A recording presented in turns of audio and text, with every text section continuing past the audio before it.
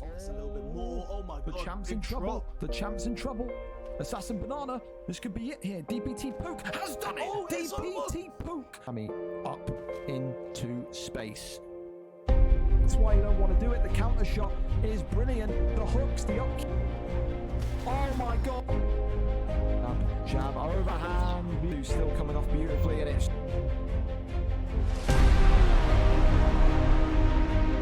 Is this going to be?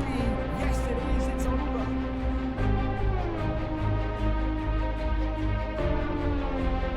Shots again.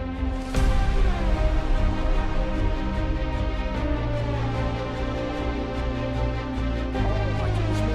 And he's got him. Oh my God. Former lightweight champion of the world. The uppercut and the finish.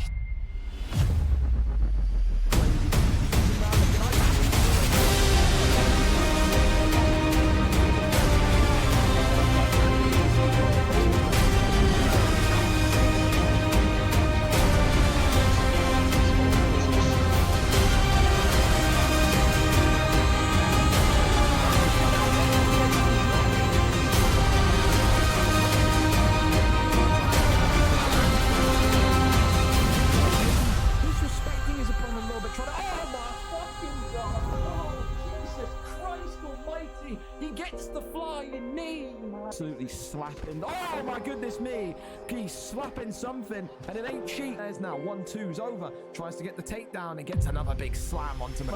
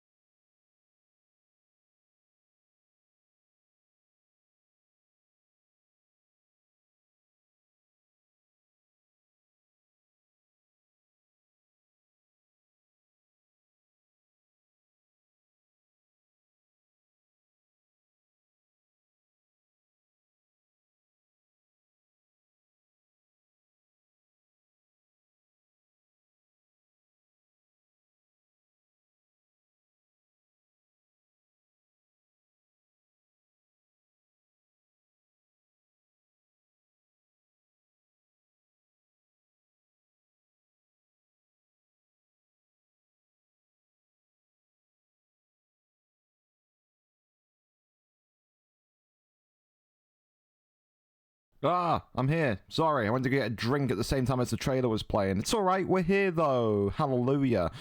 Welcome aboard. Said I thought I timed it brilliantly. And my voice is a little bit off, by the way. I have no idea why. I don't know if I'm getting sick or not, but like the last couple of days when I've been doing like Madden streams as well, my voice has been croaky. So we're crossing our fingers that I don't sound like a 90-year-old man as we kind of get into it today. I've got two drinks. I've got a Coke Zero. I've got a water. I'm here for 5 hours of heavy-hitting action. Wow, I can't wait. It will be a good one tonight. Absolutely, it will. Of course, Winter and Kieran KRO free for that vacant flyweight championship of the world. Adversary and Bully for that vacant PlayStation Championship of the World. Both of these titles vacated, of course, because Maxi UFC did his fight last week and retired. Some people said it's because maybe Nightfall was looking so good and the next obvious fight for Maxi was going to be that double title fight to make him a triple champion. We would have done Nightfall versus Maxi, but we're never going to get to see it, sadly. Maybe on UFC 6, who knows? But I don't know. Only people that know Maxi can really answer that. I'm not here to pass judgment on it. I think it would have been a great fight, but I think he was a great champion. And again, I'm always in that kind of camp where I don't really believe in retirements, because I feel like these guys that play UFC competitively, you want to call it that, are always playing UFC. They'll be playing it in comp, out of comp, whatever. So I don't know, maybe we'll see him back before UFC 6, maybe we won't, but I don't know. It's a shame we got robbed of that fight. Feels like the Habib and Ferguson situation. Anyway, you've also got the PlayStation belt on the line, the middle division. Oni J against CRZ Mars for the first time. Razor Ruddy against Don't Be Scared, and also JCL versus Jax for the second time for that vacant heavyweight strap. Great non-title fight, batch of fights as well. Deco Hebden versus Fear Michi. Mark Jeff versus OG Mud. Juan Fei versus RS Viz. DJ D against Fat Bottle Loves Food. Jazz Cox against Creativity. And Top Gun 2 Skywalker against OFE Joker. Joker saying that this is going to be the quickest rise in the division that we've ever seen. Have the jet ready, have the belt ready. He's going to make quick work of Top Gun 2 Skywalker here tonight. Of course, we're waiting on Richie to see if he's here or not.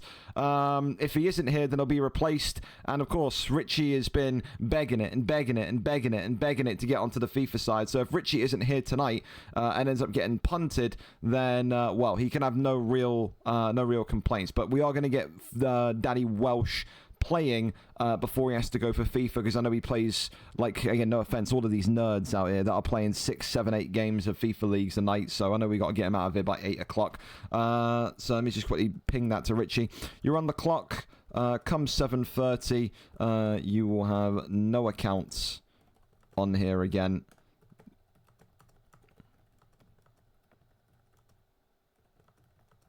So, yeah, I mean, like I said, you got to be sending me DMs and begging it on Twitter, asking to get involved and XYZ, and then literally not show up to your fight. Everyone gets the same DM. He's on Rocket League. I may as well try one DM to him on Xbox and see if he replies. That way then I can cover all my bases and he can't. Because the thing is as well with these guys from the FIFA side that are actually like stupid, like heavy stupid, is they're always saying like, oh well, I didn't get enough notice. I gave you notice yesterday. I gave you the message on Discord yesterday. I'm giving you the message on Xbox now.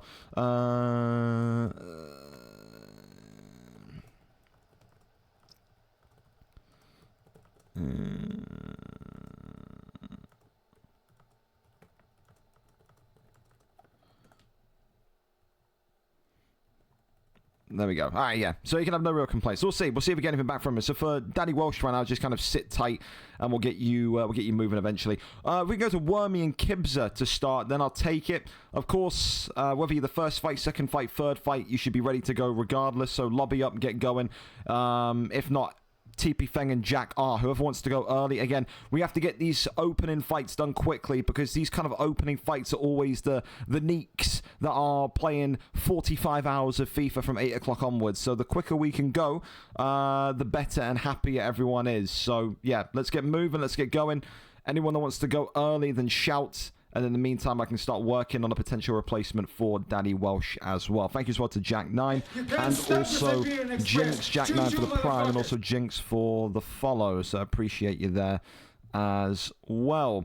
Heard Welsh is 7 games of clubs tonight. It wouldn't surprise me. It would not surprise me. Wormy is ready for us then. Fantastic. Wormy and Kibza in the lobby. That's what we love. 2 reliable middleweights here starting off the show tonight. Wormy, of course, coming in 1 and 2.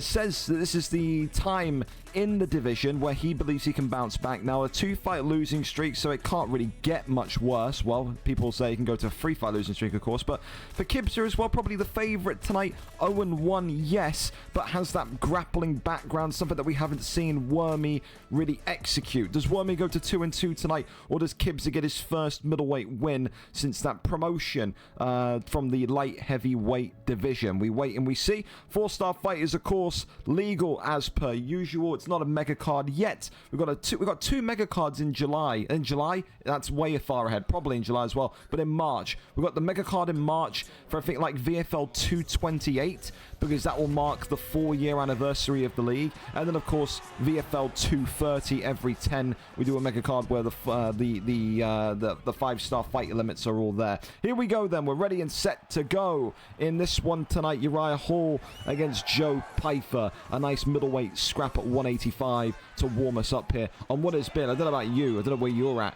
in the world or in the UK, but it has been non-stop raining here for like the last 12 days. I've never seen anything like it. You wake up, it's raining. You go to sleep, it's raining. It's constantly dark. It's a proper winter weather, man, honestly. Okay, so for now, Kibza in the blue trunks today. For me, the favourite, despite being 0-1. Wormy, of course, though, 1-2 on a 2-fight losing streak. Oh, that's a great left hook from Wormy. I'll tell you this much, another great shot here now from Pfeiffer. And these two are going at it immediately. Right off the mark we are with some big stuns already. Head kick there comes up, a shot of a takedown, and Kibza using that wrestling tonight through Joe Pfeiffer. I don't really see Joe Pfeiffer often kind of engage in this grappling, but tonight we see that level be achieved. Okay, flips into full guard. Now goes over, the get up is gained, and now here we are once more. 3:17 on the clock, and so far both of these fighters have taken a couple of big stuns each.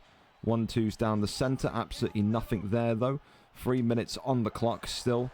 Sweet nothing from Uriah Hall. Hall's got to get nice and tight, but I can understand the kind of cautiousness of that because you don't want to get hit by Joe Pfeiffer. Hands made out of rocks from the man in blue. Goes over into backside here. Posture up is gained. Raised down a couple of big strikes here. Does Hall. Hall does not want to be down here for too long though. Again, Joe Pfeiffer may not have that kind of that wrestling background, so to speak, but again, with these heavy hitters, whether it's middleweight, welterweight, lightweight, whoever, you know, it doesn't matter the weight class. If you've got someone with a lot of punch power, if they can get you into a top mount position, you are fried. You are done for. Good rotation and a good reversal from Wormy as well. Wormy doing really good here tonight so far in the defensive side of the grappling. Impressed with him as it stands. Knee there comes off as a right hook there comes forward. Goes down again into half guard. Couple of strikes here. Coming in again. Now over into side control. Over into sprawl. Gets out and up. Again, pretty poor from Kibza on his denies here, considering how easy that one was. Oh, wow. That's a bit of an oversell there from Uriah Hall, though. Again, on the feet, either of these two could claim the victory here tonight. Both of them looking sharp in their striking. Of course, before Kibza went into that kind of grappling mode that he has now in light heavyweight, he was known as a lethal knockout artist. You know, he does have a highlight reel, a catalogue of devastating knockouts. Wormy, of course, never really kind of got going in any division that he's been in. A couple of wins here, a couple of wins there, but nothing of a championship status like Kibza has had, although it was in that 205 division. You know, they all still count the same. The round one over. And you probably got to say that's a Kibza round. Joe Pfeiffer with a lot of damage. I think did want to come back as well because he, I think he suffered the first stun or knock of the fight, if I recall correctly.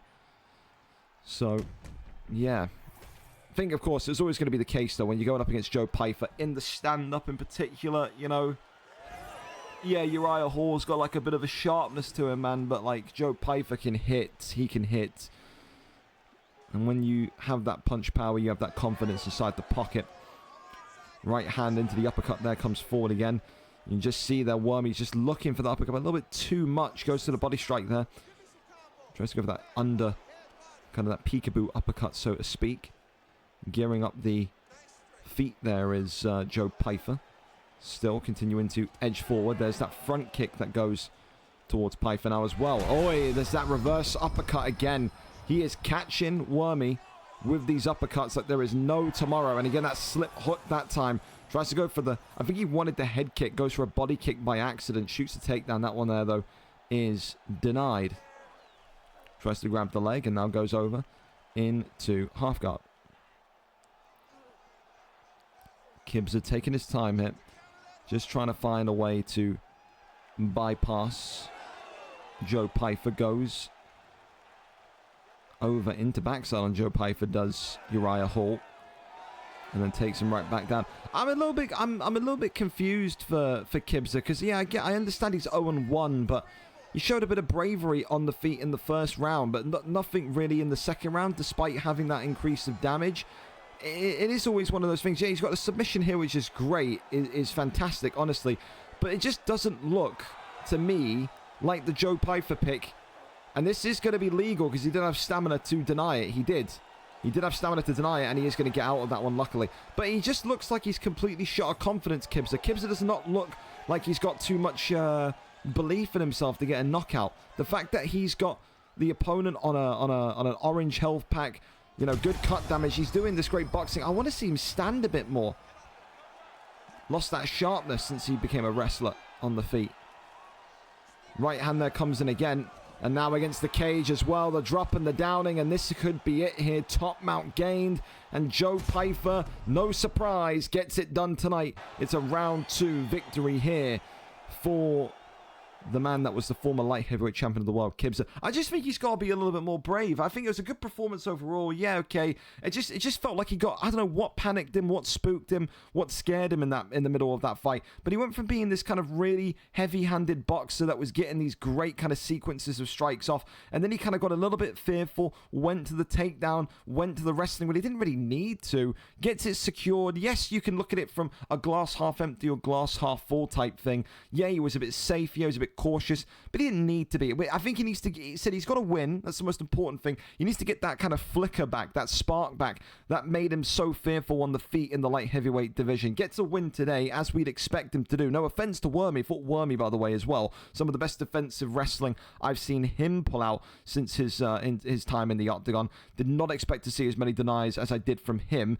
But yeah, I think he just needs to be a little bit more confident on the feet, does Kibza. And for Wormy, I just think the pick wasn't the best. I think Uriah Hall against Joe Pyfer doesn't have the durability, doesn't have the endurance to cope with that kind of heavy-handedness. And what can you say other than that? Joe Pyfer is a mainstay pick for a reason in that division. We're going to go to the next fight and do TP Feng, and then we're going to rotate out, and then we're going to start sorting the Daddy Walsh fight because I don't want him to be waiting too long. So we'll go to TP Feng, and we'll see what he's cooking up here in this one. In the welterweight division, TP Feng tonight against a favorite in Jack R. You may know him as Red Dot, Green Dot, White Dot, whatever, but he's here tonight as TP Feng's opponent. 21 wins, 2 draws, 27 losses, 1 win in 5 for TP Feng, a knockout artist. Of course, for Jack R. Red Dot, 2-6 in this division on a 3-fight losing streak. Someone's form tonight turns around.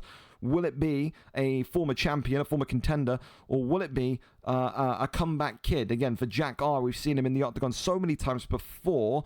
But I think the thing for Jack R is not about his quality, it's about his motivation. We've seen this kid come into the league, come out of the league, come into the league, come out of the league. The last time we saw him was back in the early winter, around about September. Only made his comeback last week. How long have we got him for? How motivated does he remain? Can he take 2 losses in a row since his comeback is the question. Green trunks tonight for TP Feng, the former champion, the former favourite, or the favourite in this fight tonight, should I say. And of course for Jack R, White Dot, he's in the red with Jeff Neal. Of course, with both of these picks, Rodriguez and Neal, they both pack a punch. You're going to be talking about damage, you're going to be talking about ferociousness, you're going to be talking about all of the above when it comes to heavy-handedness. Tonight, it's about who survives in the pocket and who gets their sequences off at a quicker rate. It could come down to one bad bit of head movement, one bad bit of footwork even, as to who loses this matchup tonight. Of course, it would feel so good if it is for Jack R to knock out the #1 ranked, a man that's close to around about 50 fights in this division. Nearly a record for how many fights he's had in this welterweight division. He has no complaints. He says, I'll take on absolutely anyone. Top of the division, bottom of the division, boxer, wrestler, whoever, give them to me. I'll take on all the challenges. That's why we love TP Feng. Never backs down from any style or any challenge in this 170 division. So far, he is being pieced up, though. You can see that orange health pack already appearing on TP Feng. And this is his fight style, man. He does not take a backward step. He loves to walk forward. He loves to bring the pressure. He likes to bring that kind of that suffocating feeling into the fight in that welterweight landscape. Of course, though, Jack R loves these types of fights, man. We've said before, his biggest kryptonite has been wrestling. Saw it back in the winter. We saw it back in the summer. We saw it back 2 years ago when he was, a younger kid getting involved in the league for the first time, he has always struggled against grapplers. He never, ever backs down from a striking challenge, showing that again here this evening. Did have success, don't forget, did White Dot with Jeff Neal in the red. In that middleweight division, a multi-time champion at 185. Just hasn't really ever made it concurrently work in welterweight. We've always had him down as that kind of yo-yo level player. Is he too good for middleweight? Is he too poor for welterweight? It's one of those, he falls into that grey area. Looking tonight to show people that he is not too poor for this division at all. So far, he's taken it to Feng, by the way. Feng being outboxed here. We don't say that too often. He's looking really sharp here tonight in the green trunks. Left and right-handers continue on. Another right hand goes forward towards Jack R. 50 seconds left of round number 1. And there's only been one dog in the fight, you could say, so far. However, I will say, TP Feng coming alive. I was just looking at that head health there for a minute. And look at Jeff Neal here. Gets a little pop of an uppercut right back, though. This is what the aggressiveness of TP Feng does. It gets him in trouble at points. A big knockdown there, but no finish just yet. TP Feng was gambling on the fact that his strikes would be a little bit more, I think, impactful and would get this fight over and done with. This could be it, though. Rodriguez needs to just survive the round and make it out of here. He does. We head to round 2. But, I mean, so far, White Dot, Red Dot, Green Dot, Jack R, Jeff Neal, whatever you want to refer to him as, has had a phenomenal round. Only that slight knockdown that will trouble him. But I like that round a lot for Jeff Neal. I think for TP Feng, he is playing a very dangerous game. This is kind of, you got to get the knockout quickly. You are risking your amount of damage against his block. TP Feng, again, immediately getting the stun on Jeff Neal. Heavy hitting is what we promised. This is what we're getting here in the 170 division here tonight. Big right hand there coming across the dome again. Both of these two have got compromised head health here, and now you can see Jack R using that head movement. As I said before, at the start of this fight, could come down to one poor bit of head movement as to who wins this one. Right hand drops TP Feng. Right back up he goes, though. Big sequences coming here now from Jack R. Right hand connects from TP Feng. It's an absolute slugfest here inside the opening moments of round number 2. Head kick. Oh, the timing. Oh, the timing. Wonderful timing from Jack R. Sees TP Feng flinch. Throws in the head kick. Drops him. TP Feng down again. Another kind of reverse uppercut there. Feng now's got to survive. He's got to peel himself away from the cage and quickly. Great bit of footwork there. Body shot comes right back in. TP Feng shooting the takedown. Oh, he's joined the dark side. TP Feng, someone that never often wrestles, but is doing so tonight in order to survive in this fight. This is the kryptonite of Jack R, remember. It's all legal. It's mixed martial arts at the end of the day. TP Feng adapting to his surroundings, adapting to the fight environment, and right now is struggling to hold him down to the canvas. And there's another takedown. As we said, Jack R's weakness, the takedown here tonight. Embracing that style, that change of style here. Goes over, in, and up to the feet. How many more takedowns can TP Feng effectively get off here? He's got to be very wary about that head health and that block, and the doctor coming in as well. Couldn't take too many punches a couple of fights ago. Good TP Feng. Doctor was coming in and looking at him. Didn't get the fight stopped, but it may well happen again here tonight.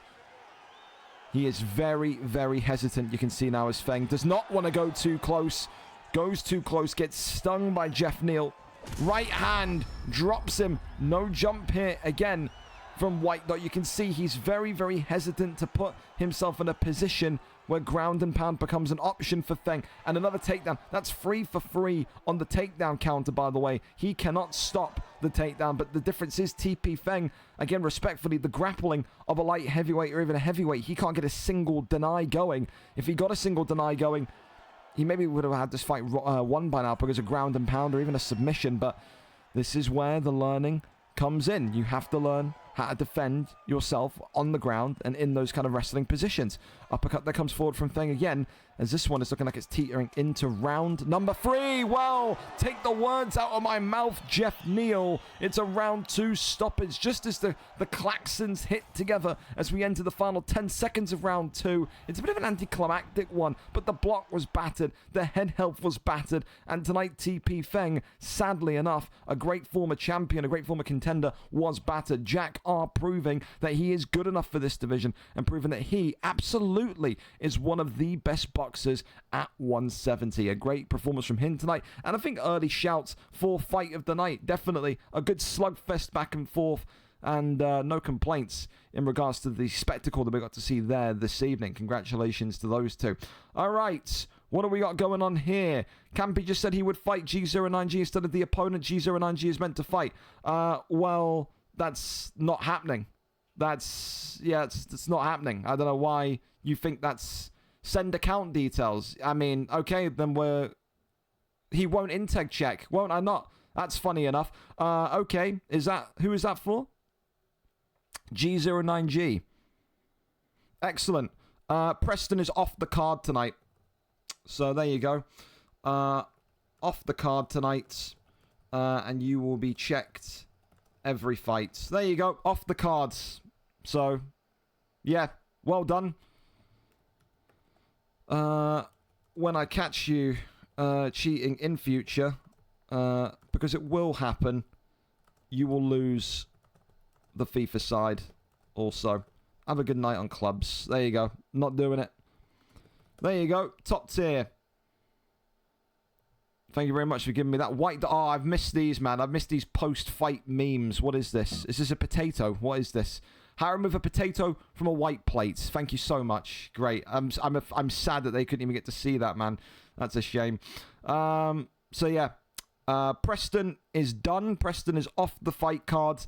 I don't know what camp or what Discord that's in. But, yeah. Every single fight now that Preston will have will absolutely be integ checked. And if he ain't got a camera, he won't be fighting. It's that simple. Again, I'm not too surprised that Campy's offering to ult for people. That's pretty much what he's known for, mate. So, yeah, again, easy enough. We'll get a replacement. So, there you go. Off he goes. I need to get a replacement for Richie as well, since, again, I think he's pretty much shit it. So, we'll go to the heavyweight division and have a look from there. I'm getting spammed about clubs as well. There you go. That's for you. That's fine. Gaston, we're in already. You're going to have to wait. You're going to have to wait, T. I've said we're already 10 minutes ahead, and I've got to try and find a replacement since Richie has just decided to air me and sit on Rocket League. Remember, though, he'll sit and send me 500-word essays about how sorry he is and how he wants to play and this and this and this. Couple of losses, and what do you know? He's out of it. I think this is the thing. I would love to do Sick Nick, but Sick Nick can't get on until 8:30. Welsh, I don't know if you're in here or not. You can just Discord DM me it, by the way. But yeah, let me know. Are you able to fight after 8 o'clock or not? Because I know Sick Nick can fight at 8:30. You're off the card. You can head off. I've said Preston's now getting pissed off at me. Yeah, well, good for you, man. You're not fighting tonight. It's not happening. I'm not doing any of that stuff. It's ridiculous. You can't be joking around about ulting. See above. Have a good night. We're not doing it. I can't. All right, no worries. That's fine. That's fine. I knew that was the case because that's why we had to get you early on the card. Did General Bean fight? I mean, I wouldn't be opposed to General Bean, but I feel like he's already on the card tonight. You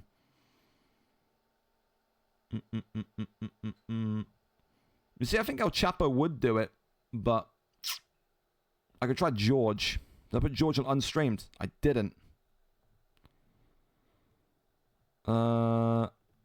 Let's see. Oh, dude, I hate DMing George because he's got about 15 accounts. Let's try this one. I've messaged literally all of George's 4 ults.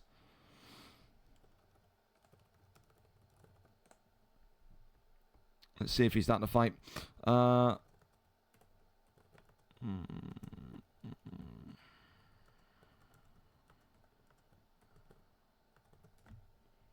right, perfect. George is going to do it. Smashing stuff, man. Smashing stuff. Perfect. George, you're a killer. We love that. Welsh, what I'm going to do is I'm going to send you this guy's Discord. Get lobbied up and everything, okay? And then we'll come to you after the next fight. You'll still be on before FIFA. Don't worry. It'll be before 8 o'clock. There's the guy's Discord. Sent him your Discord. He'll add you now and get lobbied up. We'll do the next fight quickly, then come to you. So there you go. You're all set. Perfect, perfect, perfect. Smashing. Thank you very much. All right, let's go to C. Pierce and Gaston then before we get round to this one. C. Pierce, 14 and 23, 1 win in 5. Gaston, 10 and 6, 3 wins in 5. Coming off of a loss, both of these two. Someone's fortunes have to turn around in this heavyweight division tonight. Let's go over and see what the fight picks are going to be. C. Pierce is our cameraman, as per usual. Sergey Pavlovich and Derek Lewis. A big thank you to these two again for being in the lobby, ready, set, and sorted. We love that. Again, it helps when you got to do these fight flips that the fighters that you've got are competent. We've got two of the most competent names in the business here tonight, lobbied, set, and ready to go. Gaston and C. Pierce here this evening. Here we go, here we go. Pavlovich in the red, Lewis in the blue. Glove touch, and we're off.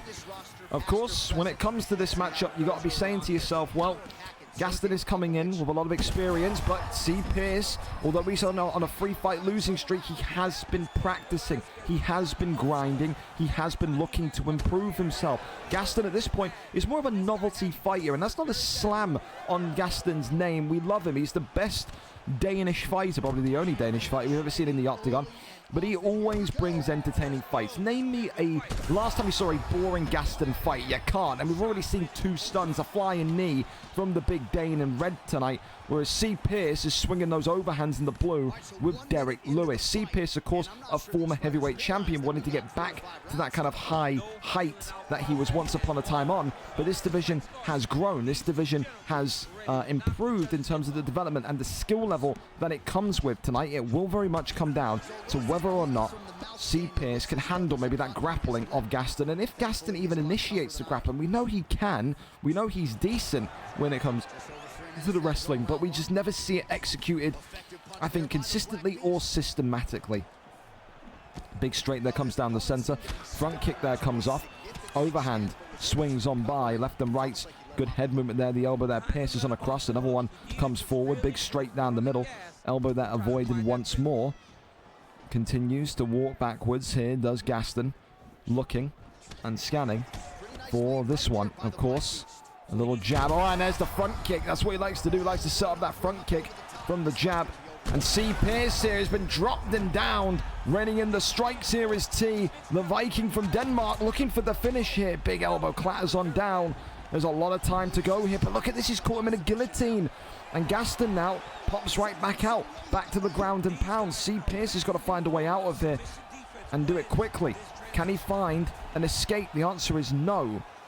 This is exactly the position that Gaston will want to be in. But ultimately, C. Pierce gets back to his feet. It's a shame if he got to top mount there. Oh, it's a big knee from inside the clinch. C. Pierce not defending himself. And now here in top mount, raining down the strikes. Gaston DK is back in the heavyweight division in a big, big way. Knocks out the former champion. Extends the winless run to 4 from C. Pierce. And Gaston DK is back, finally in the win column. It's been a long time since we saw Gaston DK pick up a victory, but tonight he has done it. I'm so surprised C. Pierce did not defend himself on that clinch there against the cage, but what can you do? Huge performance from Gaston tonight, and as per usual, never a boring fight when the Vikings in the octagon. Gets it done tonight in 1. Does Gaston. Commiserations to C. Pierce, but again, big thank you to those two for being ready to go early. Absolutely smashing from both of you. Okay, we go over and up then to our first fight, flipped to George now, it's looking like. Against Daddy Welsh. Both of these two coming off of losses as well. 8 and 7 for George, 7 and 15 for Daddy Welsh. I don't think these two have competed against each other before, but we will check it quickly, see if we're in rematch territory in that regard or not. Jax, JCL, Sick Nick, Chapel. I don't feel like there we go. It was unstreamed, and it was 23 weeks ago. So a rematch in this division. And the last time we saw these two fight, it was a Danny Welsh round 2 knockout. But again, a lot can change in the course of I've lost it already, in the course of 23 weeks. The last time that we saw them, 23 weeks ago, the 28th of August. So the first time in 2026 they're fighting tonight. And the first time in, what is that, 6 months? Christ, how time is flying, eh? So there you go. It is a rematch tonight, and it is in a lower division. Light heavyweight the first time, heavyweight the second time. We go over and up to it tonight. Let's go over and see if Jax can get this one done, or if this one is why am I seeing, okay, who am I fighting? I literally sent you each other's Discord. Jax, I need a link. Give me something. Give me anything. Tell me that you're both lobbied up. I need you guys moving fast. If you want to talk about going for FIFA and all this stuff, we got to be going quick, quick, quick. Look at that. We're in. We're sorted. God bless you both. Let's get this fight up and underway. Fantastic. A big thank you again to Daddy Welsh for being so calm and patient with us. Again, I told you I get it sorted, and we get you sorted. Top man. Here we go, though, for Daddy Welsh tonight. He comes in with Joe King, the created fighter. Those Olympic gold medals flapping in the wind. But is that enough against Sergey Pavlovich in the white here for George? Over and up to it we go. Black trunks tonight for the ever so skinny and short heavyweight in Joe King for Daddy Welsh. Of course, oh, and that's a jumping crane kick already. Wow. And for George, the man of many names. Some days he's known as George. The next minute he's known as whatever the Christ his name is tonight. Quayo, as another jumping crane kick comes forward again. Heavyweight action here, starting off with a bang. And right now, it's those kind of heavy, kind of out there strikes that's giving George in the white with Sergey Pavlovich a lot of trouble. Works off the jab straight in, left and right handers already. The overhand swinging on by. Again, how Herb Dean has allowed those medals into the octagon. Have a word, Herb. Have a word. That's a safety hazard. Oh, left hand now from Sergey Pavlovich. Works the body back. Once again, the overhand now coming forward as well. Another jumping crane kick. It's worked twice. Why not throw it in there? I like the idea. Really like, though, what George is doing in the white trunks of Pavlovich. He's pressing on to Daddy Welsh. He's just keeping him locked up here. Not allowing him to create that distance to then get that jumping strike, that jumping crane kick, that head kick that he's so certainly looking for. Swing and a miss on the leg kick and a big left hand for his troubles. Good little pull uppercut there, though, from Joe King. Daddy Welsh, although he is busted open with that orange health pack, is still very much giving as good as he's getting. And remember, this is a rematch fight. This is an opportunity for revenge for George on a platform which he has not been on, a stream card, for so many weeks. So again, seize the opportunity when it comes, and that's exactly what the young man is doing here tonight. Swings and misses, though, on Joe King so far. Uppercut there, swings forward again, big straight down the center. Works off the jab straight once more, and there's a body shot. That one there, though, just being ignored. Big one to the body now. Continues with the overhand. Looking for the jab. Joe King now continuing to just try and land that straight as well. Definitely feel like, in terms of sequences, Daddy Welsh doesn't have maybe a 2 or 3 punch combination. It's kind of a jab, walk away, and then a kind of a big head kick. There's no kind of, you know, jab, hook or jab, straight jab. There's nothing. You know, there's no combination punch work happening here. That's what George has in his kind of back pocket. The fact that he is mixing in strikes and mixing in combinations. So both of these two not wrestlers by trade either, so you got no doubts about it. This fight is staying on the feet.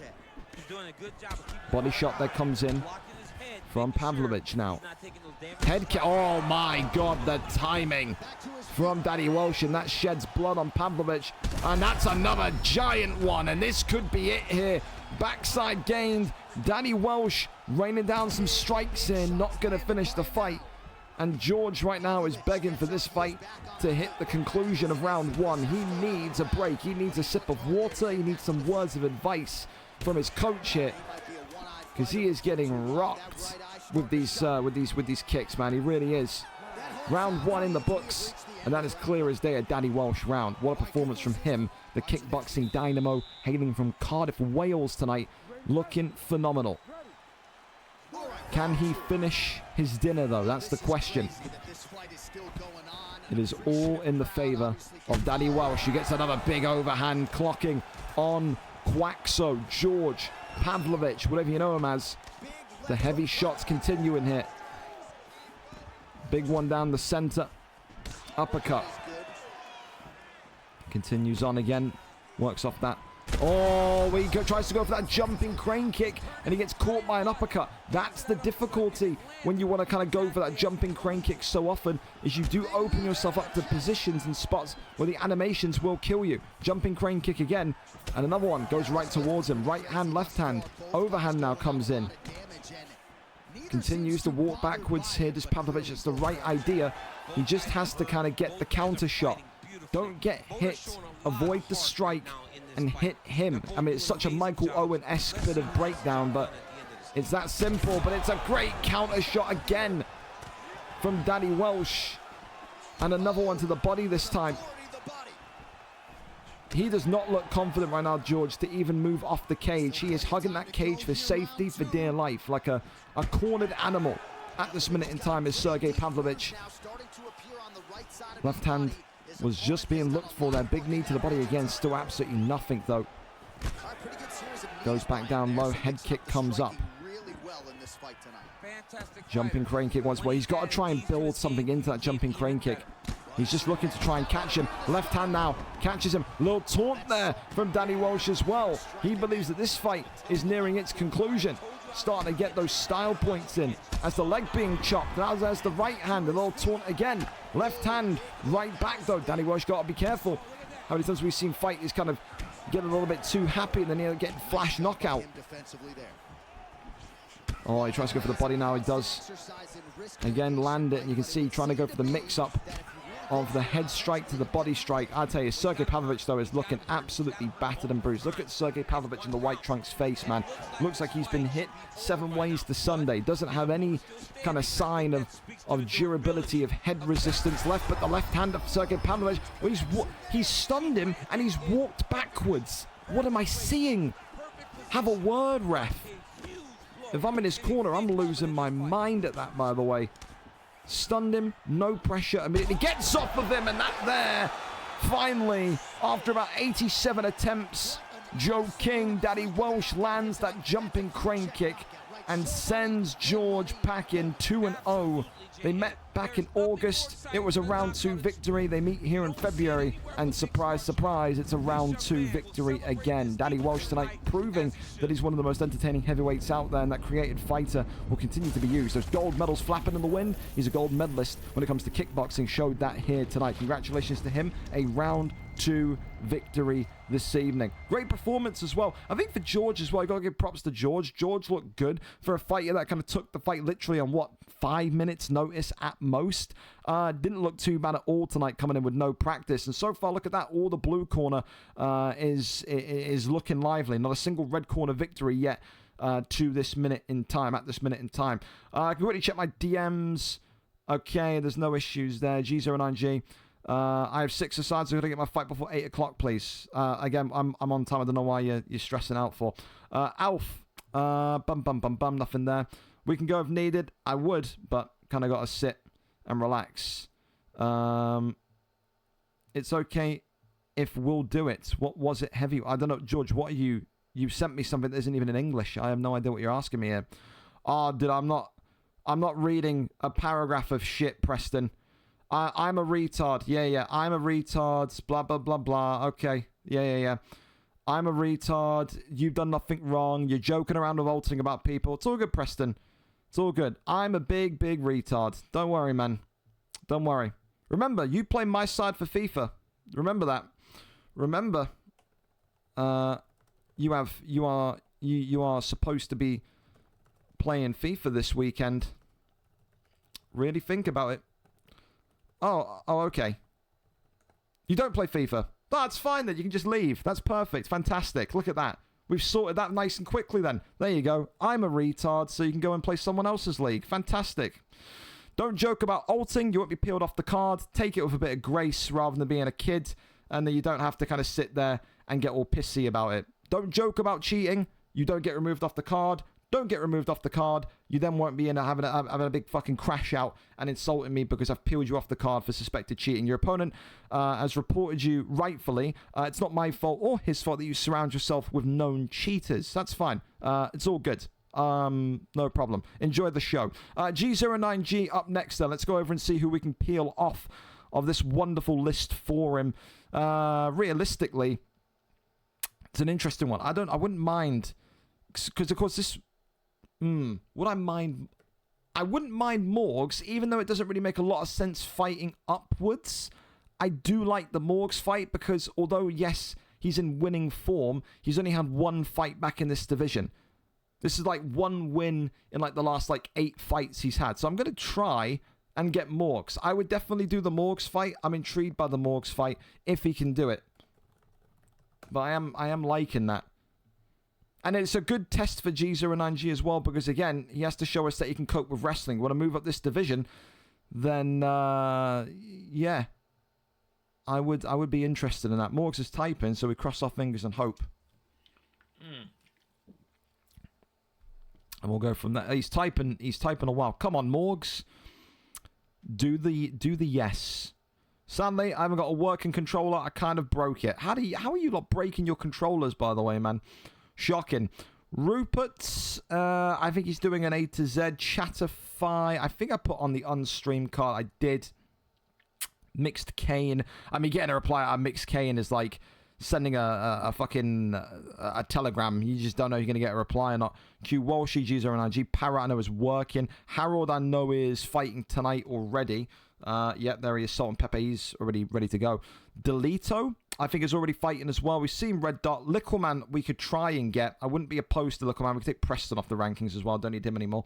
Let me just do that quickly. I'll forget otherwise because I'm old. I'm like 87 years old, man. I'll forget. My mind goes blank when I'm doing all the graphic work and the admin work afterwards. We'll try Lickleman. Oh, Christ. I've just put a C on the document. We'll see, because if Lickleman and G09G can go, then I would be opposed. I dropped it and the left side snapped. Is your pad made out of styrofoam? That's something. If not, we can just literally flip it to an exhibition fight and we'll just take anyone. Again, I would rather do an exhibition fight, and I would rather have him go against someone that we know isn't going to potentially be cheating than the fight at all. So, yeah. And Lickleman's here, so no exhibition needed. Perfect. There you go. You see, everyone's replaceable, even at short notice. That's fantastic. So G09G against Lickleman tonight is the replacement fight. This is the part where I look silly, and they literally fought last week. Imagine. Q Walshy, thank God. Well, at least it's not going to be a 2-week-in-a-row job, eh?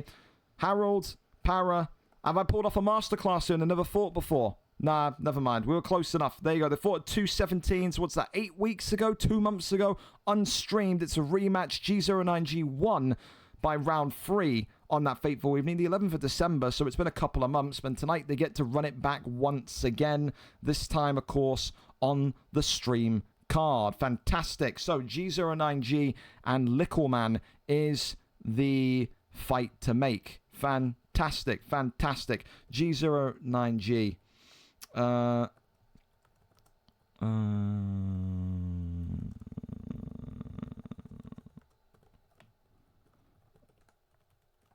Putting you in. Okay, perfect. All right, so G09G is here, which I imagine he is because he sent me that DM about needing to go before 8. We're not going to go to the next fight. We're going to stick straight with you, get you going. You've been patient with us. Again, it's not your fault that your opponent's a neek and was potentially going to cheat. Absolutely not. So, yeah, we'll go with you for the next fight and we'll stick with you. So, yes, that's what we're going to do. Sweet, loading up now. Fantastic.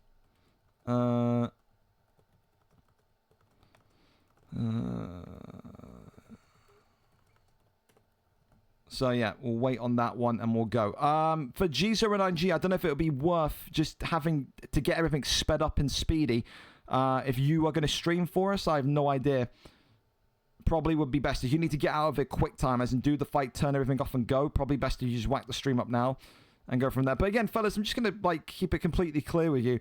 I don't care what the reasoning is, the excuse is. If you make up a joke, a whatever, a haha, a meme, a funny, and you're entertaining the idea of potentially giving your account to someone, and there's proof, and there's tangible proof that there's the potential, not even that you are, not that you said yes, but even if there is the potential that there is going to be someone else fighting on your account for you, and that's given to me, you will be peeled off the card. There's just no ifs, buts, or maybes about it. You can get all upset and angry and pissy. You can call me a retard. You can say whatever you like, but it's my card. I can pull you off the card if I suspect there's going to be cheating. It's that simple. So if that's a problem, fight elsewhere. G09G 3-3 tonight, 2 wins and 5. Littleman 2 wins, 9 losses. 3 fight losing streak here. They fought 8 weeks ago. They meet again here tonight inside of that welterweight division. A great fight between Conor McGregor and Tyron Woodley. Again, a big thank you to G09G for being patient for us, and a big thank you to Littleman as well, who takes this fight on basically, again,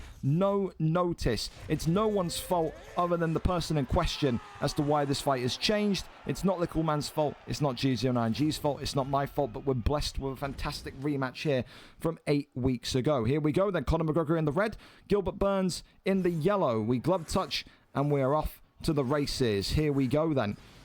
The opportunity tonight for Conor McGregor in G09G to make it 2-0 on his opponent here. Littleman looking for revenge. I think he would have preferred, after such a tight fight back 8 weeks ago. Remember, it was a round 3 victory for the man in red trunks 8 weeks ago. I think Littleman in yellow would have liked to at least have a little bit of a camp, a little bit of a practice going into this fight. But at the end of the day, you know, when the knock at the door is there, you answer.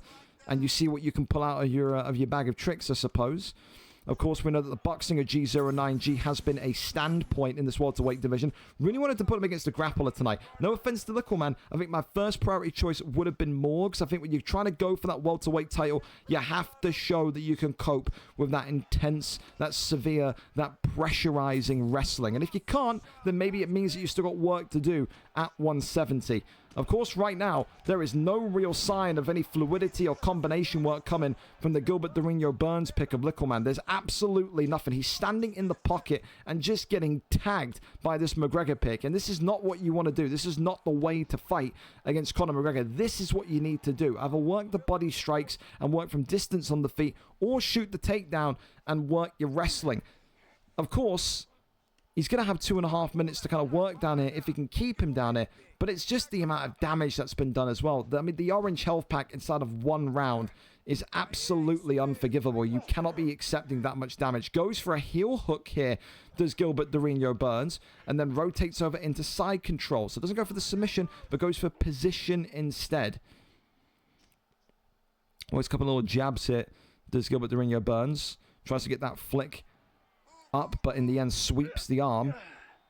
Now he's trying to go for an arm triangle. Here we go. Fantastic. Gets this one in. Now, if Conor McGregor here, if G09G doesn't know how to get out, then he could be in a little bit of trouble here. This could be the great equalizer of the round if Littleman can secure the submission. And it looks like he may well be able to here, because look at this. No, he just gets out. Last-ditch attempt. Conor McGregor, G09G, hands behind the back. Wow, he is showing confidence here tonight. It was a close call. I don't know if it was everything if it was something to be kind of so cocky around, but hey, you gotta love that kind of showmanship as well from G09G. Gets the takedown, lands it in half guard hit. Continues, now goes over into side saddle. Works the elbows again. Goes over into side control. That one there is denied and ignored. Continues now just to sit and wait. Goes into half guard. Works a couple of jabs here. His bunny punches, his rabbit punches from half guard position. That's going to be the end of the round. Listen, a great round from McGregor. Can't take anything away from G09G. I think Littleman started to regain momentum in the fight as soon as the takedown happened. Yes. I just feel like if there's any hope of Littleman winning this fight tonight, you know that your opponent, G09G, has got to leave the house for five-a-side for football at 8 o'clock. If I'm in Gilbert Burns' position, I'm trying to make this fight last as long as possible. I want G09G looking over his shoulder, looking at the time. Is it 8 o'clock yet? Have I got to go? Have I got to go? And kind of make him panic on the time, and then also dominate on the ground. I think that's how you win this fight. I do not think you win this fight with Gilbert Durinho Burns in the yellow here by walking down the pocket against McGregor and just accepting punishment. I just don't think it's the way to do it. Of course, you can never tell people, though. All you can do is watch and see what happens. I've been wrong before, but I've also been right before. Definitely the case that in the more superior boxer tonight has been G09G. Tries to walk forward again. Left-hander comes up. Teep kick sends him backwards. Shoots the takedown, but pulls out of the takedown. Stopping in to drop a sub.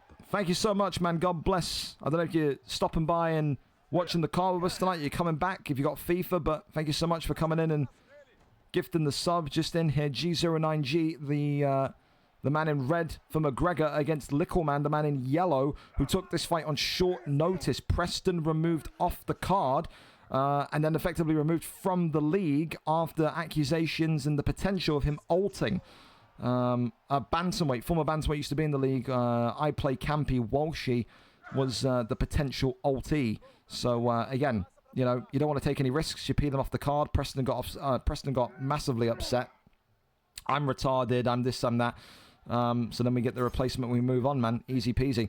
Of course, it's a great submission, by the way, from Gilbert Burns. Only one more required. Now, this is exactly what I was saying about why I wanted to see that Morgs fight, though, man.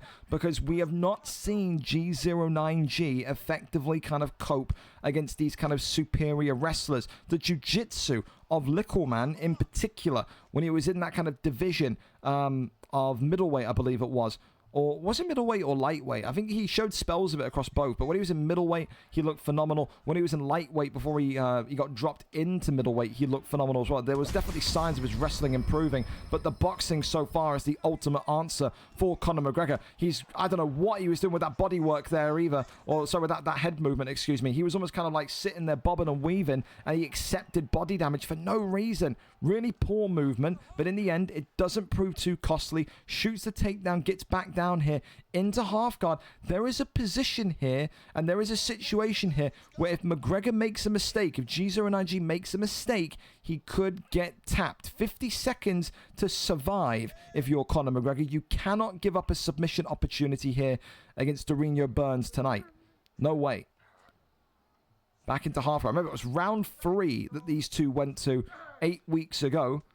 And we're looking like we're heading back there one more time here tonight. Rains down some big strikes here. Gilbert Burns drops that one. Continues here to just look for the end of the round, though. Definitely a round back for Gilbert Burns. That's 1-1 on my scorecard. That submission, absolutely. Well, I don't know, actually. 2 knockdowns. I didn't remember about the 2 knockdowns. The 2 knockdowns could, I think, beat one submission. Okay, well, listen, I'm changing my position. I thought it was 1 knockdown. I think if it was 1 knockdown, I think Burns wins that one. 2 knockdowns still gives that one to Conor McGregor. So that's 2-0 to McGregor, but McGregor is not clean sailing. This isn't a dominant 2-0. It just takes 1 armbar, it takes 1 submission, and Burns is winning this fight tonight. Big right hand though. McGregor gets him down, drops him down, doesn't want to go down there. So smart from G09G. Also tells him, come on, get on up. I'm not going down there. He is wary of that submission threat. There's a great respect there from G09G to Lickleman as to his potential as a submission expert. If I'm McGregor here, I'm pushing the pace though. And there's the right hand that sends him flopping. G09G superior in the boxing tonight. It doesn't matter the opponent. It doesn't matter the situation. The outcome is the same, 4-3. A win for this great boxer in 170. He's calling for the belt there around his waist. It's not going to happen just yet. He still, for me, needs to prove his tenacity, I think, in those wrestling exchanges. He didn't look poor tonight when defending the grappling, but he didn't look convincing either. Is he ready for a title shot? No. Is he ready for a title eliminator just purely off of his boxing? I think absolutely he is. For Lickleman, no shame there. And again, it's one of those you feel a little bit, you know, disappointed for him, because I feel like if he had a week to prepare for that fight, the result could have been different. Remember, he got that fight, took that fight on 5 minutes notice and put on a great performance. As soon as he started grappling, his stock improved. He took too much damage in round 1. It was 2.5 minutes of McGregor punching his face in before the takedown came in. That's going to be a period and a point of reflection for him tonight, I think. Congratulations, though. Take nothing away from G09G. A stunning performance tonight. One of the best hand-to-hand artists in that welterweight division. No one's going to tell me otherwise. And thank you again to G09G for just being calm and patient about the swap. And thank you to Littleman again for being an absolute stud and taking that fight on short notice. We keep on going, though. Harold and Sultan Pepe is up next. Harold, of course, 3-6. Sultan Pepe 1-1. Sultan Pepe fighting upwards against the former multi-time middleweight champion of the world. Good news for Pepe, good news for Harold. Both of these two tonight are stand-up artists, although Harold has teased in recent weeks that he is prepared to start wrestling. He is prepared to start grappling to ascend his way up the rankings. Jorge Masvidal tonight for Sultan Pepe, and based on what I just said, Harold going with Tyron Woodley. A bit concerning on the ping, considering these are both UK-based. I don't know which one of you has got something downloading in the background, but you've got to stop it, man. You're both in the UK. Why are we spiking to 200 ping? Who's got the fodder internet, man? This is going to start jumping, and you're going to have to restart the fight. I'm telling you now. Someone's got something downloading in the background. You've got to stop it. There's no reason for an all-UK fight to be at 203 ping unless you're literally on the £3 a month Tesco package. Yeah? There's no way. Anyway, Sultan Pepe here tonight in the red trunks. Harold in the blue trunks. Of course, Sultan Pepe, a great history as a featherweight contender. But of course, has, I don't know, I wouldn't say slipped in terms of his ability, but it's just a slipped in terms of his, I don't know, love of the game, maybe. One of those tonight where he needs to prove himself. This is already looking unbearable, by the way. I don't know which one of you has got the absolute fodder net. But, I mean, by all means, pause and restart if you want to. We're in great time. But someone has clearly got a game downloading or an update installing or something here, man. There is no way that a UK fight with two UK guys should be at 200 plus ping. That's the same ping you get when playing someone from New Zealand, for Christ's sake. What are we doing? What are we talking about here? Regardless, they're going to carry on. These two want it. They're going to take it. Of course, inside the pocket here already, you would fancy Jorge Gamebred Masvidal in the red with Pepe. But, of course, don't forget about those heavy hands of Tyron Woodley. He is a danger when those strikes start to hit home. And again, look at that. Say that, and then boom, the damage opens up on Masvidal, but then right back it goes to Tyron Woodley. And again, you can only imagine the person that does have maybe those internet troubles at this minute in time going to be so anxious hearing them called out, hearing the ping is terrible. I've been in those positions with FIFA before. I used to play VFL for FIFA for 11v11 when I was at university on my university dorm Wi-Fi, you know what I mean? Like, and I knew, you know, when I was spiking to 450 bajillion ping, I was like, oh man, I'm letting my teammates down here. I'm costing. You start to get in your own head. Flying knee there comes from Sultan Pepe onto Harold. Continues to look forward here, but nothing really too concerning or damaging just yet. Uppercut there, back to the body. Goes for the big sting, and look at this now. Harold working body shots here in such a nice way. And we did see this, didn't we? We saw this with McGregor. We've seen it with Masvidal before. The weak point is not to strike the head of your Masvidals, of your Conor McGregors. It's to strike the body. That's the kind of the soft area of these kind of hand-to-hand combat wizards in the welterweight and lightweight division. So far, Harold finding success there. 1 minute remaining here of round number 1. And as of right now, it's the head health of Tyron Woodley against the body health of Sultan Pepe, but admittedly, the head health of Sultan Pepe ain't looking too great either. Like, it really isn't. Left hand there comes forward. Harold continues to eat shots, gets dropped and down here against the cage, raining down the strikes. Big shots raining in again. Takes the back now. Big knee to the dome, back down low to the body. Continues to just find success here. 1-2 down the center. And that's going to be the end of round number 1. I think a very good round back and forth between these two. I'll be dead honest. I think despite the internet issue, the ping issue, whatever you want to call it, a knockdown each, 2 stuns. It's a good little scrap here. I just think for Sultan Pepe's sake, he's playing a dangerous style. Sultan Pepe with Masvidal in the red is playing in a way where he is on a time crunch, put it that way. It is head health against body health. You need to defend your midsection if you're Masvidal of everything you've got. And if you're Tyron Woodley, you've got to try and surprise him with a stand-up shot. He's expecting you to go to the body. So work the body, then last minute switch to a headshot. Go for an overhand. You've got to try and sucker him into lifting that block up. He knows that the body is now the weak point. Second round, though, up and underway as these two continue onwards. Works up the jab, uppercut being looked for. Left hand there comes across as well. Still pulls on backwards. Still the movement being worked in. Left hand body shot.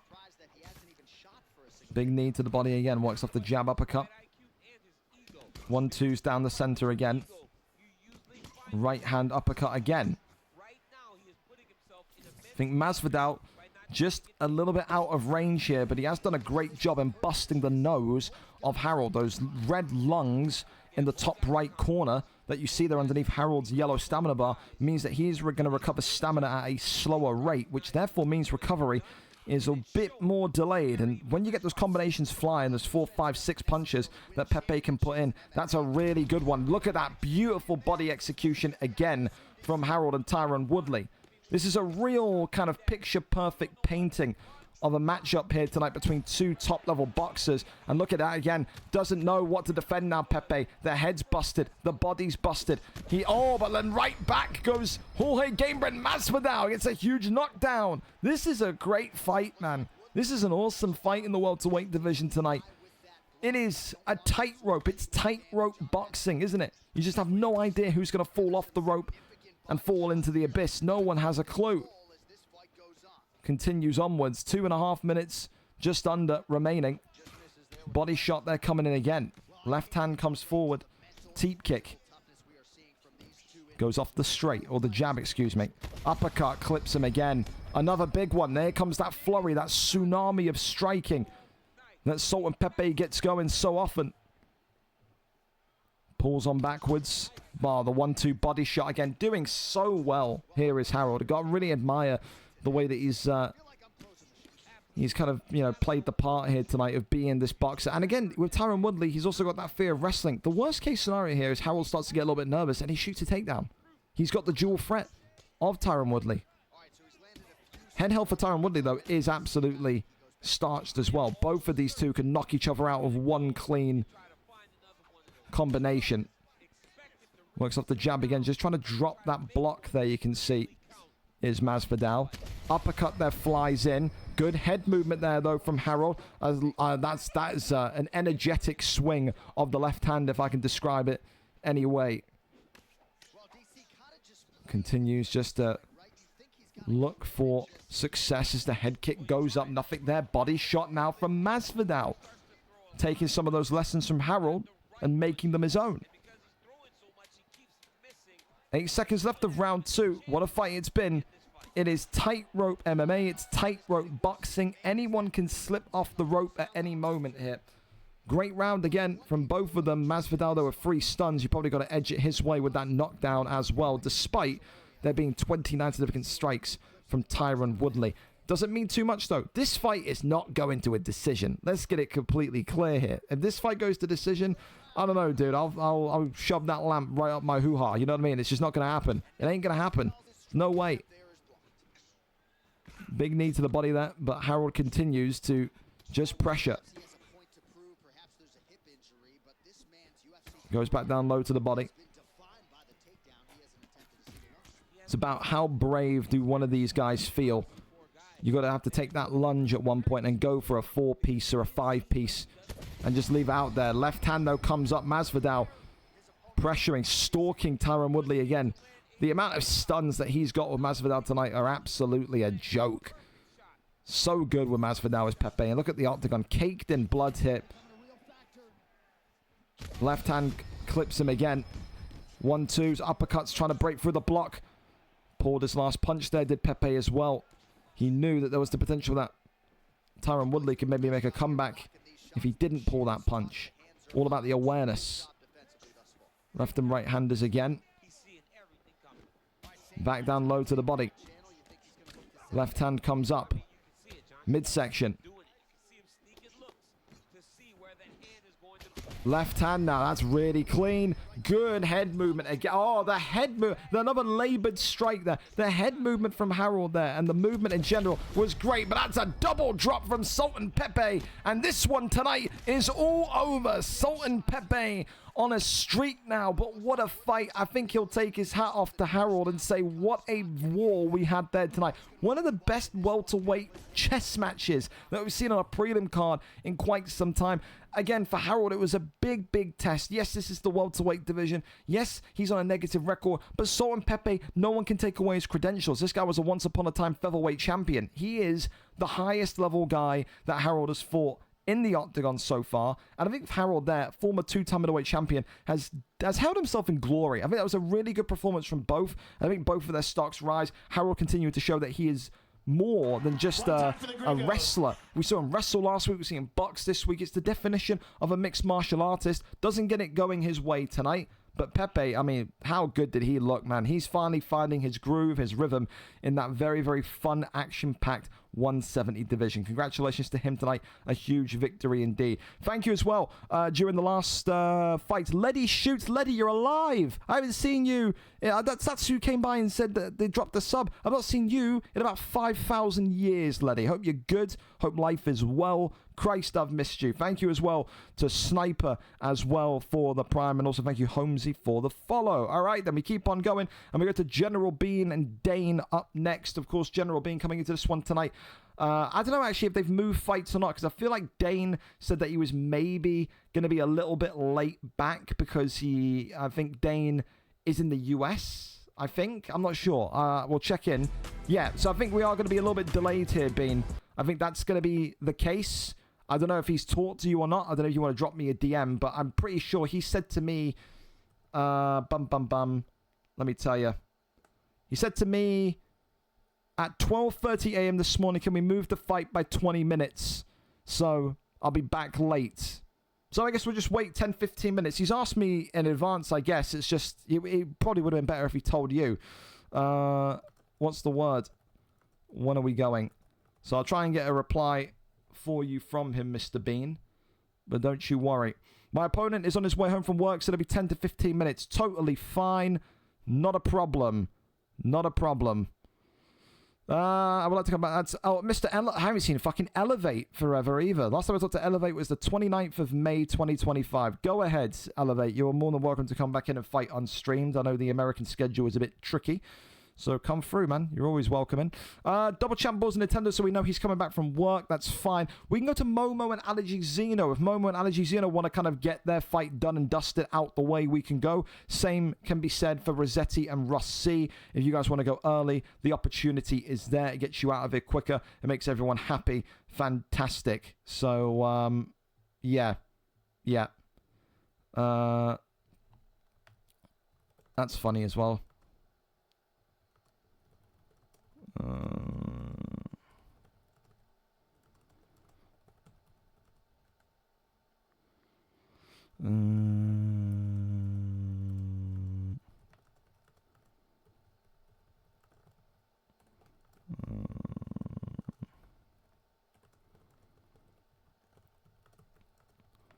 2 seconds.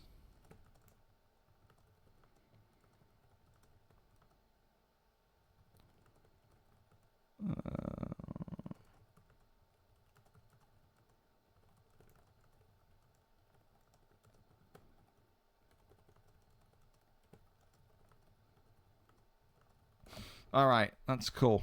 Right, what have we got then, fellas? Anyone want to go early? The opportunity is there. We've got Dane just coming home. We've got Nintendo returning home from work. So any of these fights, if you want to go early, you want to get out of it quickly, the door is open, boys. Had an ad. Is he going to show up or not? As he's on his way home. He told me yesterday that he was going to need the fight moved like 15 minutes or so. I thought he would have told you, but there's no concern here at this minute in time. So, yeah.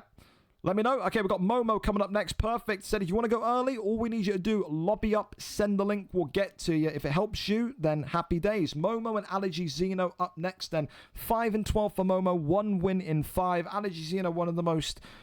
Not even one. The most annoying guy in the Discord. I tell you this much for truth. I don't have Allergy Xeno blocked, but in the Fighter Lounge now, I have, like, whenever Advxrsary types, his messages are blocked, and it literally says, these messages are hidden because the user is a likely spammer. That's how much Advxrsary lives on Discord. He's a Discord bot, is Advxrsary. 5-12 for Momo, 1 win in 5 against the favorite tonight, Advxrsary. 2 wins, 1 loss. He specifically requested a PlayStation fight this week. He says, I'm on my road for the middle kind of PlayStation gold. He took a relegation on the Xbox side from featherweight to lightweight, but he says he's never been more confident in his PlayStation ability than now. Momo tonight is going to have to be the guy that disrupts that. We've always said the same thing about Momo, though. Fair play to him. Pushed himself. Was not in a positive record when he asked to go from the beginner division to the middle division. But he has taken every loss with acceptance. I'm getting better. I'm learning. Maybe tonight this one will be one too far, but he will certainly learn a few things from Advxrsary here tonight. Absolutely. It's a must-win for Advxrsary, and if it bar a win would be a disaster. Momo, of course, tonight in the green with Randy Brown. Advxrsary coming in with the black and gold trunks with Gilbert Dorino Burns. And you can already see the clinch work is getting to work here. Advxrsary may well be embracing his inner dark side here. He may well have got relegated from the featherweight division into lightweight, and now will be turning into the clinch artist of PlayStation. 4 clinches, and we're not even 60 in-game seconds to the round. And this is against the guy, remember, in Momo that is 5-12. You'd be expecting some clinicality, some brilliance from Advxrsary here tonight. You wouldn't be expecting maybe the stuff that you would see from a Kiss George or Old Nightfall back in the division from some years ago. Takes the back, though, and now this is where Advxrsary goes to work. We've always said he's got that boxing of maybe a light heavyweight, a middleweight, but this wrestling, this grappling, this jiu-jitsu, no one can doubt his world-class level of talent. Here we go in the armbar, as Advxrsary looking to maybe try and get this one done nice and quickly. Looking to extend the arm. That one is denied. Momo is in trouble. Having the arm extended, and Randy Brown nearly having the arm broken. The blocks damaged, the submissions down. And just like that, Momo finds himself in trouble. This is the reality of this middle division. It's only getting better, and it's only getting higher quality players within it. So Advxrsary a lightweight on the Xbox side of things. If you had to maybe equate Momo to the Xbox side of things, you'd probably say maybe light heavyweight. So it was always going to be a difficult one for one of Scotland's favourites. So a great attitude, though, is Momo. You can never take that away from him. And I'd love to see him kind of work with a camp on the PlayStation side to really kind of harness that potential, because all of the development we've seen from Momo has come from him himself. Imagine how good he'd be with a coach. Well, the submission there is going to be locked in, and Advxrsary tonight needed to get a win, and he does indeed get a win. It's a round 1 tap tonight. He goes to a free fight win streak. He said he was coming for PlayStation Gold. That's how you do it. You make statements within 1 round. He's made a statement there. He'll be wanting a bigger name, a bigger opponent, a bigger obstacle next in that division. That's what he does. Maybe there'll be some concerns tonight about the level of clinching at the start of the fight, but it's very minor. It was all within the first kind of 50 seconds, and then it calmed down. But first submission of the night tonight. Will it be submission of the night by default? It depends if we get many on the card, but for now, listen, Advxrsary gets the job done there. Congratulations to him. Commiserations, of course, to Momo as well. Always a fun fighter to watch, but not your night tonight. So, while we wait for the next fight to lobby up, I can quickly remove Richie out of this as well, since we know he no-showed and we've punted him. Again, fellas, I always say I will take anybody of any level, of any nationality in this league, but if you can't read a clock, if you can't show up on time, then, well, I'm sorry, but I can't host you. I will not host you. It's my criteria, innit? You've got to be at least a little bit smart, a little bit intelligent. If you're not, then, hey, go play somewhere else, man. Go play Rocket League like Richie was doing for 2 hours. That's not my concern. It isn't. But, yep, like I said, if you want to go early, the opportunity is there. The door is open. All I need you to do is be in the lobby, be ready to go. Give me the link and we will go straight over to you, okay? So, move at your own pace, but the opportunity is there. The opportunity is there. Make sure as well we're putting the stream links in the stream section. I don't want to have to go looking around for links here tonight, boys. I do not. So, there you go. There you go. I just wanted to piss him off so he would make a mistake. He's 5-12, mate. You're a lightweight, he's a light heavyweight.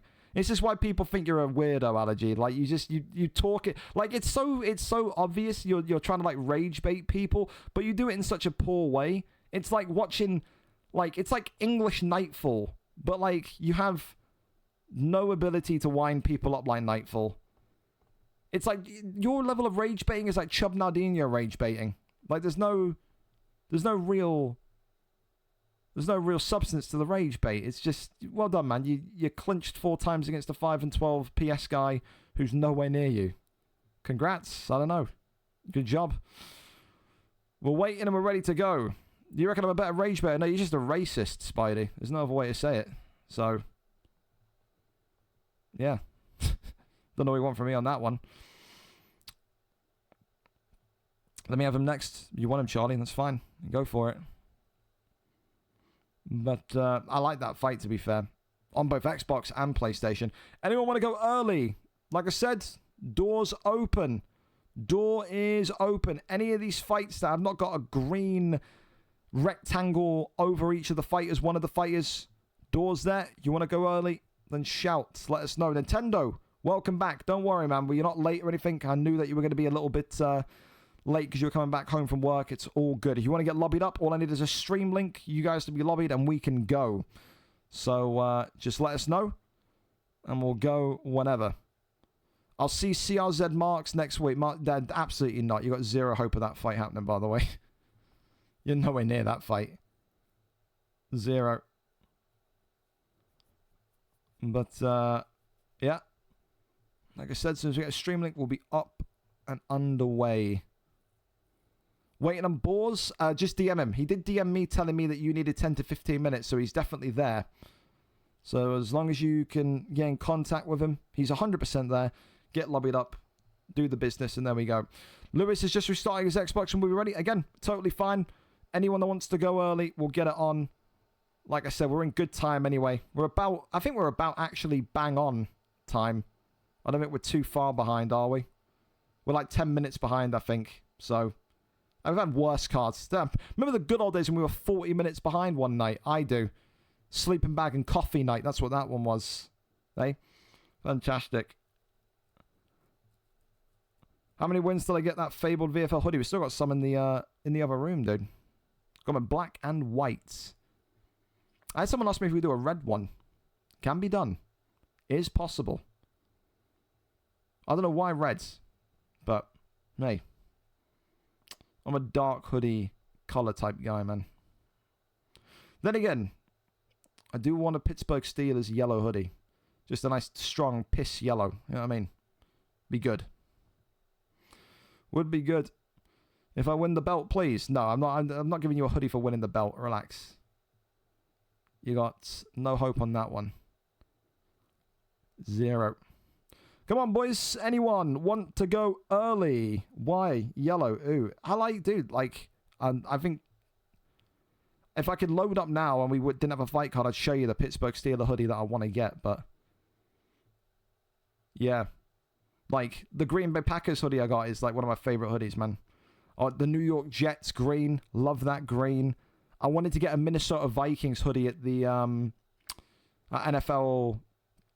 London, but, like, they didn't have the ones that I wanted. So I couldn't get one there, but that's, like, purple. It's, like, stuff like that's cool. You know, branded stuff. No, Spidey. We're not doing that. You're happy. You should be happy enough to be able to watch this place. I'm not going near that. It's a no from me. Are you putting up to UFC London? I was thinking I was supposed to go like 2 years back, but I just didn't really. I couldn't really justify the ticket prices and not even the ticket prices. You know what it was? Ticket prices were okay. It's the fact that it's a hotel in London. Yeah. Like, a one-night hotel in, like, a cupboard in London is, like, 4,000 quid. You know what I mean? It's just, like... I'm not going to drive back at 4 o'clock. Well, it wouldn't be 4 o'clock in the morning. It'd be, like, literally, it'll finish at, like, midnight because it's our time. So I wouldn't be driving back. It'd be 4 hours. So, yeah. Yeah. Come on, boys. Someone's got to be ready. Someone's got to be ready to go. Anybody here? We're going to be late as fuck for this main card tonight if we're not getting a move on. What are we going to do? What are we going to go with? Anyone want to go early? The opportunity is now. Let us know. Let us know. Give me a link. Give me anything. The more fights we get done and rattled off, the better. Arsenal are playing tonight. I'm sat here with you lovely lot rather than watching my team play. Christ, we need a win. You see, Raheem Sterling went to Feyenoord, by the way. What a weird FM transfer. What is that lineup then? No Saliba. That's great. That's awesome. Oh, we need a win desperately, man. We need a win desperately. Who's on next game? Wolves. Yeah, I would like a win desperately. Their manager's already got a yellow. Get fucked. Smashing. Are you telling me there's absolutely no one that wants to go early? Boys, if that's the case, that's fine. But we're going to be sat here deep into the dark hours. If you're on the main card tonight, write these names down. These are the people that have failed you here. Yeah? We're now officially 20 minutes behind. No, 10 minutes behind. We are... No? 8. Yeah, we're 20 minutes behind now. So, the fact that no one can go early, strap in for a late one tonight. I'll be real, nobody in the PS Middle Division is beating me. Oh, dear. Can I change mine to an off-stream fight? Not happening. I couldn't give a fuck if you got FIFA or not, General Bean. Not happening, buddy. Double Champ Boars, off we go to the races here then. Nintendo back home, and we've got this PlayStation division to keep us nice and warm. Double Champ Boars 13-10. 2-fight win streak here tonight, absolutely great. But Nintendo has yet to win a fight on the Xbox side. He said his Xbox is broken now. The only thing he can do is compete on PlayStation. He's 0 wins, 0 draws, 9 losses. But keep in mind, he's had fights at the bantamweight level, the flyweight level, the featherweight level, and the lightweight level. He's not been fighting bums, put it that way. He's been fighting some of the very best. Tonight, though, he takes on another top-level competitor in, of course, Double Champ Boars. If Double Champ Boars wins this tonight, there can be no doubting it. He will be up next for that heavyweight belt, or that PlayStation beginner belt, whatever you want to call that belt. It's waiting for him. This would be another huge victory for him, despite Nintendo being 0-0. The reputation he comes in with from the Xbox side is one, yeah, he's not been doing well, but he has been fighting killers. Jamal Hill tonight for Double Champ Boars in the red. Khalil Roundtree, of course, for Nintendo in the white. A big thank you to Nintendo as well, based in the US, and he's back home from work early, from what I understand, to get this fight done here today. What a guy, what commitment to the cause. We love that from Nintendo. If I'm not mistaken as well, one of Nintendo's few streamed fights tonight, so great to have him back on the card once again. Of course, the thing you have to remember here is the man that he stands up against tonight, Double Champ Boars in the red trunks. On the welterweight side of things on Xbox, he is the current reigning defending champion. He has made GSP look like a machine. Of course, different weight class provides different challenges. These heavier boys and heavyweight and light heavyweight are not the slick-moving, fast-paced welterweights at 170 that they're used to. Of course, it is all about the boxing. It's all about the handwork here tonight of Jamal Hill and Khalil Roundtree. Both of them have knockout-level power. It can end as quick as it starts. Works off the double jab into the leg kick there. Continues to go forward again. The uppercut into the right hand as well from Khalil Roundtree. Head kick there was love with some venom, and right back. I can do what you can do, says Khalil Roundtree. Uppercut there was just avoided. Flying knee somehow gets through. I don't know where that kind of crept through the block, but it did. Big knee to the body again. Double uppercuts, right-hander. Continues to punch the pace here. Those Double Champ Boars. Left hand there comes across again. Sways round to the left-hand side. Big strike there from Boars. And now against the cage as well. Nintendo is in some really big trouble here. And a takedown lands. Okay. First bit of grappling here tonight from Nintendo MMA. Then the big thing here, oh, well, up already. As I put my Coca-Cola down, we're already back up to the feet. That's fantastic. Well, the big thing I was going to say is, how long can he keep him down there? Asked and answered, seconds. Leg kick comes in. Shoots the takedown again. That time, this one is denied. Nintendo right now is trying everything that you're supposed to try. He's mixing in a couple of takedowns with boxing. he just can't seem to kind of match the timing. I think the timing here of double champ balls in the red trunks with Jamal Hill is the categorical standout. The way that he is so calm and almost robotic. It's really, really mesmerizing. It's a mesmerizing performance tonight from the welterweight champion and the man that sits at the top of this PlayStation division. He is gunning for double gold here. May not be the double gold. You know, people always talk about they want to win the bantamweight, the flyweight, or they want to win the bantamweight, the BMF. Hey, listen, a double's a double. You win the Xbox welterweight and the PlayStation heavyweight, then listen, no one can really say anything. You're a double champ regardless of the fact. Big shots raining in here. And Nintendo MMA tonight. Is he out of there? Yes, he is. It's one and done. Double champ Boars seals the deal. He is next for that PlayStation heavyweight opportunity for Nintendo. Listen, a difficult first blooding into this division, but there are wins in this division for Nintendo MMA.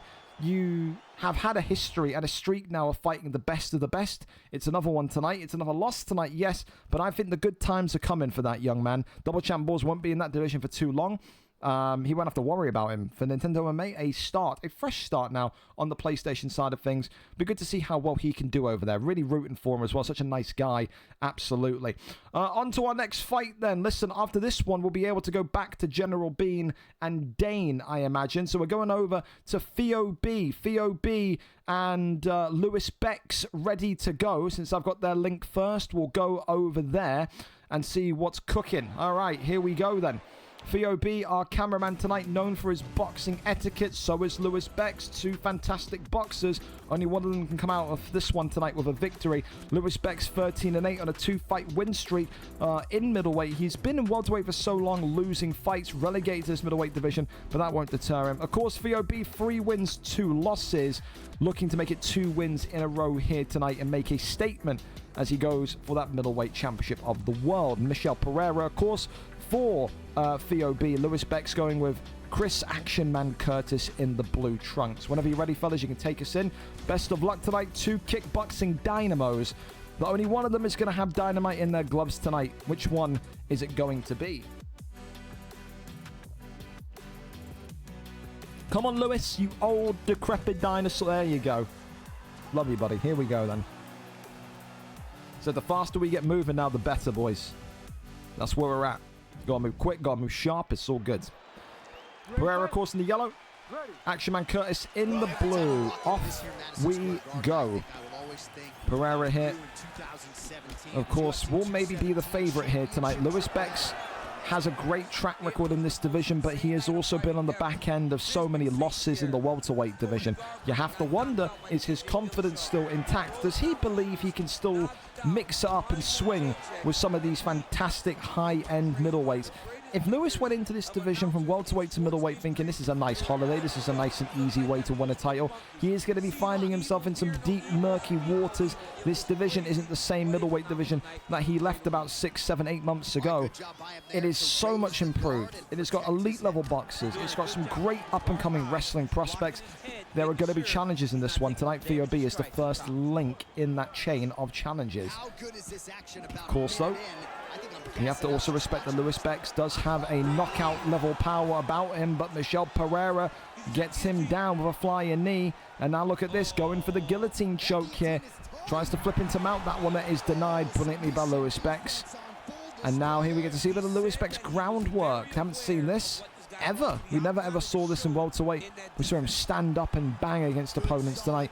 We're seeing a ground game that we never really thought existed with Lewis Bex before. Over into side control. Couple of shots there as the elbows come on down. Over now into north-south, goes over into sprawl. Now finds backside. Posture up is there, and he gets back up to his feet at least as Theo B. Theo B, of course, known in his history in that lightweight division, the featherweight division, as being an elite level boxer, but has had trouble, again, same story, with wrestlers before.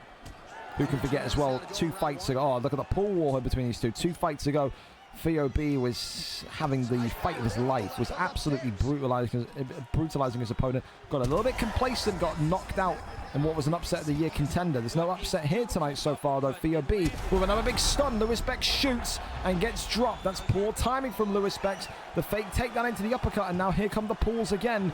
Takedown attempts. In the end, VOB says nah, flexes on him, and then gets right back up and resumes this striking battle. Continues there with the left hand. 50 seconds left of round number 1. Goes back down low to the body. Right hand comes across. Uppercut creeps forward again.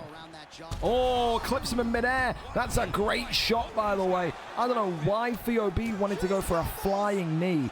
This is what I mean. There's decisions in VOB's head sometimes that you go, he's just taking the piss out of his opponent, when there's no need to. The fight is still very close. He gets clipped there, he gets dropped there, and that's a great way to end the round if you're Lewis Bex in the blue with Chris Curtis here tonight. Still think it's a VOB round, I do, but Lewis Bex has got something to hang on to now. He's got something to fight for here. He knows exactly when to throw. All right, so he gets knocked down. Well, this is going to be an interesting round number 2 because, like I said, that damage going to be very much there. Here we go. Bow respect here from both of these two. They respect one another for their skills on the feet. Great to see. Body shots there coming in. As it goes back down low to the midsection. Of course, with Michel Pereira, it's all about now just making absolutely sure you can find yourself in a position of execution. You can't be doing anything crazy, anything stupid, like the flying knee again. You've got to just stick to basics. The pull war that these two have been having, by the way, all night tonight, phenomenal. Great takedown from Lewis Bex again. And get side control position nice and quickly. So, I think now we're talking about how long can Lewis Bex hold it down here before this one gets right back onto the feet. And this is the thing that I always dislike to see somewhat, because why didn't Lewis Bex do this in some of his welterweight fights? Doing this in some of Lewis Bex's welterweight fights would have probably got him an extra 5 wins and, you know, 5 losses off the loss tally, 5 wins onto the win tally. He'd probably still be in welterweight. We've always said he just needed to mix in wrestling to his game. He hasn't done it at 170. He's doing it here tonight in 185. Works the body. Tries to transition over. Gets caught in the guillotine, though. It's a great catch there. Spider-like reflexes from VOB, who gets the first deny. And now the second deny. Lewis Bex is in big trouble here.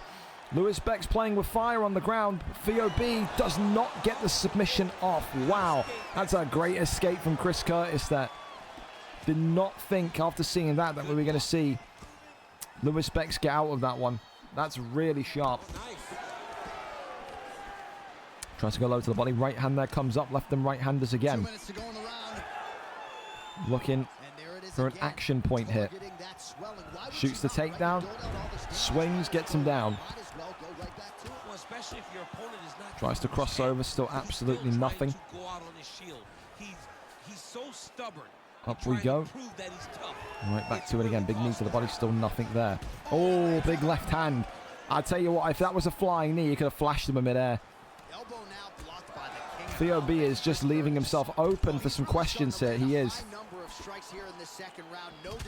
tell you, man, it's the right hand of Chris Curtis against the right uppercut of VOB here and Michel Pereira. 50 seconds left of round number 2. These two staring each other down inside the octagon. Yeah, it looks like that strike opened up a cut, John, but it's uppercut into the straights here. Avoids that one. Left and right handers again. Flying knee is good. Flying knee is not just good, it's great. And the fake takedown uppercut that we've seen VOB mix in so often. Now getting more success. Drops him against the cage here. Lewis Bex is in big trouble here. Is he going to survive the round? The answer is he will. What a way to end the round, though, for VOB. As this one goes to round 3. I can't lie, the fights tonight. So many chess matches, so many battles, dude. Wow. I think this is one now where the game plan and the strategy has to shift a little bit for Chris Curtis. That knockdown at the end is so big on the points. It's so big for damage. You have to keep your back away from the cage for the entirety of this round. Again, tries to go down, then he gets caught. Big uppercut there, though, and Lewis Bex goes for a takedown. I don't know why Lewis Bex, it's the second time Lewis Bex has got a stun, and he's not chased the stun. I don't think he trusts himself that he's broken the block or damaged the head enough that he can pounce on a stun. Well, now you see some I think he should have. I think he absolutely should have, but I don't know, man. I don't know if he's got a point or not. You didn't expect him to do it this effectively. He's done a fantastic job. Russes him back down. Well, both fighters pretty comfortable on the ground, DC. Works the body shots here. Full guard. Here for too long if you're his opponent. Well, working pretty effectively. Trying to get the arm bar, that one there is denied. By the king of combat, Chris Curtis. Still working here. I think right now, 3.5 minutes on the clock. The person that's going to benefit the most from a decision here will be VOB. I don't think VOB's losing this one on decision. I don't. Oh, another strike to the torso right there. There's got to be a bit more urgency from Lewis Bex. There has to be. Unless Lewis Bex believes that he's winning this fight, or at least drawing this fight. If he thinks he's drawing 1-1, this could get him the victory. But I do think he's 2 rounds down. I do. He's got 2.5 minutes to effectively kind of put himself into a position to win. Elbows there, posture up, rains down a couple of big strikes here again. Gets back up. Uppercut into the left hand, continues onwards here. Does Michel Pereira, you can just see stalking him. Just again, just not letting Chris Curtis have any moment to effectively walk backwards. Think about that left hand again as Chris Curtis, but just getting tagged every time. 1:30. Lewis Bex has to push now. He has to push for me.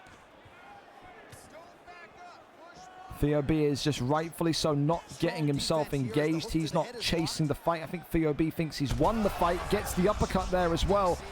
And there's that right hand. Stuns him and drops him. Body shots coming in now. Lewis Bex gets an uppercut right back. No idea why VOB threw that second punch. Oh, they've both stunned each other. Big shots here. Lewis Bex. Oh, wow. What a final 45 seconds. They both flamed each other on that one. 30 seconds remaining. Double elbows coming in. Oh, and it's an elbow that drops Lewis Bex against the cage. Is this one over? No, it's not.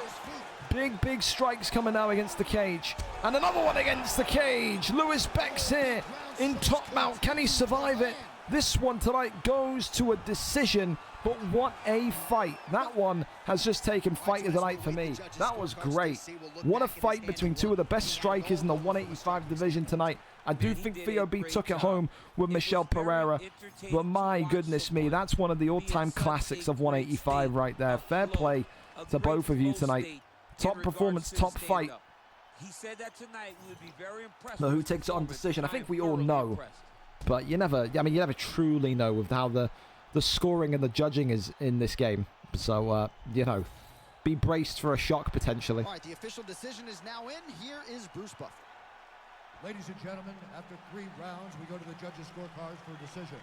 All 3 judges score the contest 30-27. Yeah. For the winner by unanimous decision, Michel! Absolutely the correct decision. I don't know. I said Lewis Bex just looked a little bit hesitant. Looked a little bit timid at points in the fight.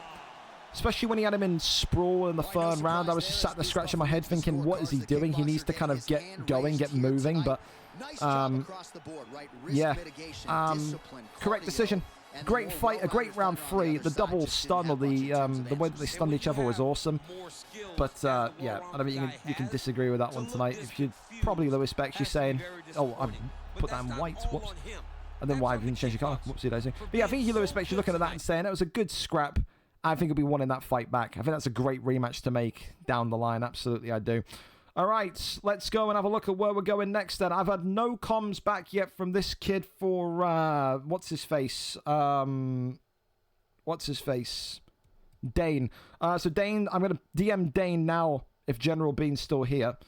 And I'm going to tell him if there's... I've opened up my email by accident. Whoops. I'm going to tell Dane if he's not here in the next 15 minutes... He's punted. He's out of here. So, one time for the Gringos. Not here in 15 to 20 minutes. You will be booted from the league. I'm not hosting an idiot who can't be on time nor DM his opponents. So you will be fighting tonight, Bean. There is no move the fight to unstream. It's going to be happening. Do not complain or cry about it. It's on you. You knew you weren't here.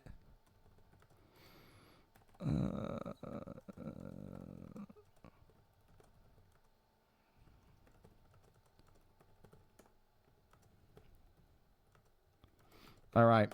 Well, he's told. He's been told. So we keep on going. All right. Trencher and Jon Snow up next. I'm just going. No. Actually, no. You're not going early. No, fuck you. Respectfully. 9:40. Not a chance, man. You're not going early. Not interested. He's not happy, says Lewis Bex. Thinking you're easy work, GG, with these fake takedowns and taunting. I mean, Lewis Bex is an angry man, isn't he? I mean, we love him. It was a great fight. So, no Ross C. I mean, if Ross C's not here, he's going to get fucked as well. Where the fuck are you then? I mean...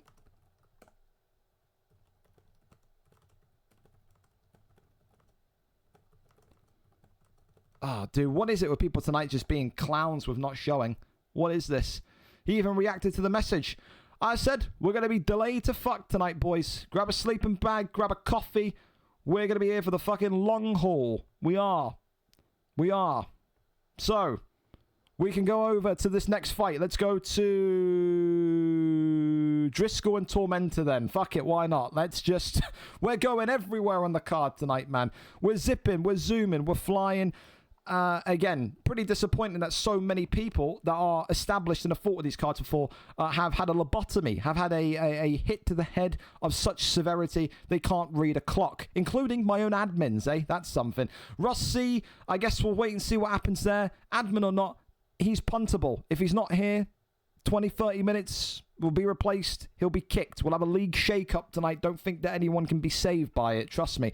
Driscoll, 18 wins, 1 draw, 19 losses, 3 wins in 5. Tonight takes on Tormentor. 4 wins, 10 losses, 1 win in his last 5 in this lightweight division. Tormentor had to be moved up. Tormentor was, again, I'm going to keep it real. I don't need to sit here and hide anything. Tormentor was pissed off that I put him against a grappler or a clincher. The reality and the response to him was, you've had 50 fights in this division. You got to fight who I tell you to fight, or you have to move to lightweight. He called me, he said, why am I being a dick? I said, okay then, we're moving you to lightweight. You can't sit, pick and choose who you're fighting when you had 50 fights in a division. To get 50 fights in a division, you got to kind of accept at that point, you have to fight who I tell you to fight. There's no argument about it. If there is, then you have to move up and you have to keep doing what everyone else is doing, which is kind of fluctuating between the divisions, bouncing back and forth. It's one of those. I like Tormentor, but you got no real leg to stand on when you've had, like I said, 50 fights in a division. It's unparalleled. Last time Driscoll and Tormentor fought each other though, VFL 179. Driscoll won by round 1 TKO. That was nearly a year ago, the 20th of March 2025. Driscoll, of course, looking to get 19, 1 and 19 tonight. Can he do it against someone that he's had history with before is the question. We go over and up to it. Let's go and see what the fight picks are going to be. A big thank you for these two for being ready to go early. At least you two can read a clock. Isn't that fantastic? Here we go then. Tormentor with McGregor. Driscoll with Chase Hooper. Driscoll, you can hear this as well. Reply to your Madden opponent. I'm not chasing you like I did in Madden 25. Thank you very much. Green trunks tonight for Tormentor. Yellow trunks, of course, for Chase Hooper. Of course, you got a boxer against a wrestler, against a jiu-jitsu man here tonight. So, Tormentor in the green, Driscoll in the yellow. First thing that Driscoll's going to do, shoot a takedown. I'd expect nothing less. Driscoll, of course, has had north of 120 fights in the league and has never, ever really had a consistent streak of knockout victories. I think in his time, maybe at maximum 12 knockout wins on the feet. And that's, keep in mind, it's in 120 fights. This guy is the leading holder for career submissions. The leading holder for taps in the league across both PlayStation and Xbox. The only way Driscoll really has any hope tonight is by working the grappling, is by working the submissions, and by targeting that weak point of Tormentor. For Tormentor, it's got to just be this, you know, stand your opponent up, keep the fight where you are comfortable, which is on the feet, and work that light yet sharp boxing style that Conor McGregor has. up his sleeve. Of course, Driscoll gets him right back down, and now this is the fight in a nutshell, boys. It's going to be up, down, up, down, up, down. We're going to go from stand up to ground game, stand up to ground game. There's no real other way that this one kind of occurs. That one there shimmied over to the right-hand side. Up we get, and McGregor now has the back, absolutely nothing in the end. Left and right-handers, avoids that one, uppercut to the dome and then to the body, goes back down low to the midsection. Left hand, uppercut again, right hand being looked for. And now there's the takedown, shoots the takedown, that one there stopped. Avoids that one as well. I mean, it's kind of easy in that sense to kind of compete against Driscoll because you know he doesn't want to stand up whatsoever. So whenever the clinch happens or whenever he kind of shuffles towards you, you know it's going to be some sort of takedown level offense. There's no other way to really say it. The elbow slices off the dome of McGregor there. As we continue to move forward again, shoots the takedown and that time lands it. Said very, very few round one victories on the card here tonight. They've all been 2 or 3. Only one decision, but a lot more kind of close ones here this evening as now Driscoll in half guard position is looking to try and move position. That's a sloppy one from Driscoll, by the way. That is absolutely poor. Prime Driscoll would have been denying that all day, every day. Tormenta gets him back up, and now McGregor back in his kind of domain. That Rolling Thunder attempted, and the Rolling Thunder answered by a takedown. I mean, I've never seen anyone think, oh my god, he's just hit a Rolling Thunder, let me shoot a takedown as he's getting back up. That's quite something from Driscoll. Rolls down the strikes here as McGregor here eating some big bombs. Chase Hooper, though, doesn't have the power to put McGregor away yet. 15 seconds and left of round number 1. I think right now you can make the argument that Tormenta's won this round. I think so. I don't think Driscoll's really done too much on the ground to sing home about, other than kind of hold position for maybe like 2 minutes maximum. Maybe even less, to be fair, but yeah, so McGregor round to me. Yeah, 13, a knockdown, yeah, clear as day. Driscoll's got a... Driscoll either needs to get some boxing going himself, or he needs to shoot takedown after takedown, spam them like he has been doing, but he has to hold him. Said some of the escapes and some of the kind of get-ups that Tormenta's been awarded here and gifted here are really poor. Really poor for what Driscoll is supposed to be. Driscoll has always been described as being too good for lightweight, not good enough for featherweight. Right now, tonight, some of his inconsistencies here on the ground, maybe he's not good enough for the top end of this lightweight division anymore. He is getting older. The reactions are dropping. They are slipping. But I would not have expected it to be one tonight where once Tormenta gets taken down, he gets back up. That's what Driscoll was renowned for in his kind of, peak in this division. When he got you down, you would not stand back up. Impossible to kind of get up against him. Body shots now and headshots combining from both of these two, working the ribcage here of Chase Hooper. And again, McGregor just against the cage here, pushing the pace, looking once more as Driscoll for a takedown and gets that turning takedown. He cannot let him stand from here. This must be a closed chapter. You cannot allow him to stand. You must keep him down it. Goes over into a Darce choke now. Looking to put this one into a position of enjoyment, but sadly fails to do that. Yo. Now this one goes over into half guard. I'm in the middle of my fight, mate. Tormenta getting beckoned by his coaches there in the background. Top mount here gained from McGregor. 2.5 minutes to go. This is a great position if Tormenta can keep this as well. And goes for a knee bar here. You would have to think McGregor can get out of this. 2 minutes on the feet. I don't know why Driscoll went for a knee bar of all of them. Such tricky submissions together. It is really a hit and hope on the denies when you go for a knee bar. I don't know what or why or how he thought that was going to work. As the big uppercut there drops him again.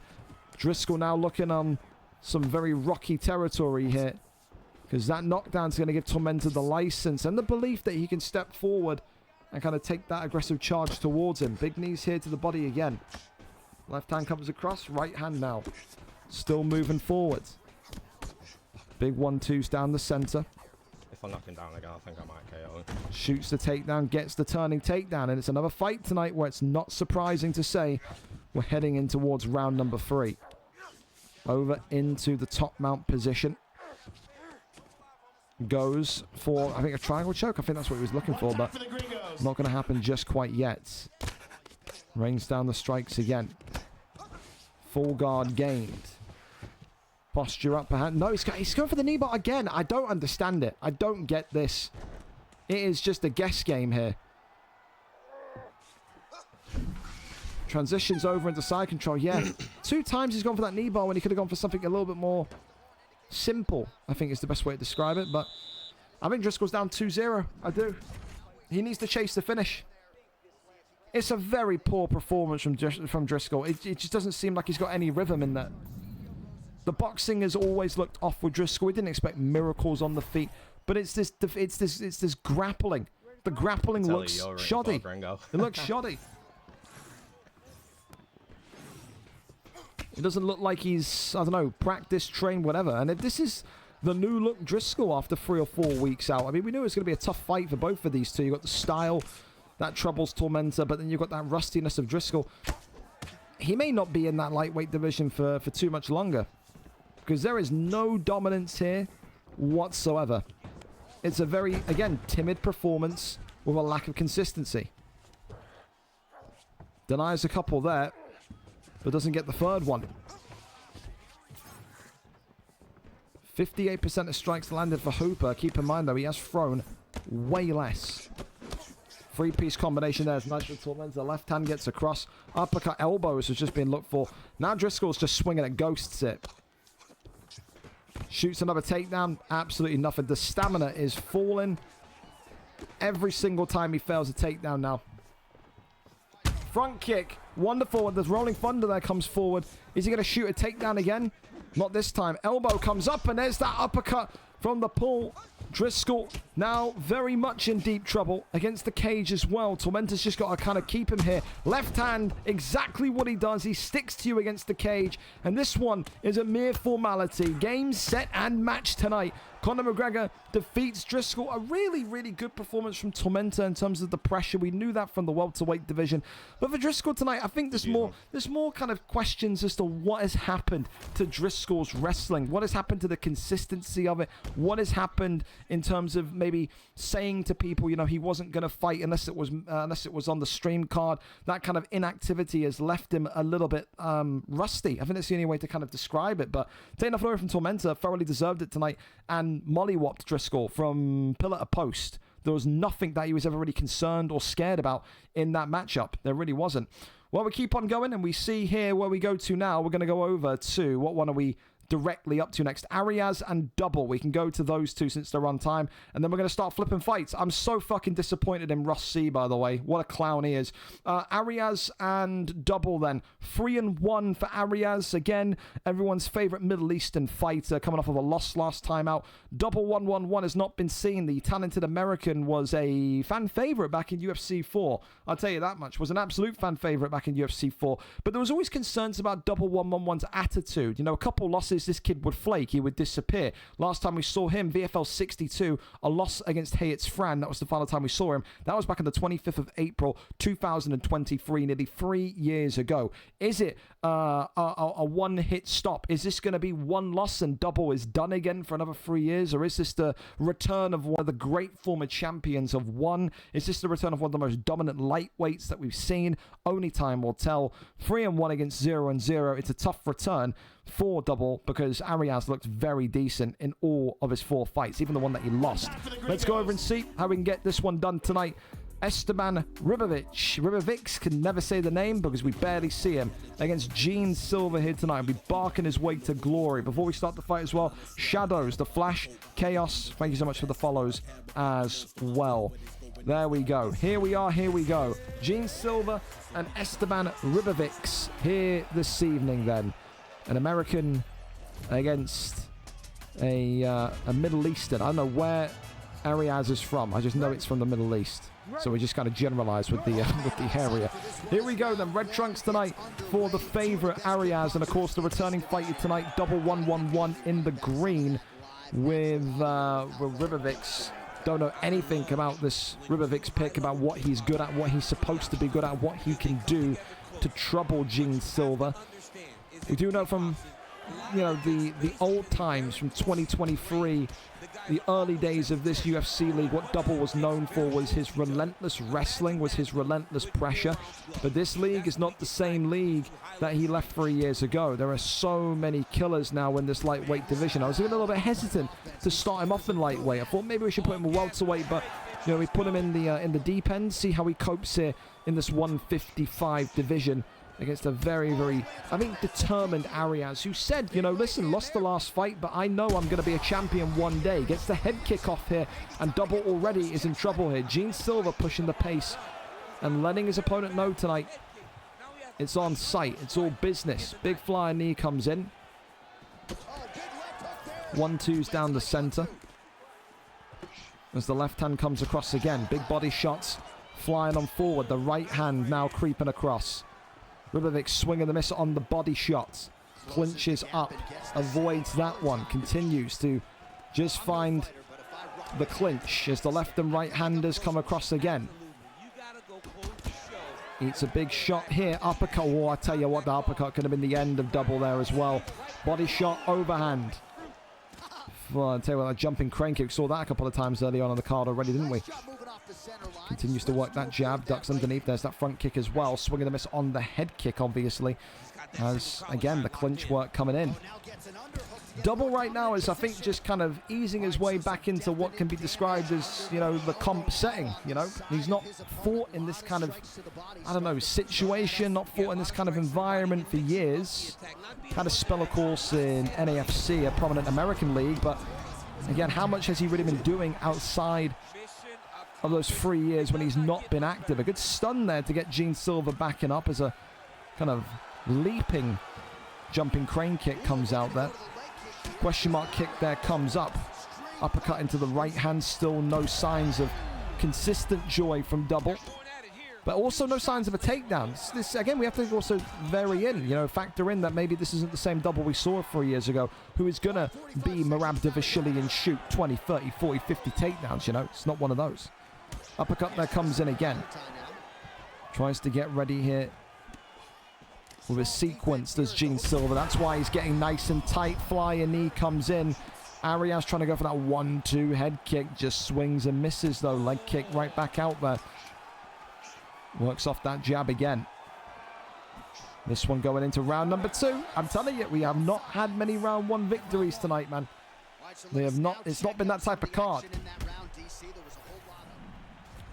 Definitely an Arias round. For Double, I just wonder what the best course of action is. Do you fight fire with fire? Do you shoot the takedown and just try and control the fight? Do you just test the waters? Do you accept that maybe this tonight is going to be a loss and you just try your absolute best to kind of see if you fit into this lightweight division? Right now, the one thing that Arias has absolutely got up his sleeve is the confidence to walk forward, to take that forward step. He is controlling the movement of this fight. He is controlling the pacing of this fight. All Double can really do at this minute and point in time is just effectively work off counters and fish for damage. Leg kick there comes off. Tries to go low. Oh, that's a wonderful body shot there as well. Oh, Gene Silva knocked down. And look at this out of absolutely nowhere. Esteban Ribovics. Double gets it done tonight. It's an absolute upset. Arias controlling the pacing, controlling the distancing, controlling the damage, and is knocked out for his troubles. It's a 2-fight losing streak for the Middle Eastern fighter. And I tell you this much, Double didn't look convincing in that first round, but it's not about how you start, it's how you finish. And tonight took his chances and executed brilliantly. It's been I think the main motto of this fight card tonight, hasn't it? It's those body shots have opened up doors for fighters. It opens up a door there for Double, who gets his first victory on his return in nearly 3 years of absence. Huge victory for him tonight, and a massive congratulations indeed to him. We keep on going.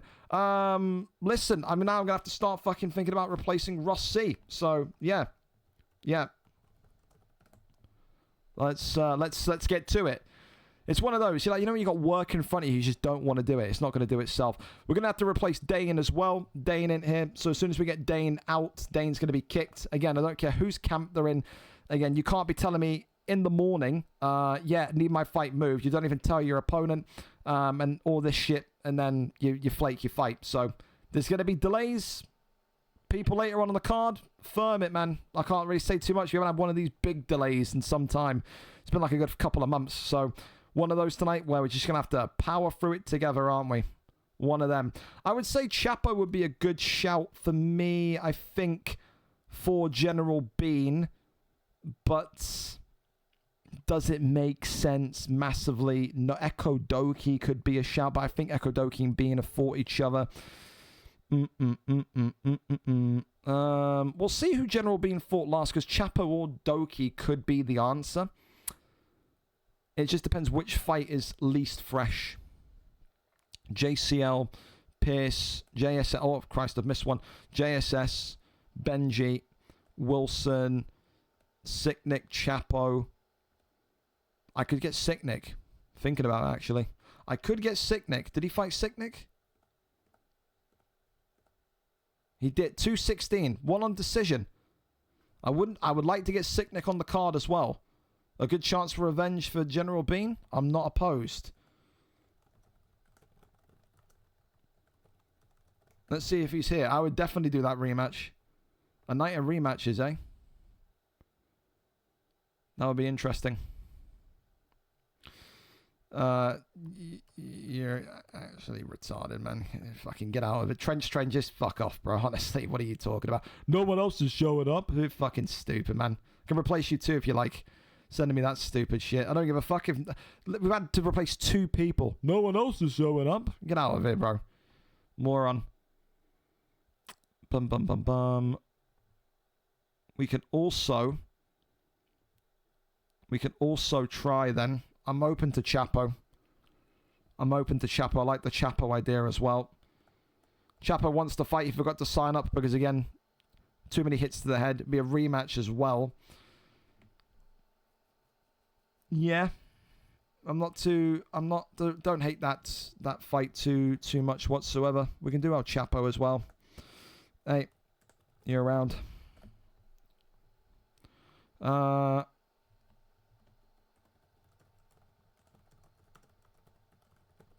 Stop DMing me, Trench, honestly. Moron, bro. I like the Chapo fight. I like that fight for Sicknick. Again, Sicknick says, like, oh, man, I can fight if it's after 8:30 p.m. And then he's just a ghost. So, kind of annoying. Well, what can you do? What was the other one I liked? I liked General Bean. I liked Sicknick, Chapo, and I liked one other, Echo Doki. Again, I wouldn't mind the Echo Doki fight either. It's a rematch for Bean. All these guys that Bean have fought would be rematches where he would be the one kind of fighting back upwards. We'll try Ben.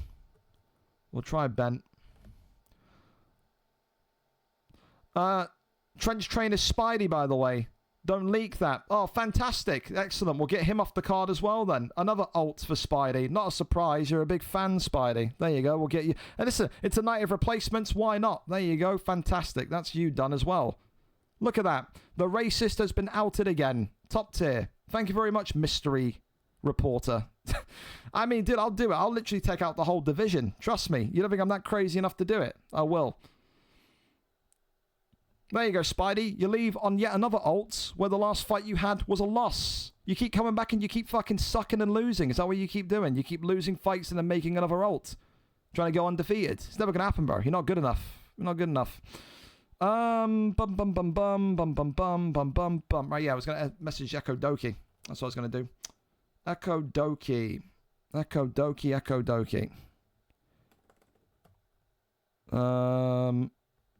There's Ben.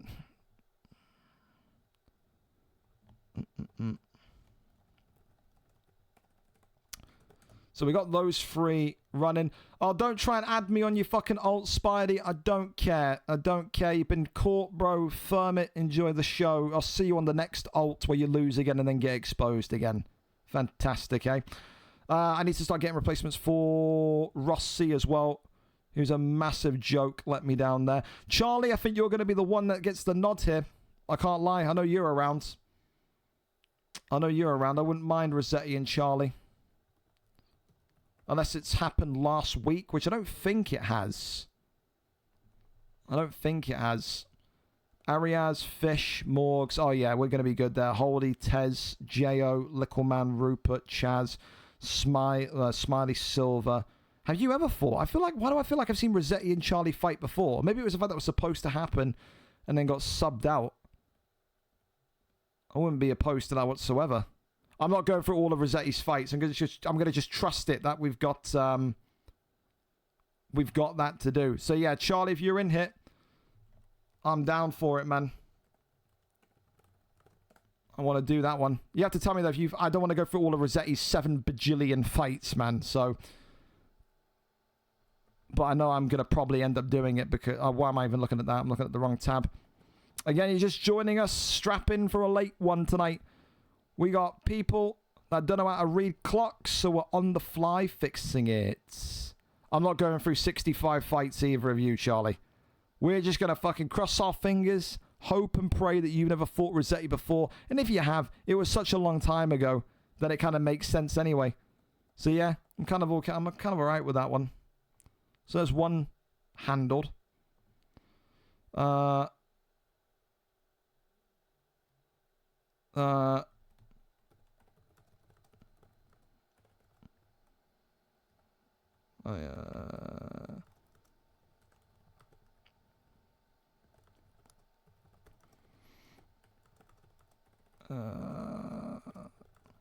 There we go. Cool. Okay, we've got Rupert as well. DMing me. I'm ready soon. So this deleter was available. Good for him. On the way home, 10 to 15 had to pop out. No problem. That's fine. All right, we've got Charlie coming in against Rossetti then. That's confirmed. So it's going to be Rossetti versus Charlie 18. So that's going to be happening in 15 to 20 minutes because Charlie's had to pop out. So that's absolutely fine. And it's looking like General Bean is going to take on Echo Doki for the second time. And that's going to be probably Bean, since I know you're in here because you're asking about putting it unstreamed. The answer is no. You want to fight for a belt and you want to fight for titles and stuff.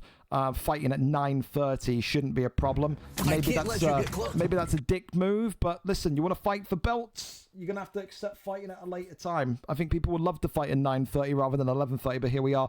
So you're gonna be fighting around about 9:30ish. Okay, so it's looking like General Bean versus Echo Doki. Unless, of course, Dane shows up before then we can flip that fight and keep it going. But for now, we've got 2 replacements. We've got people there. We just are flipping the fights a little bit. And then, of course, we got to put a new fight in against Jon Snow, since we know that Spidey, the notorious racist, is now outed again as being an alt. Another alt where he's had a loss on and then been outed on. I think... Again, is DJD fighting tonight? He already is. That's a shame. That would have been a great fight against Jon Snow. I think about Cass as well. I think Camille. Camille makes the most sense. We get Camille in against Jon Snow. That's Jon Snow fought Camille already. I know Camille wants to fight tonight. He asked me if he could fight tonight. So that makes the most sense to me as well. So Camille can go in there. Look at that. Matchmaking on the fly, boys. That's how we do it. You're in tonight. Be ready in about 40-ish. There we go. So, all holes filled. We got Elevate as well looking to sub in. Everything's looking fantastic in the world, isn't it? We can move on then to our next fight. We can go to Ryan K and Matt D. If Ryan K isn't here, then, well, he's going to be fucked for Madden. So, there you go. You're up. If not, and I have to sub you, I will absolutely follow it through with sanctions on Madden. So, yeah. See you in the next 5 to 10 minutes. Because if Ryan K's fucking me around, then, well, you won't need to draft on Madden at all, Ryan. And this garbage football team is also making my life miserable. We're going to Legacy and Stand the Demigod, since they're ready to go. May as well go over there. We're just flipping all the fights now. This will be remembered, by the way. It certainly will. That guy won't be an ult. He blocked me because I said a shag. Sorry to tell you, he is. The source I have is very good. So, yeah, not interested, Chatterfy. I'm not interested in you defending a racist. I know you hang around with them on FIFA as well. But thankfully, I don't need to take your opinion as anything serious. God bless you. All right, we're going to Legacy. Legacy. I've got 2 new people called Legacy on my Discord list. Here we go. Thank you so much to Legacy, and also I've got Arya still there locked up. There we go. Welcome to, thank you so much to Legacy and Standard Demigod. I'm all over the place, man. So many swaps, so many subs. It's all good. 1-on-1 tonight for Legacy. Coming off of a loss for Standard Demigod. 0-1. Someone tonight gets back to winning ways. And if it's Stan, first win in the PlayStation division as well. So that's a fun one. Here we go then. Big thank you to these 2 for being ready to go nice and early. Let's go and let's get you guys out of here and enjoying your evening. Tatsuro Taira against Joshua Van. You don't see the Taira pick too much anymore either. But Joshua Van is becoming a more and more fan favorite in this flyweight division. I'll tell you that much for free. Here we go then. Taira and Van and Taira getting ready to go here this evening. We're ready, we're set, and we're good. Taira in the red trunks, Van in the black and gold. Taira tonight, of course, going to be looking for submissions, you would imagine. But, of course, not an easy task when you're against someone as good as Legacy. Legacy last week looked okay, looked decent. I said, didn't I? I think, there was going to be wins in this division. I think for both of these 2 today, it's a very winnable fight. Not to insult both of them, but I think these 2, when you look at their strengths and then you look at their weaknesses as fighters, definitely the picks suit the relevant fighter. Of course, I do think for Joshua Van, he's got to stay nice and tight, keep this fight on the feet as much as possible. As I say that, he goes right down to the ground game. Wanted to test out the Tatsuro Taira level of grappling. So fair enough then. Let's see what he gets going here. Gets that flip and rotation over, of course, into full guard. As the taps it now coming on. That one there is denied. Works the body shots. Is now raining down the strikes. Still nothing there as of yet, but you wouldn't expect too much to happen in the first 2 minutes. You wouldn't expect Van or Taira to go for a submission in the first 2 minutes. Again, it's a fight card tonight, which is very much I think a strategic chess match for so many fights. As a flying triangle comes in, now that's going to get you some style points, but he can't keep that second lock linked in, and then within that you have now a rotation where Joshua Van has your back. Not a position you want to be in. Do not want to suffer a rear naked choke or something like that from here. Goes over into format. That one there not possible, not plausible. There's now a couple of the strikes coming up from underneath towards the armpit, realistically, of Tatsuro Taira. Over into sprawl. Works the body shot here, but that one there denied. Immediately whips him back into position. Still nothing here. Works the body shots.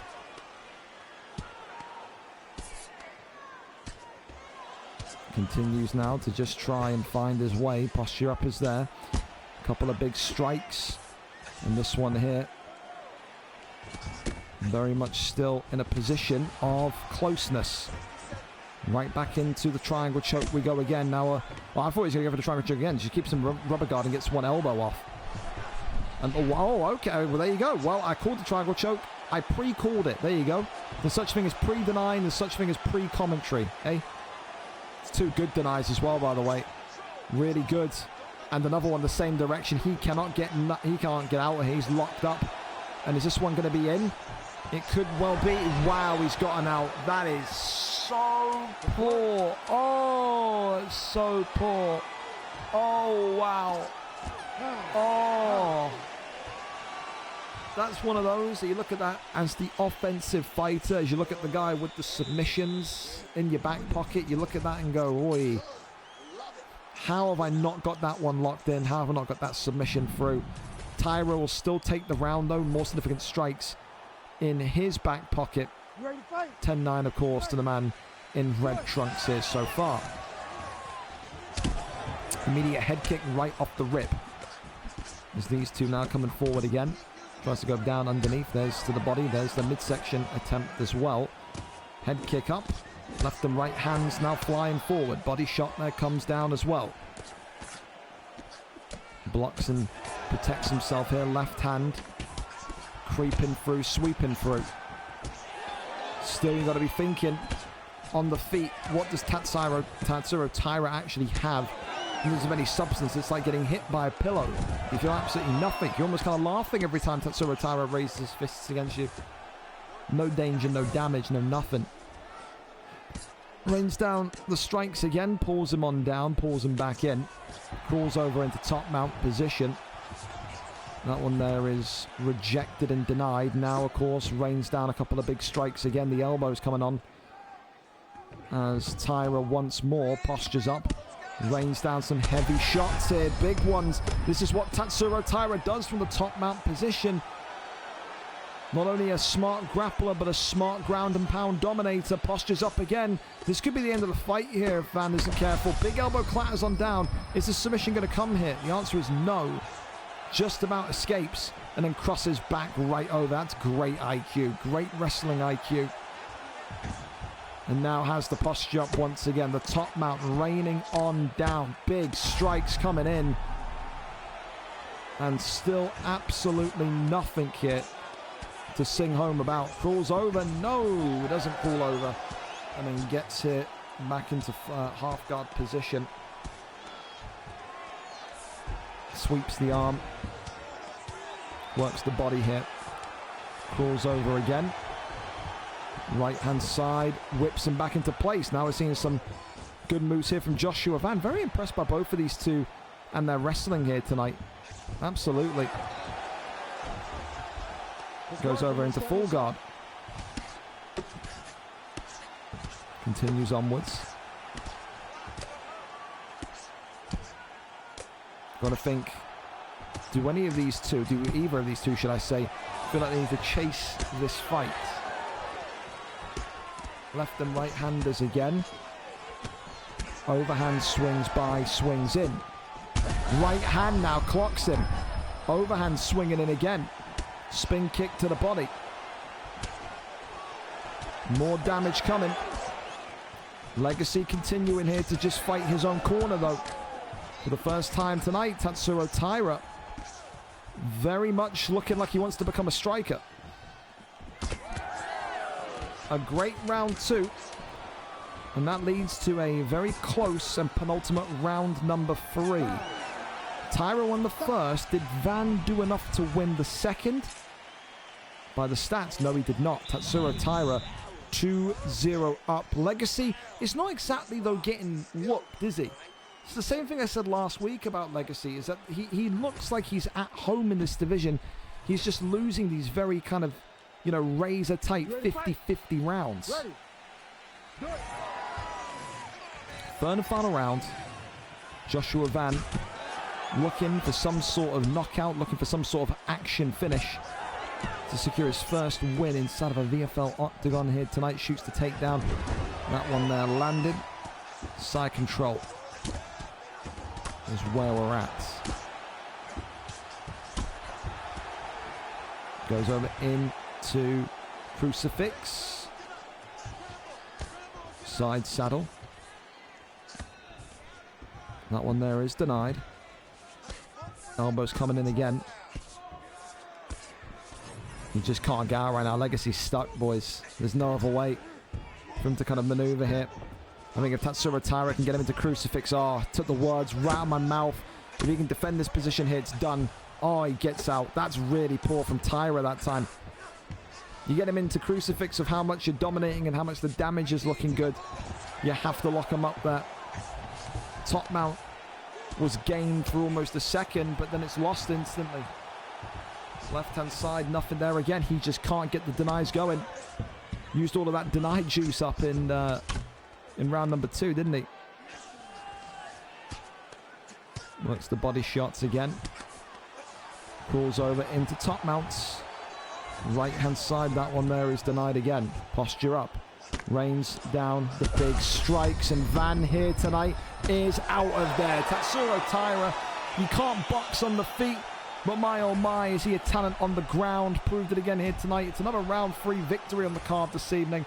And for Legacy, again, I feel for him because it was a good performance. It's just, like I said, he's losing these rounds, these very, very close rounds. Stand the Demigod tonight with a huge win, a big win, and gets it done with a flashback fighter pick of Tatsuro Taira. You got to love that. The crafty Asian. Back at it again, eh? That's the way he's been described before. It's fantastic. All right, well, listen, we go over then to Charlie and Rossetti. If they're in the lobby, we'll stick with this fight and carry on. And then we'll go from there. So, yeah, and nothing from Ryan K. Excellent. Ryan, I'm telling you right now, yeah, say goodbye to your draft picks.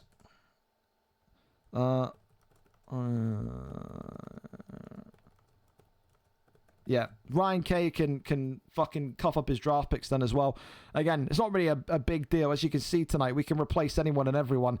But I'm kind of really sick and tired of these guys, especially the ones that kind of say they're going to do something on UFC and then they just burn me, literally. So, yeah, we'll give Ryan K as much time as possible, but as soon as he's replaced, he's cut from UFC, and I'll be taking literally 5 of his draft picks.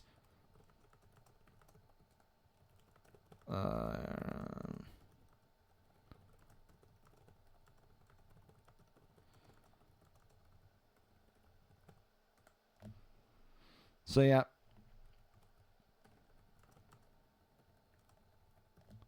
Oh, what a surprise. Now you're here. Yeah, what a fucking shock surprise. Threatened to take his Madden draft picks, and whoa, I get a reply. That's fucking weird, isn't it? That's strange. Yeah, fucking get on. What a fucking shock, dude. Yeah, you threatened to take the draft picks away, and we've scored. Madueke, first league goal, by the way, since January of 2025. Horrendous player, but we do take those. Brentford lost at the stadium twice, by the way. What a great result. All right, well, Ryan K's on his way then. I haven't got to replace anyone. That's wonderful news. Rossetti and Charlie, and then we'll go back over to that one then. Fantastic. Fantastico. Here we go then. Ross C replaced. Ross C would have a damn good reason why he's burned me tonight, but at least we get a fantastic matchup.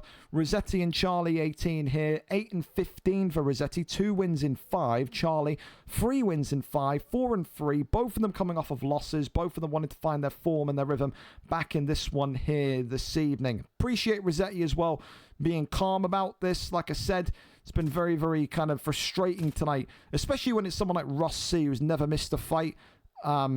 I mean, regardless, never missed a fight or missed 5 fights. Ross C is going to be moved into that featherweight division, and then he can fight unstreamed every week for 4 weeks. If I can't trust you to show up, I don't need to be considerate of your feelings about a weight change. That's the way it's going to be. Here it is then. Rossetti against Charlie. Charlie was eager to get on the card tonight. There was a point in time where we were going to use him on the PlayStation division, I think, in the build-up to this card, but we decided, nah, there's no point in that one. Let's keep him in this division. Let's keep him in this Xbox side of things to see what he can do. Of course, Manuel Torres tonight in the green for Mr. Rossetti. Charlie, of course, coming in with this Dustin Poirier pick, which I keep saying is disrespected. Not enough people pick him as the 4-star option in lightweight, and we're seeing him here tonight. Rossetti, of course, once upon a time featherweight great, once upon a time bantamweight flyweight wrestler, now one of the greatest entertainers in this lightweight division. He is one of the funnest boxers to watch out there. You want to scrap, you want a war, this is the kid to do it with. This is the guy that you test your boxing against. As the head kick flies in there from Charlie 18, but right back comes Rossetti, and these two here are letting the fireworks go here tonight.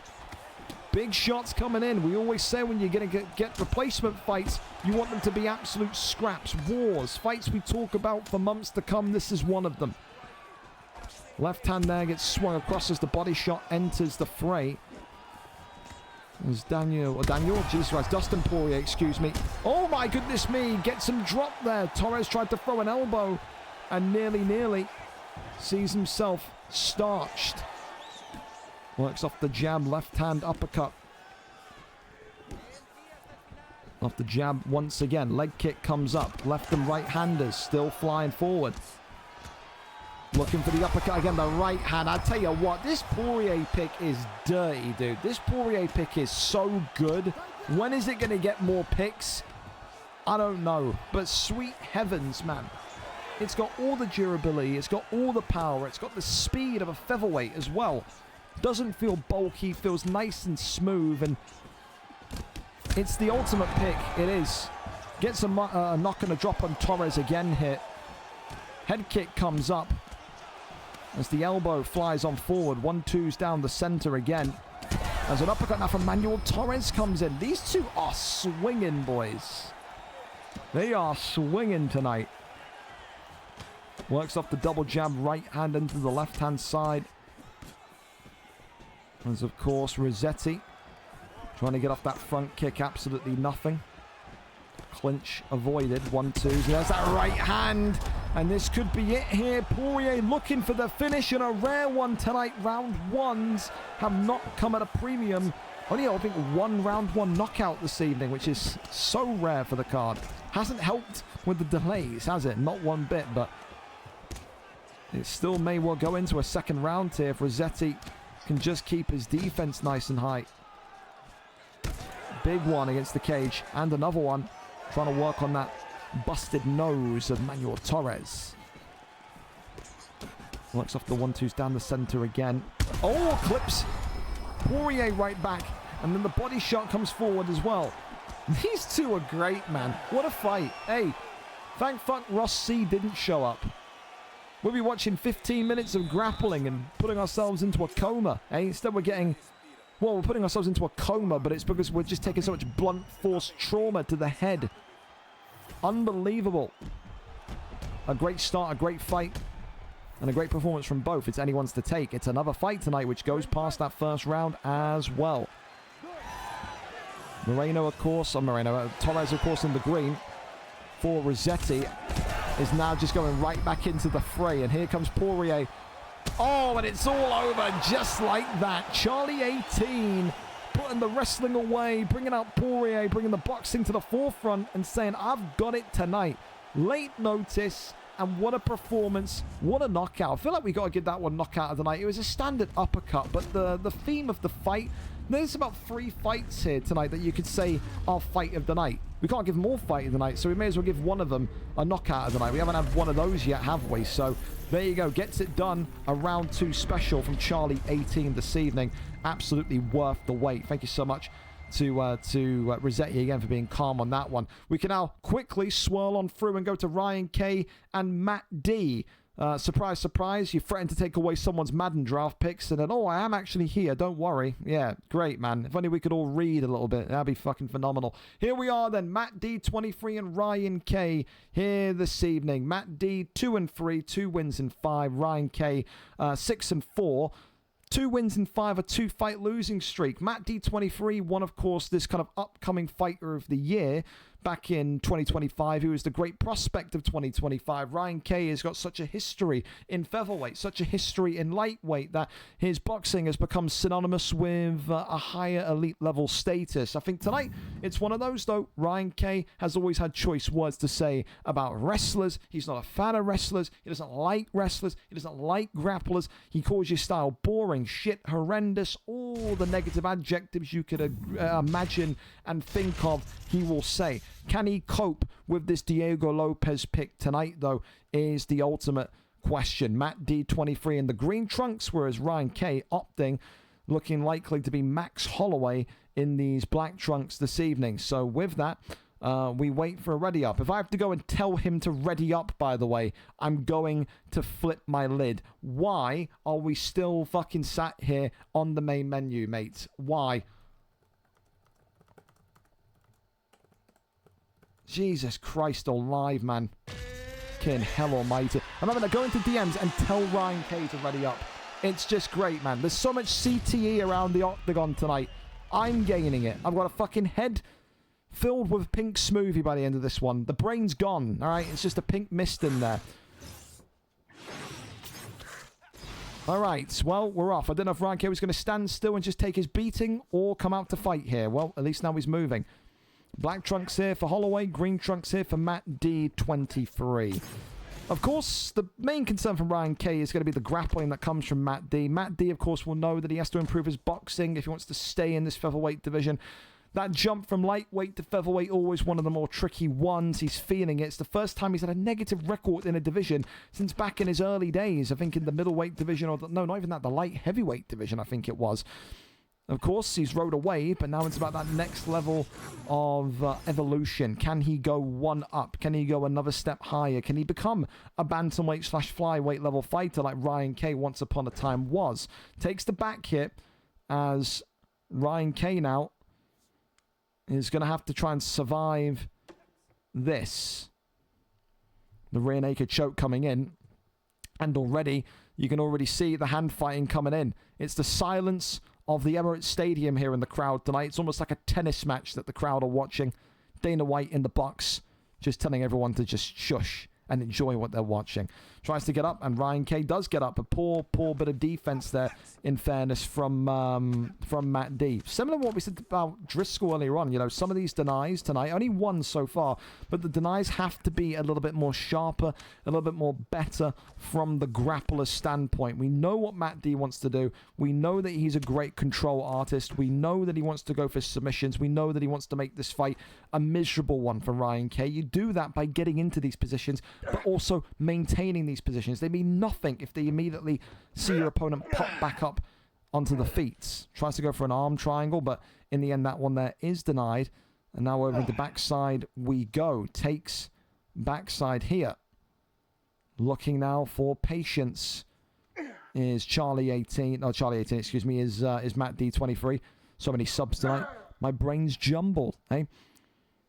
The one thing that Matt D will say is that he will take his time. Of course, he's a part of that. I think he's a part of BOA MMA. I think he is. So the one principle they often preach and they often teach in BOA MMA is don't let the fight feel like it needs to be dictated by anyone else other than you. Keep the fight smooth. Keep the fight slow. Keep the fight composed. And then opportunities will appear. Annoy your opponent to kind of get an advantage. That's the way that some of these ground grapplers, some of these ground wrestlers look at their fights, look at their opponents. Gets back up to the feet. Finds rhythm once again, though. Ryan K now looking to kind of put a beat down on this man that's frustrated him the entire evening. The uppercut there comes forward. Matt D23 is barely taking a shot in this fight, and he's already split open. This is how heavy-handed Max Holloway can be. And this is Ryan K's boxing. I'll tell you this much here. Matt D's a very lucky boy there that fight didn't last another maybe 20 seconds. He could have been down and out, especially since his body was manipulated and maneuvered against the cage. A knockdown into cage strikes could have seen the fight end there and then. Round 2 up and underway. The big question is here, how quickly does the takedown come from Matt D and how long can he keep him pinned down therefore? It's a fantastic, brilliant start from Ryan K though. He's accepted these takedowns. He's not conceded too much damage from them. He hasn't conceded the submission from them. They've been effectively pointless up until this moment. Takes the back though. Does Matt D, looks to drag him down and does get him down into side control. There were rumors, of course, that at one point, you know, Ryan K was going to have the corner of Ken Muir. You know, I think that was definitely a rumor that was floating around when he was fighting for the contendership for the belt. Of course, this is a not really a last-minute fight. Ryan K knew since yesterday that he was going to be competing today. So he's had some time to kind of think about the fight, although he wouldn't. You know, he kind of says now he's a bit of a prize fighter in that sense. He kind of rocks up, he shows up, he puts on fights where they present themselves, and if he gets title success from it, great. If not, he just proves to be an entertainer. That's why he says, you know, I don't want to be like these goths that wrestle. I want to bring a good time to the octagon, and right now finds his way back up onto the feet again. And now this is where Ryan K wants you, behind those black lines, looking to just pressurize you. Grapples, though, with the clinch, takes him, turns him against the cage, and then gets that judo toss. Ryan K, though, gets right back on top. This is not good for Matt D, though. Matt D is not winning this round. He didn't win round 1. Ryan K is effectively 2 rounds up unless Matt D does something that is, going to signal a submission or to signal something that's going to be, you know, a stun or a knockdown if they get back up onto the feet. But for right now, Ryan K, with his defense, with his calmness, looking like the best version of himself that we've seen. He's not rushing, he's not rash, he's not impatient. He's doing everything that he needs to do here. Goes up and out into backside position. Posture up is there with 1 minute and 30 seconds remaining. He's looking to try and get something going here. The back sitting position there again. He's got to move with some urgency, though, man. He's not winning this round. This is what I keep saying. He's not winning this round. And he's happy to look at the clock tick down, tick, tick, tick, tick, tick, and say, all right, okay, I'm going to wait for him to make a mistake and then lock the submission in. Doesn't make the mistake. Ryan K now in a full guard position and now up to his feet. It's been a really, really sloppy one for Matt D, man. It has. And the thing is as well, you know, Ryan K was going to be the kind of opponent tonight that was going to do this. He was going to sit and wait and bide his time in those ground positions. And then he was going to strike like a cobra when he's on the feet with his lightning fast punch work. And right now, there's no answer from Matt D. There's absolutely none. Works off the double jab. Right hand comes across again. Uppercut now pokes forward from Lopez. And Ryan K here just eats a big stun at the end of the round, but it's not going to change the reality. 2-0, 2018 to Ryan K and Max Holloway as things stand. It's got to be a finish now. It has to be a finish. If Matt D hunts for ground game and he hunts for submission, he is going to be playing a race against the clock. You need effectively 2 submissions on Max Holloway to catch him. If you don't get that, then, well, you're in a very, very tough and precarious spot. Takes the back again. This time rides him, but then Holloway now very much in a position of a bit of concern because that rear naked choke and the armbar could be submissions from this position. Ryan K, though, not biting and thankfully finds himself in another prosperous position of control. Half guard gained. This has been maybe the concern at points for Matt D in his meteoric rise from the middleweight, the lightweight, the welterweight division, you name it. He's always been a little bit slow, a little bit timid when the fight starts to get close. He doesn't really know what to do, what to change in the style. And Ryan K now is pressurizing him, but look at that. What a reaction by Matt D, absorbing the shots, and then a bit of Rocky Balboa magic in there, getting a counter that nearly stuns and upsets the fight here from Ryan K. And now look at this. Matt D, 23, has found his hands. A goalkeeper by day, and now a boxer here in the third round this evening. Swing of the miss onto the block from the head kick. Ryan K doesn't need to be so aggressive. I think if you're Ryan K, you got to really game management this fight in that sense. 2.5 minutes remaining effectively. You're up 2 rounds. You don't really need to push the tempo. You can be reactive rather than proactive. Continues though just to look for the opportunity to get those long stick-like arms of Holloway moving. Big shots here again coming forward. Left hand drops Matt D as well.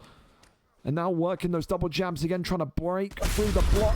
Double drop is secured. And Ryan K, noticing he doesn't want to be in that pocket of Matt D, and then gets right back up to defend himself. And there is a takedown, 1 minute and 45. Time is running out for Matt D here. Arm triangle is in. 1 minute and 30 remaining here. Ryan K got to be careful. And Ryan K now, for the first time, looking in a little bit of trouble. He needs to just make sure that this is prolonged. He does not want to put himself in a position where he gets tapped here. As Ryan K does eat a submission. Well, now we've got a very interesting kind of fight in our hands here. 56 seconds remaining. Lopez knows he's got to try and get a submission off to win this fight. Ryan K has got to be playing defense. There's no need to even transition at this point. Just play defensive. Wrestles him back down. That's great from Ryan K. He's going to escape. And the doctor's going to come in to check Diego Lopez, believe it or not. 24 seconds left. Doc, just let him go, man. What are you doing here? Get out of here. You're Mike Deaning this, bro. You want the spotlight on you, Doc. Get out of here. You and your shit fake tie. Get out of it. Well, 24 seconds. Ryan K's just got to survive it here. Definitely, Matt D has taken round 3. I haven't got too much confidence or faith in rounds 1 or 2. Ryan K just maneuvering backwards, not even looking to throw a strike yet. It's smooth. Oh, wow, and does throw 2 strikes anyway. As this one now swinging at the end, drops him again, and this one goes to a decision. Ryan K late, but late and great. Gets it done tonight by a decision. as Brentford have scored against Arsenal. I'm not surprised whatsoever. That's great. Awesome. We fucking smell, bro. We smell. Congratulations, though, tonight to Ryan K. And just be on time next time, Ryan. That's all I ask, fella. Just be on time. It's an easy concept, isn't it? All right, we keep on going then. Let's go over to Zeus and Jack Frost. If we have these two ready, let's go and see. My opponent isn't responding. Well, John, your opponent has been replaced, so don't worry. So, again, you were probably looking at someone else. If Camille isn't here, then, well, Camille can have no complaints either. I don't think Elevate is on PlayStation either, so I can't even drag him in. So, yeah. We got Guardiola. JM, I'm not answering questions about FIFA at this point. You can just, yeah.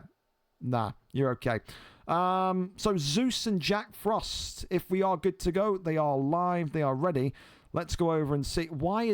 How are people so bad, by the way, at using Discord? Who is this Candyman fella, and why is he making threads in the UFC Discord? Are you broken, buddy? Are you having a bit of a stroke? I don't know. Anyway, let's go to the Jack Frost fight. Everyone's in a bit of limbo here tonight, aren't they? Here we go then. Jack Frost and Zeus tonight. Zeus coming in with a 10-8 record, 1 win and 5. Jack Frost 3-4, but is on a 3-fight losing streak. It has to be now or never for Jack Frost. Time is running out. You kind of get, 1 or 2 more losses here in this division. You're going to be talking about relegation into that kind of beginner division. From a once great prospect of this division to nearly beating Oni J, if it wasn't for one mistake, to now being potentially in a bit of a relegation scrap. It's one of those tonight. Here we go. Tyron Woodley, Anthony Showtime Pettis on the books for us here tonight. Glove touch, and we're off. The red trunks of Woodley, the black trunks of Pettis. Red for Zeus against the black trunks of Jack Frost. Both of these two in poor form in this division and need to find a way to kind of get through another month in this middle division. Of course, for Zeus, he is a predominant wrestler. Doesn't really have too many highlight reel finishes to sing home about, but he can control fights and he can do exactly this for 3 rounds. If Jack Frost wasn't ready for a wrestler tonight, then he may well be about to scratch his head and say to himself, how the hell do I beat this? What do I do against this guy? So on his night, Zeus with his denies, some of the best in the business.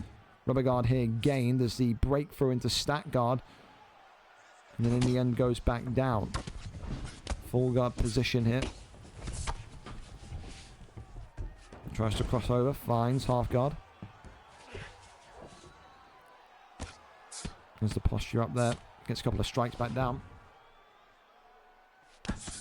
Works the body shot.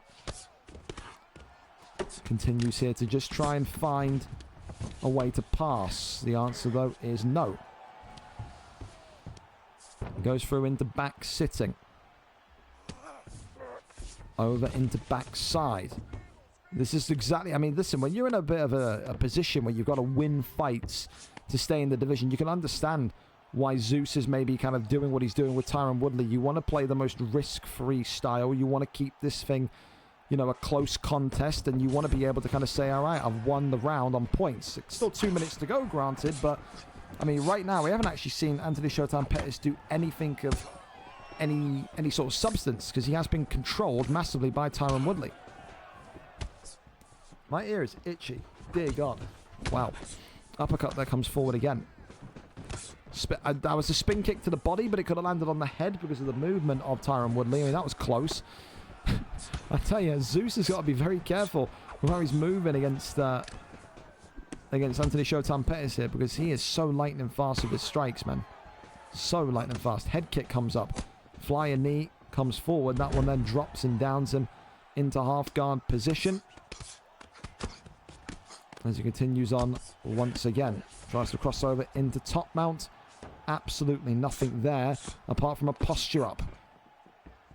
I thought maybe Pettis was going to stop the transition, but again, a couple of times tonight, again, defensive and offensive, sloppy. I think, realistically, maybe my expectation is too high, but I feel like now in this division, middle division, you're not talking about the elites, but still middle division, you should be able to know when a posture up from top mount is coming. You should be able to stop that. It didn't result in any damage, thankfully, but again, things that are sticking out as a little bit sloppy here and there for some of the fighters tonight. Round 1, clear as day. It's a Zeus round. It's not going to be a fight that you sing home about and say, this is going to be fight of the year. This is going to be the most entertaining bloodbath possible. But Zeus is doing enough right now to win this fight on points. Maybe save himself another month in this illustrious division. Right hand comes open as Tyron Woodley gets right back into the firing line of Pettis and says, I can win this matchup, this battle. Absolutely can. Swings around, gets the takedown. That one there succeeds.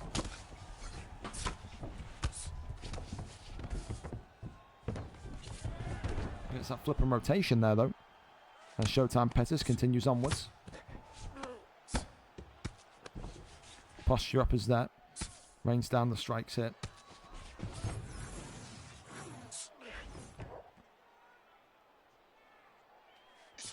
I just need to see something from Pettis to give me indication that he knows how to cope with this, because, again, Pettis is not going to generate the same level of damage that Tyron Woodley is. And I think if you're Pettis, you can't stay down here with Tyron Woodley for another 3.5 minutes.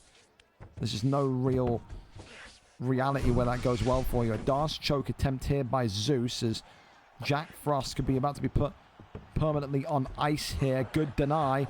And the Darce choke is in. Only a small segment, though, of that purple bar, about maybe a quarter at most. But he does take away that stamina regeneration on Jack Frost. It's a very surprising, because we have not seen Jack Frost be held in this way, dominated in this way, ever, in any of his fights. Even the fights that he's lost recently, at least they were back and forth. There's been no back and forth in this one here tonight. Zero. It's almost like Jack Frost and his Pettis pick have, I don't know, almost kind of succumb to fighting the style that Tyron Woodley wants to fight. And I think when you control the style and the fight being on the ground so often, if you get sucked into that, and if you end up kind of, you know, falling into that trap, it's going to be very unlikely you win the fight, especially with Showtime Pettis as the kind of ground wrestler. Body shot there comes in. So the right hand swings across, spin kick there to the body. As again we keep on flying forward, Tyron Woodley with the teep kick. Body shot there comes forward once again. And there you go, that dump takedown lands. 45 seconds after round 2.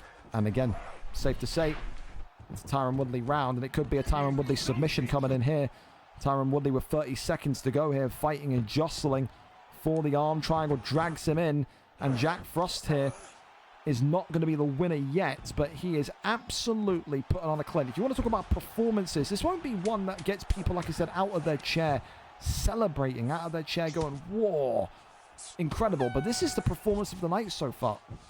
I have never seen Jack Frost be handled in this way, where there is absolutely nothing there for him. 2 rounds to 0. Pettis in the black trunks here needs a... I mean, he doesn't need just a big round 3. He needs a ginormous round 3. This is a make or break round. You need a knockout, you need a submission, or you're condemned to 4 losses in a row. Shows you how quick fate can change in this middle division. Oh my good heavens almighty. Tyron Woodley in trouble now. You ask and you shall receive. And look at this, a guillotine choke hit. Attempted, a takedown attempted now by Tyron Woodley, and right back into the safety zone of half guard we go for Tyron Woodley. That one there is denied. The posture up is there. Over into side control. Works the strikes hit. Fakes the left and fakes the right. Continues to work shots to the body here. Goes upwards. Rolls through. Now has the leg. And then gets back into side control, and now full guard position. Full guard, sprawl position, excuse me. Back sitting aside. This is all great though from Jack Frost if it was round 1. It's round 3. He's playing kind of twister on the carcass of Tyron Woodley when he just got a huge knockdown. I think he's got to keep this fight standing. Your aim, if you're Jack Frost and Pettis here, is to deny every takedown, pop right back up if you do get taken down, and starch him. There's no way you can even be imagining to think about wrestling. You just can't. Every time this fight hits the canvas, it benefits Zeus massively. It does. 2 minutes left. A duck there on the jumping switch kick, but Tyron, Jesus Christ. I mean, he just ate that spin and then just kind of threw a head kick in the wind. Didn't really get a lot of damage on it, but fair enough, man. Head kick again, Jesus.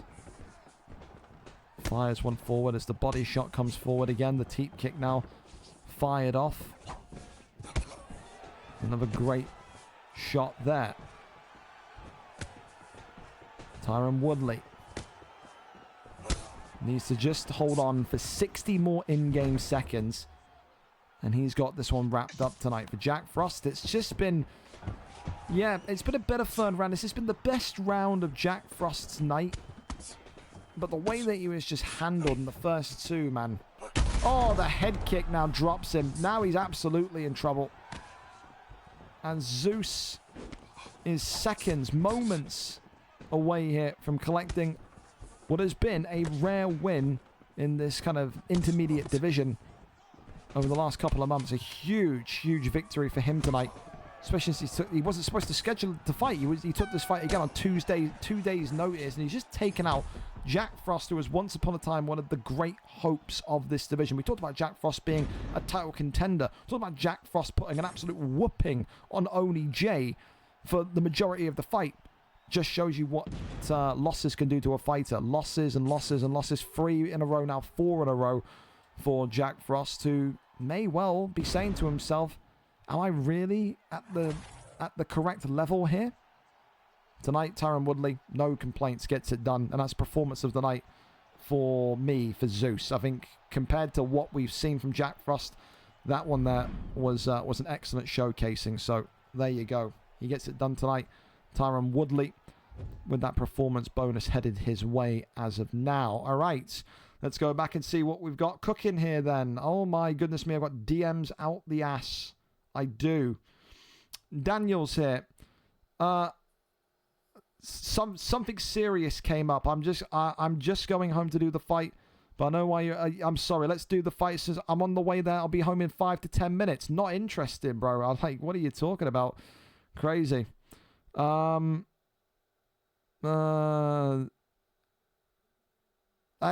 OG Mud skips today, then yeah. If OG Mud skips today, I'll be cut, dude. And then when he's begging to come back on because he's view botting to his fucking followers, then he can do that. I would say, by the way, because I know you're listening, Mud, you got to be very careful with that view botting shit. Because Twitch will check that when you apply for partner. Because I was in there when you had 108 viewers the other day. No chat movement. All of the fucking accounts in the chat were literally robot names. You got to be very careful the shit you're pulling over there. Because you can get permanently banned for doing that, by the way. So, take that advice. Don't take that advice. But you're playing a risky game with that shit. You are. And you know what you're doing. You're not stupid, but it's a very risky game. Rupert and Delito, and then we'll flip the fights back around again. We may as well get these two going because they are on time. Rupert and Delito tonight then coming up. Rupert, of course, 7-5. Coming on with 4 wins from 5. Delito, of course, 2 wins, 1 loss, 2 wins in a row. Looking to go and make it 3 wins in a row here tonight. He wants to challenge for the welterweight belt as soon as humanly possible. If he is to do that, he needs to beat Rupert, who has got such a strong history in this division. We go over and up to it. Rupert is our cameraman here tonight. Let's go and see what we've got here. As for my football club, it looks like it's going to be a draw against Brentford. What a disgrace. Shocking. We're title challengers, though, remember. McGregor and Masvidal here tonight, then. It's an all-strikers affair. It's an all-strikers delight. Let's see who comes out top here in this top-end welterweight clash. We're there, we're ready, and we're set to go here this evening. Green trunks for McGregor, red trunks for Masvidal. Of course, the big thing here tonight is, can Rupert keep himself in a serious mode, a serious trance, I would say, to compete here. The big thing that has stopped Rupert from being so great not only has been inactivity, but has been almost the kind of joyousness that he brings to the octagon when he fights. You know, this guy will sometimes show up and do the most crazy, stupid things, and when you ask him why afterwards, he'll say it was just a fun fight, man. It was a fun thing to do. As of right now, Masvidal targeting that soft underbelly again of Conor McGregor. That's the big kind of bonus that we've said to people over the last couple of weeks now, is that if you can get in there, get in tight against McGregor, work that midsection inside the pocket, it will greatly reward you as the fight goes on. Uppercut there, swings forward as Masvidal goes for that head kick upstairs again. Pulls on backwards as McGregor still edging towards Masvidal. Pulls that one back. Elbow there comes in again. Right hand, left hand. Got to try and work the 1-2s towards him. Delito. Got to make sure he's just keeping himself composed enough. The left and right handers, though, is great. Comes up once more. Uppercuts continuing now to land and throw is Delito. And Rupert making sure and they can just find that execution shot, because this is the type of fight with the fight picks and McGregor and Masvidal and the way that these two are just not backing up. This is one tonight where realistically you cannot take a back step. And if you do take a back step, maybe that's the kind of signal for your opponent to march on down and just pressurize you, put you in a blender. Right hand goes across. Uppercut there, swings forward. Oh, the body shots, yeah, there it is again. It's the body uppercut that absolutely stings him. Flying knee comes out again. Uppercut.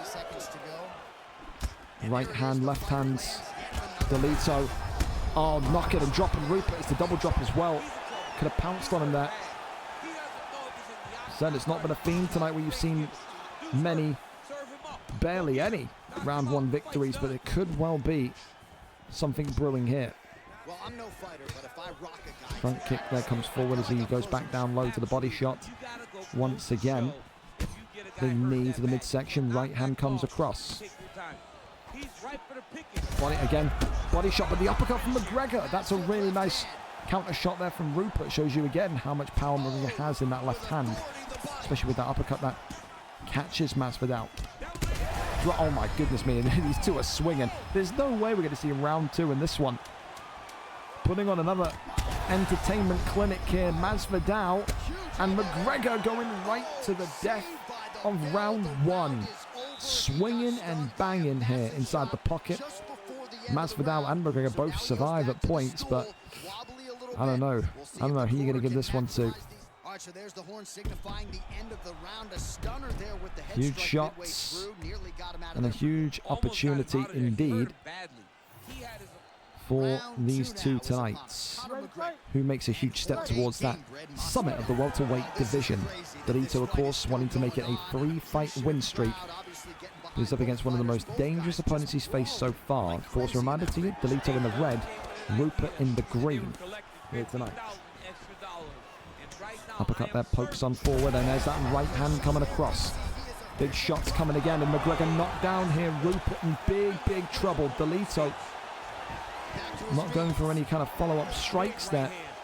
Doesn't really need to be worried about Rupert's ground game as McGregor does see, but just wanted to start this fight, or end this fight where it naturally started, which was on the feet with that hand-to-hand combat. Left-handers coming across there. There's the right hand, drops him again, pops him down, rains down the strikes. Not really. Head kick still being thought about, teased here. Thank you so much as well for the sub here tonight. Appreciate you. Teep kick sends him backwards. Well, he should have done it, didn't he? Connect. EA Sports, it's in the net code, eh? Great upper body movement defensively, slips another goes upstairs again, goes back down low to the body. He hasn't been a world beater, but defensively he's been strong tonight. Left hand. Oh, what clipped McGregor? Was that the, oh my God, sweet Jesus, Alabama. It's a knockout. I don't know what clipped McGregor to stun him. Was it like a rear uppercut? I don't know what that was, but for Jorge Gabriel Masvidal and Delito tonight, are we going to see the... No, I don't even get to see what stunned him at the beginning, but I mean, a great kind of fight between those two again tonight. And again, We saved the best fights for effectively last. Delito gets it done by round 2 TKO. A bloodbath of a matchup there once again. Congratulations to Delito. We already said we're going to be 20 minutes behind tonight because of these the stalling techniques that we've had from these two. Camille is here and ready to go. So we're over and up to it. Camille, without further ado, right into this one against Jon Snow. He comes in tonight against Jon Snow after a bit of a change in pacing. Camille was not expected to fight tonight, but after, again, it was revealed that Trench Train was actually the banned racist Spidey who had lost in his last fight. We made the decision to pull that fight and make a kind of a rejigging of the fight card. So Camille tonight 8-4, 4 wins in 5, coming up against Jon Snow, who is 1-0 and looked phenomenal in his last couple of fights. So here we go then. A big thank you to Camille for getting on quickly. And also a big thank you to Jon Snow for being patient as well, ever so slightly late this one. So here we go then. Brentford and Arsenal have drawn, man. Oh, God. Oh, 4 points. Shoot me dead. Shoot me dead. Thank you as well to Whimpering Ian and Nightfall for the sub. Nightfall, you better go collect your boy and make sure Mud shows up tonight, by the way. Because if I'm not hearing any of these fucking cringy bullshit apologies that he sends me my way if he threatens to skip the fight like he did to Maxi. Thank you to Shadows and the Flash and Chaos as well. Appreciate you. All right.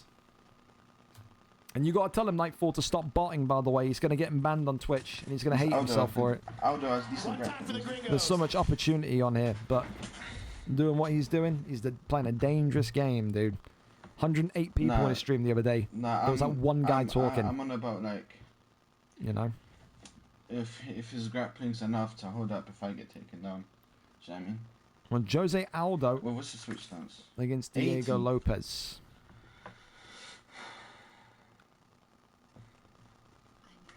No, I'm on about, like, because, you know, open stance and closed stance are very different for... I mean, can we fight tonight, or are we just going to look at the star ratings of Aldo? What's going on? We're going to sit here and do a 1,000-word essay about why Aldo's the correct pick? What's going on here, Camille? We are 20 minutes behind. I would just like to see a fight at this point. He said my ground game sucks. Let's just stand. No, I'm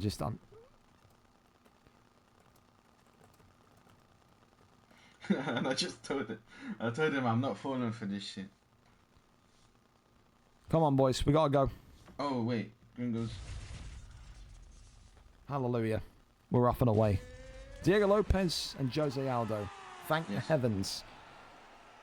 We've actually recovered this quite well. I was really fearing we were going to have one of the old day cards where it's like 40 minutes behind. Keep me as a replacement option. But alright, here we go then. Jose Aldo, black and white trunks tonight for Camille. Whereas Diego Lopez is in there with Last Christmas 88. Now that is a name, Mr. Jon Snow. I can't even slip it. That's fantastic. Well, of course, there was a lot of kind of umming and ahhing there. You heard in the corner from Camille. Again, late entry into the card. Said, I don't know if this guy's ground game is going to be good or if it's going to be bad. He was looking at the switch stance of Aldo. He's going, is it the correct pick? Is it not the correct pick? I guess only time will tell. Card tonight in which you kind of need to use all your wherewithal, excuse me, and make sure that you kind of understand when to put the pressure on and when to kind of go towards your opponents. So far, Mr. Jon Snow, or Last Christmas, saying here that I am ready to grapple here like all the great Diego Lopez picks do. He believes, as Jon Snow, that he can go all the way in this division. Rains down a couple of strikes here, absolutely nothing. You have to wonder as well tonight what Camille's coach is, will be telling him. You hear in the background he's talking to somebody that he gets the back flat. That's not a good position for Camille to be in, but he does defend himself brilliantly there. Back flats him once again. Rains down a couple more big strikes, but not really too much there to see. And he's exploiting. Well, he's saying you can't deny it. Well, that'll be one that gets VAR'd. And if that is the case, then it could potentially, if it leads to a fight-changing incident here, he could be disqualified. His stamina's getting lower and lower. So I don't know. I'm not a UFC expert like some of you nerds in the channel here that play this every single day. But there's concerns there of an exploit from last Christmas, who was getting the back mount pretty easily, in fairness. So we'll let the experts in the chat kind of make their decision on that one. It's fine. We'll review it, of course, when it comes to it. The good news is that he hasn't suffered any damage or any submission from it. I don't know why it's... Continues to push forward there. There's the uppercut that clips on. As, again, Jon Snow now right back onto the feet, looking to try and get some of that Diego Lopez range going. Goes for the uppercut. Back down low. Left hand, right handers. Continuing here for Jose Aldo. My head health is getting really low. So his head health is getting really low. I wouldn't say really low. It's kind of standard in the round one. Really low is a stretch, but maybe that's just the anxiety of the fight. Round one in the books. I know why. I'm gonna turn it off quickly, bro. All right. Well, he's talking to his coach here. And he's turned the mic off, so we've lost Camille comms. That's what we can say on that one. So now we're purely in the octagon once again. With just the fight sounds here tonight. Second to last prelim fight of the evening. If we go back to that General Bean fight, which we would do right back at the start of the evening. Will it be Dane? Will it not be? The reality is, the kid probably ain't fighting on the main, or fighting on the card, live card ever again if it's Dane. To be 2 hours late? Yeah. Kind of fucking stupid from you, my son, but there you go. Goes over into backside as the strikes coming on down. The get up that time, though, is denied instantaneously. There's now a posture up coming forward again. Rains down a couple of big strikes as Jon Snow last Christmas is just holding him here in backside. Great backside control as a strike combination just about creeps through, but Jose Aldo gets the flip and rotation. And now we get to see what Camille can do in these positions. Remember, Camille, once upon a time, was kind of at that kind of summit, the peak of that intermediate division, that middle division, if you want to call it that. Didn't stay there for too long, and when he had the opportunity to move up, bro, and take a title shot, he did. He asked for it. He wanted to be in this elite conversation, which is admirable. But in this elite conversation, this elite division, there are also other elite fighters. And so far, last Christmas has been doing quite nicely. Apart from maybe that spell where you could say, did he exploit, didn't he exploit? But I mean, the boxing has been clean and crisp. I think some of the denies and some of the control in the wrestling has been fantastic, especially that side, that backside control we saw at the beginning of this round. And right now he's using that reach, that length of Diego Lopez to just kind of take the fight to him. Continuing to walk forward, swing and a miss there on the body strike. Front kick comes off. Uppercut there again. Shoots the takedown. Tries to get that left hand moving. Left hand there again. Goes up and underneath.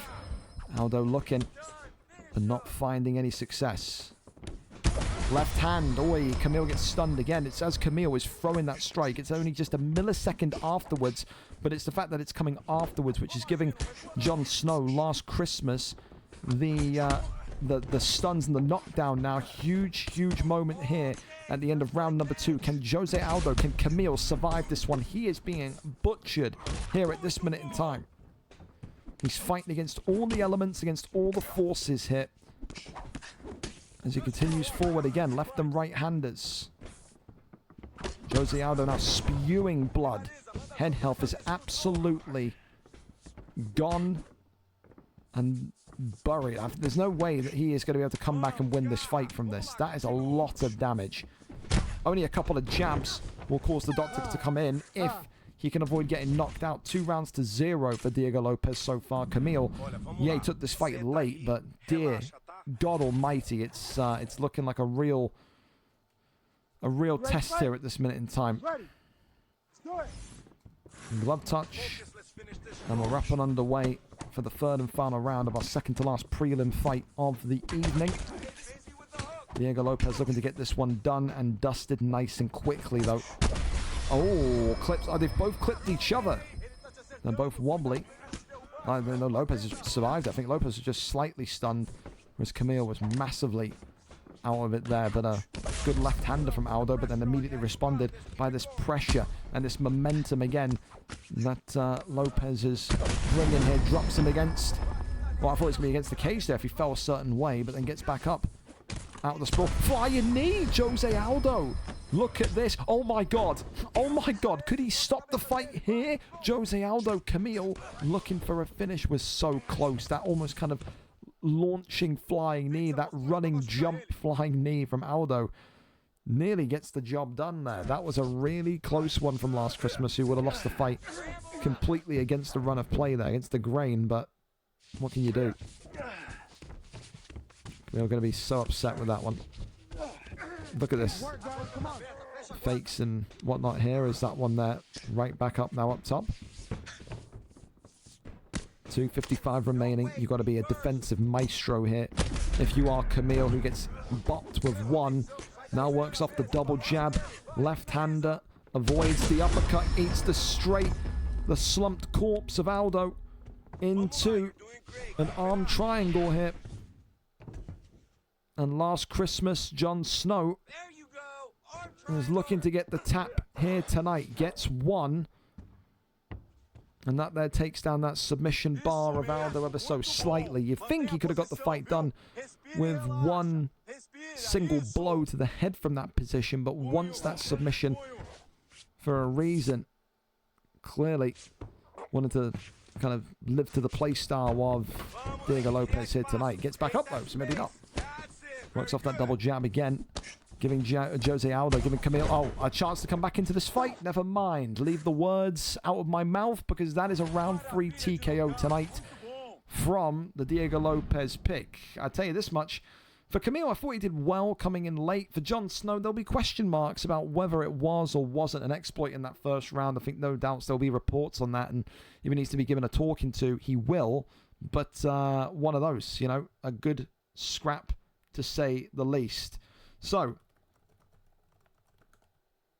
we will wait and see what it's going to be from here. Okay. We'll see what Ben's saying. Let's see what we're doing here then. This Daniel kid, if he says he's not ready, I'm kicking him. He said, give me...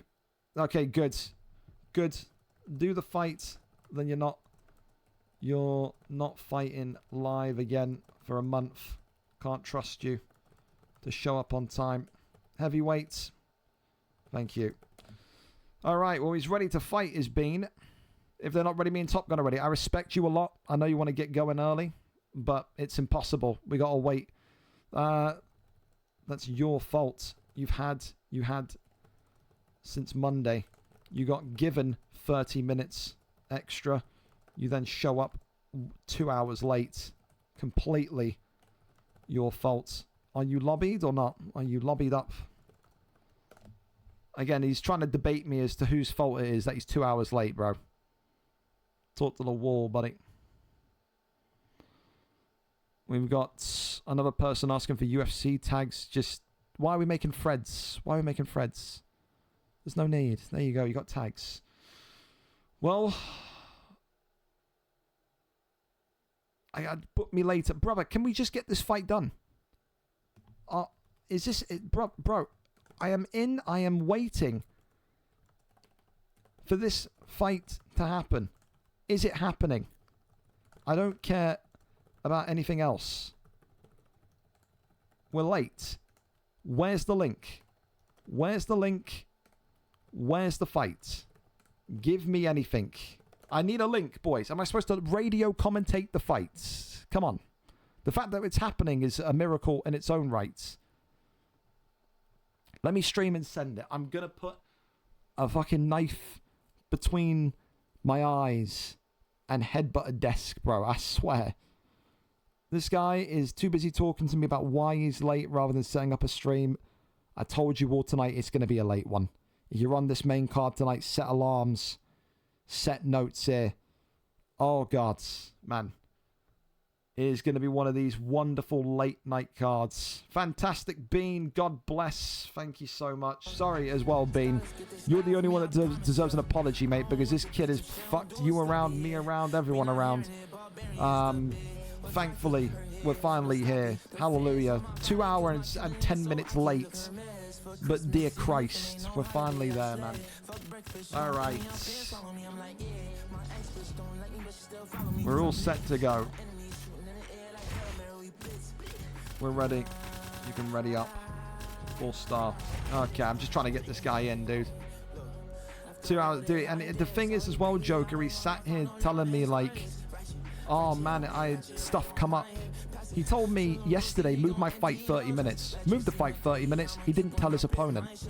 It gets to 30 minutes later, no sign of him. An hour and 20 minutes after the 30 minutes, he's then alive, telling me why he couldn't make the fight time. It's all good. The fight's happening. Late, yes. He's not getting kicked from the league, but he ain't fighting live again for like a good month. Until I can trust you to make a time, you fight unstreamed. That's just the way it's going to be. That's the way it is. Here we go then. Finally, 2 hours and 10 minutes later, Pavlovich in the red, Derek Lewis in the blue. This Dane guy is giving it all of this, man. He's the greatest, he's the greatest. If only he had half the ability to read a clock and show up on time, he may well be a champion already. Who knows? General Bean tonight, of course, in the red trunks. There's Dane in the blue trunks. I think Bean's going to be pissed off, rightfully so. It's never fun to be fighting this late when you maybe make plans to do something, play something else, but we're here, and this is the situation that we find ourselves in now. For tonight, Bean just needs to make sure that he can stay focused and get this job done here. If Derek Lewis manages to get a knockout, I can't lie to you, it would probably be one of the most unfair things in human history. Including some of the stuff I've seen on the main card. This is categorically 2 hours and 10 minutes late. The fact that he has survived getting cut is one of the most mind-boggling and lucky things I've seen. So I think if you're Derek Lewis tonight, just enjoy being in there, because holy fuck, man, you really, really risked that one. You really did. Posture up as there as we rain down the strikes. Big shots coming in. We're not going to be doing the build-up with the trailer for the main card because we're late. Again, doing all that adds an extra 5-10 minutes. The whole thing here is just going to be ping the Discord, announce we're doing the main card, and get you guys going straight away. So don't worry, there's not going to be any kind of waiting, delaying, or any of that stuff. We're going to go straight into the main card after this one tonight, because I know you guys have got places to be and other stuff to do. So again, I apologise on behalf of the some of the guys here, including Dane, that can't read, show up on time, whatever here tonight. It's been one of those. We haven't had a card like this in months. Just our luck here. General Bean there, having the arm extended. Sergey Pavlovich there, turning red in the face, as this one could be coming towards its conclusion. Posture up is now good from Derek Lewis. Rains down the strikes, and this one here is it over? Not quite. Bean here stuck and locked, and the reality is as well for Dane is it's going to be unstreamed fights for a month, and I think as well you can probably say he's going to be moved out of this heavyweight division as well. Seeing these denies, yeah, not too sure about that one. Will only go to make the misery of General Bean that much more annoying. And we're not even finishing the fight. He could have finished the fight there. He says no. Every single time he does that, I'm moving him one division higher in my head. Bank on that, by the way. Dane continuing to just kind of block up and protect himself. Clinches, left hand comes across as the elbows there skirting by once more as well. Left hander coming forward. Dane looking for some sort of push here, but no, he's happy to just sit there and block thin air. I don't understand this. You're 2 hours and 10 minutes late. At least have some respect for your opponent when you can finish the fight. No one's impressed, Dane. No one's impressed. Everyone here on the card's actually booing you because of how late you are. Your thing should just be to be as inconspicuous as possible. Get in, win, and get out and say nothing. That's what I would be doing if I were you. Any kind of showboating or prolonging the fight, it's just a silly, pointless exercise, isn't it? However, it does open up the door of possibility for General Bean to come back in and potentially win this fight. As I said, that he gets knocked down. Commentator's curse is undefeated. Yes, it is. Big knees hit to the dome as, again, General Bean retreating. Swings on and around as the left and right handers continue upwards once again. Swings with the right hand as General Bean.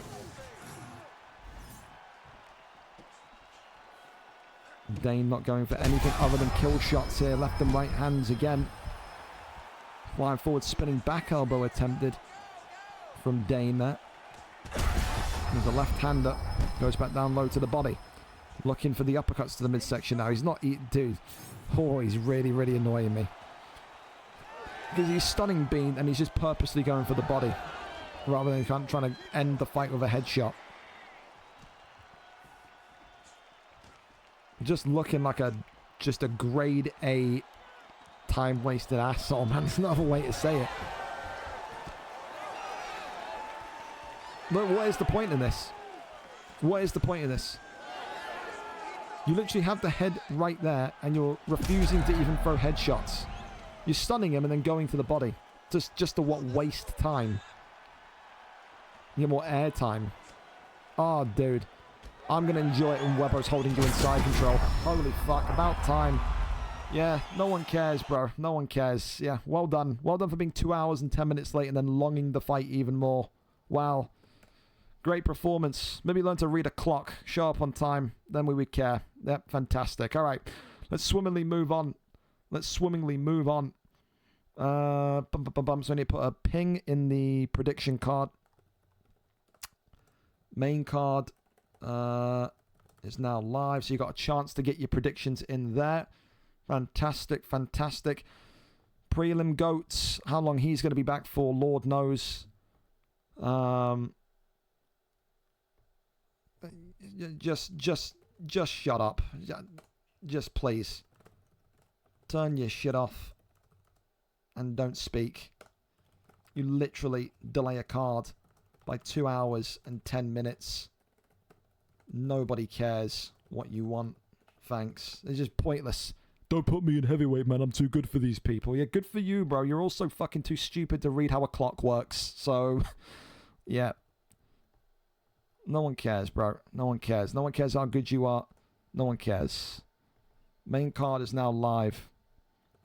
Main card is now live. So we're not doing any intro. Just going to go straight into the fights tonight. I'm solo as well when it comes to the commentary tonight. So you've just got me to deal with. Apologies. I tried to get Keza on, but his Wi-Fi is fucked apparently. So what are you going to do? Yeah, one of them. Did I delete the poster? I don't even have the poster anymore. That's fine. We'll just put the main poster in. There you go. Fantastic. Oh, just shush and leave if it's a problem. Thanks. No one cares, bro. Oh, I had something come up. No one cares, bro. No one cares. Not a single person cares. All right, listen, we go over to our first fight, the main card tonight, after the horrendous delay from the American man that can't read a clock. It is Top Gun 2 Skywalker against OFE Joker.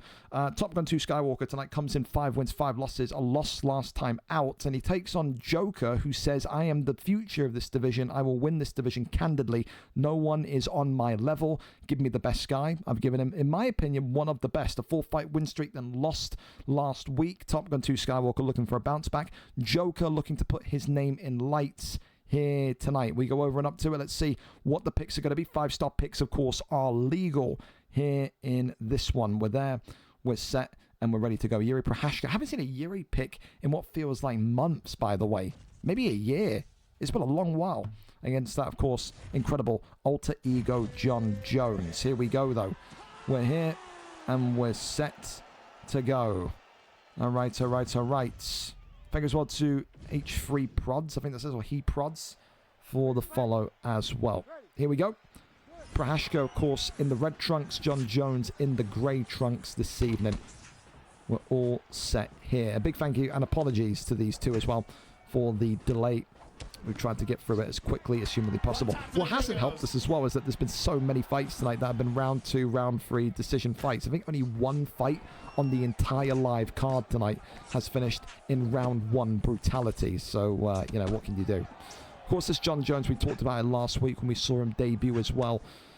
A lot of reach, a lot of length, but apparently incredible amounts of power, incredible clinch. I think this is the one that someone said we have him with 100 clinch.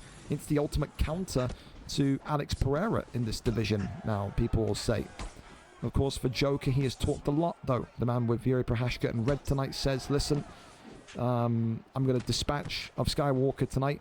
I like him. Good kid. Can't trash talk him. He's too much of a nice guy, but I will make the level difference known. I will make the quality be felt, and you will have no choice but to give me a heavyweight opportunity in this division. Skywalker has remained silent. He says, I'll do my talking in the octagon, in the cage. And with that, of course, it allows him to kind of express himself in that way. And again, a big shot there from Prohaska lands. And again, just a general reminder, lads, yes, we've had delays tonight. My standpoint is simple, you know. You guys are not stupid. Some of you act it, but you aren't, right? When you get your fight time booked on a Monday, you have no excuse on Thursday, the day of the card, to then show up 2 hours and 10 minutes late and tell me, oh, I didn't know, or I had something planned. Just use your head, boys.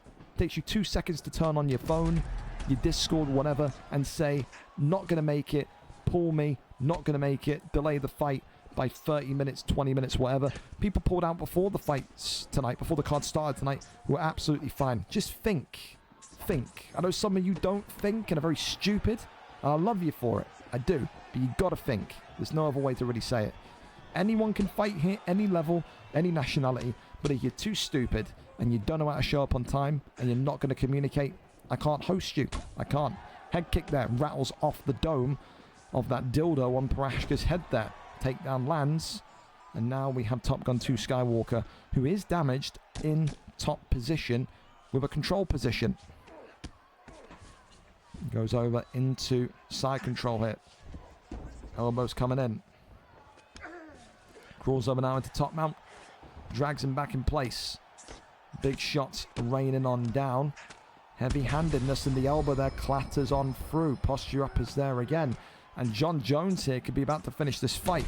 Again, if OFE Joker wanted to impress us, this ground game is not it. As Top Gun 2 Skywalker gets it done in one tonight, there may well be a humbling in order for OFE Joker. He said he was going to put a statement out tonight. The statement is, you're not ready for the heavyweight championship of the world. Top Gun 2 Skywalker, one of the best in the division. I stand by that. And tonight is grappling with that Jon Jones pick in particular. Proved that statement. Great fight from a great fighter. And again, a big thank you to these two tonight for keeping so calm and chill about those delays. Congratulations to Top Gun tonight. Huge victory and performance from him. Up next, and we keep on going to Jazz Cox 69 and Creativity. Jazz Cox comes into this one 13 wins, 12 losses, 2 wins in 5. Creativity continuing to knock on the door and saying, get me out of this middle division. I want back in with the elites. 6 wins, 1 draw, 4 losses, 2 wins in 5. Looking for his first win streak, get this, in over 3.5 months. Can he do it tonight against a former champion in Jazz Cox? We go and find out. 2 elite level strikers on their day. We go over and up to it. Creativity is our cameraman live here tonight, or so we think. He's not live yet, but he will be, you'd imagine. There we go. He's just gone live as well. Fantastic. All right then. Is Twitch gonna show him as live? There we go. Refresh did the trick. Here we go. Big thank you to you two again, and apologies to you two again for us being late tonight. Again, if I could glue people in their seat and get them here on time, I would. Carlos Prates. Interesting pick. Carlos Prates, 4.5-star welterweight on the main card. I mean, there's better options in welterweight now. Leon Edwards, of course, the other side of things. You've got 2 sharp, heavy-hitting strikers here this evening. 2 incredible fighters controlled by 2 incredible players. Both of these 2 vying for their opportunity to rise up the divisions and go and join that elite level status. Carlos Prates in the yellow today for Jazz Cox, whereas Creativity in the red trunks with Leon Rocky Edwards. Both of these 2 have slice and dice mechanics in their elbows, in their fists. They can cut you open, they can make you bleed, they can do everything on the feet. But we've also seen fighters before come in with this Leon Edwards and grapple themselves to victory. It could be the way that some people look to go for the victory with Leon. I think, though, tonight we're going to be talking about the ultimate stand and bang affair between two highlight reel level fighters. Creativity, so many performance of the night and fight of the night candidates. Jazz Cox, again, 25 turning 26 fights here tonight in the PlayStation division, has been a highlight reel hitter for so much of his career on PlayStation. He'll be adding to add another name, another big resume to his resume, excuse me, here tonight. Of course, movement is the biggest key factor in this fight. Two fighters in Carlos Prates and Leon Edwards who rely on positive movement and, of course, those kind of side strafes to get them in a position of victory. If you can move your guy in a way which concerns your opponent, if you can pressure, if you can just stay inside the pocket while also being evasive, you can win this fight in a pretty dominant fashion. These two have knockout power. Swing and a miss though on that one. There's a good bit of movement. Sways round. There's a flying knee. Carlos Prates, Jazz Cox, who was once upon a time named the best boxer in this division, is now teeing away on creativity. And again, you know, I love to get that fire going in fighters like creativity. He was moved into this division. He was not happy. But my job here is not to make you happy. My job as the matchmaker, the guy balancing the divisions, is to make the divisions make sense. It didn't make sense for creativity to be in that top level with the losing streak he was on. It fired him up, and we've seen the creativity of old in the last fight. He looked like $1,000,000, didn't he, with the way that he fought last time out. Win here today, first win streak in 3.5 months. You're pushing towards the title challenge. Everything starts to look completely reversed, and that's what you need. You need creativity being at his absolute most confident if he wants to zip back up to that top level division. For Jazz Cox, he's always had this kind of, I think, reputation in this middle division of being a guy that can outbox anyone. But when the lights get bright, when the opportunity is a big one, can he actually, why is my chair not moving? Can he actually be able to kind of, you know, pass through that barrier? Can he beat the top name guys? Can he beat the guys that go on to compete in that elite division? Tonight it's going to be asked again, because creativity is, I think for me, one of the best fighters that he's faced so far in those 26 fights he's had. Left hand though from Leon Edwards is really nice, but an elbow right back shows the sharpness of Carlos Prates. Round one in the books. We're going to need to see the scorecards on that one. That's going to come down to, of course, significant strike totals here this evening. Leon Edwards, of course, getting a good shot at the end, but it was that flying knee in particular that was really nice. 17-12, Jazz Cox with the significant strike advantage, with the stun. Got to give that one to Carlos Prates. Yellow trunks tonight. Jazz Cox up and very much enjoying his time in there. For creativity, it's also a thing about, you know, potential ego, potential, you know, overlooking of opponents. You know, when those kind of big names go into that middle division, do they start to get a little bit complacent mentally? Do they think, well, it's the easier division, I can go in, I can half-ass it, and I can win the fight easily? No effort, no stress. If maybe creativity came into this fight tonight thinking that, well, he's been proven absolutely wrong here. Because I'll be honest, I'll tell you what, that uppercut's nice, but leg kick there back from Jazz Cox. I think before that stun, every time I'm about to say something big happens. Before that stun, I'd probably say it's the best performance I've seen from Jazz Cox so far in a good 2.5, 3 months as well. It just comes down to being aware of those combinations and being aware when that kind of torpedo-like power strike from Leon Edwards is going to come forward. Creativity does have fight-ending power with Leon Edwards. Superman punch there comes forward as the left hand reopens the wound even more. See, now looking to fish for body shots as well as he's exiting the pocket. I can understand it, but it plays a very risky game with the uppercut as the right hand from Leon Edwards now opens up, excuse me, the wound on the right side of Carlos Prates' face. Shoots the takedown and gets the land. Here we go. There's that Leon Edwards wrestling we were talking about. 2 minutes now to hold this position and effectively do something great. You want to get him into side control. You want to get him into a position where you can start to inflict damage. Maybe not someone like backside necessarily, but hey, if you can get that slice and dice damage that Edwards brings, why not? Tries to go for the potential armbar here. Maybe a sweep. No, gets up instead. Okay. Goes back down low. Uppercut was attempted as the Superman punch. He's loving that Superman punch, by the way. He is loving that Superman punch, is Jazz Cox.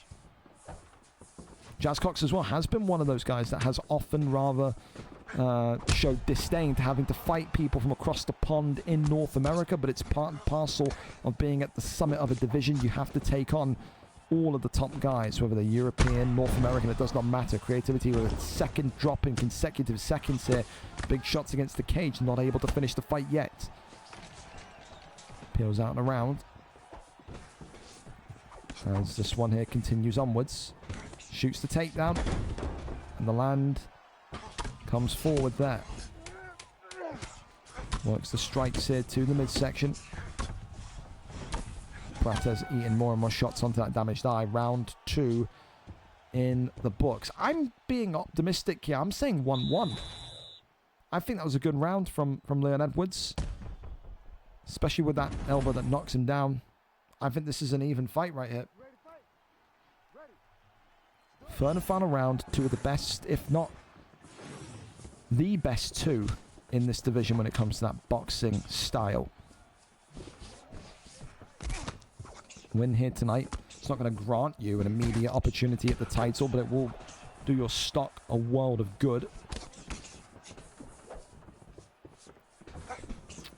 Right hand being looked for. Still absolutely nothing here. Being teased. Swing and a miss once again. Body shot, right hand. Swings around. There's the uppercuts. Big knee to the midsection again. Flying knee. Oh, it's missed. It's the net code of EA. It was on target, but it's just not connected. Oh, no. Jazz Cox it. Now being chased down. The clinch into the elbow. Left hand again.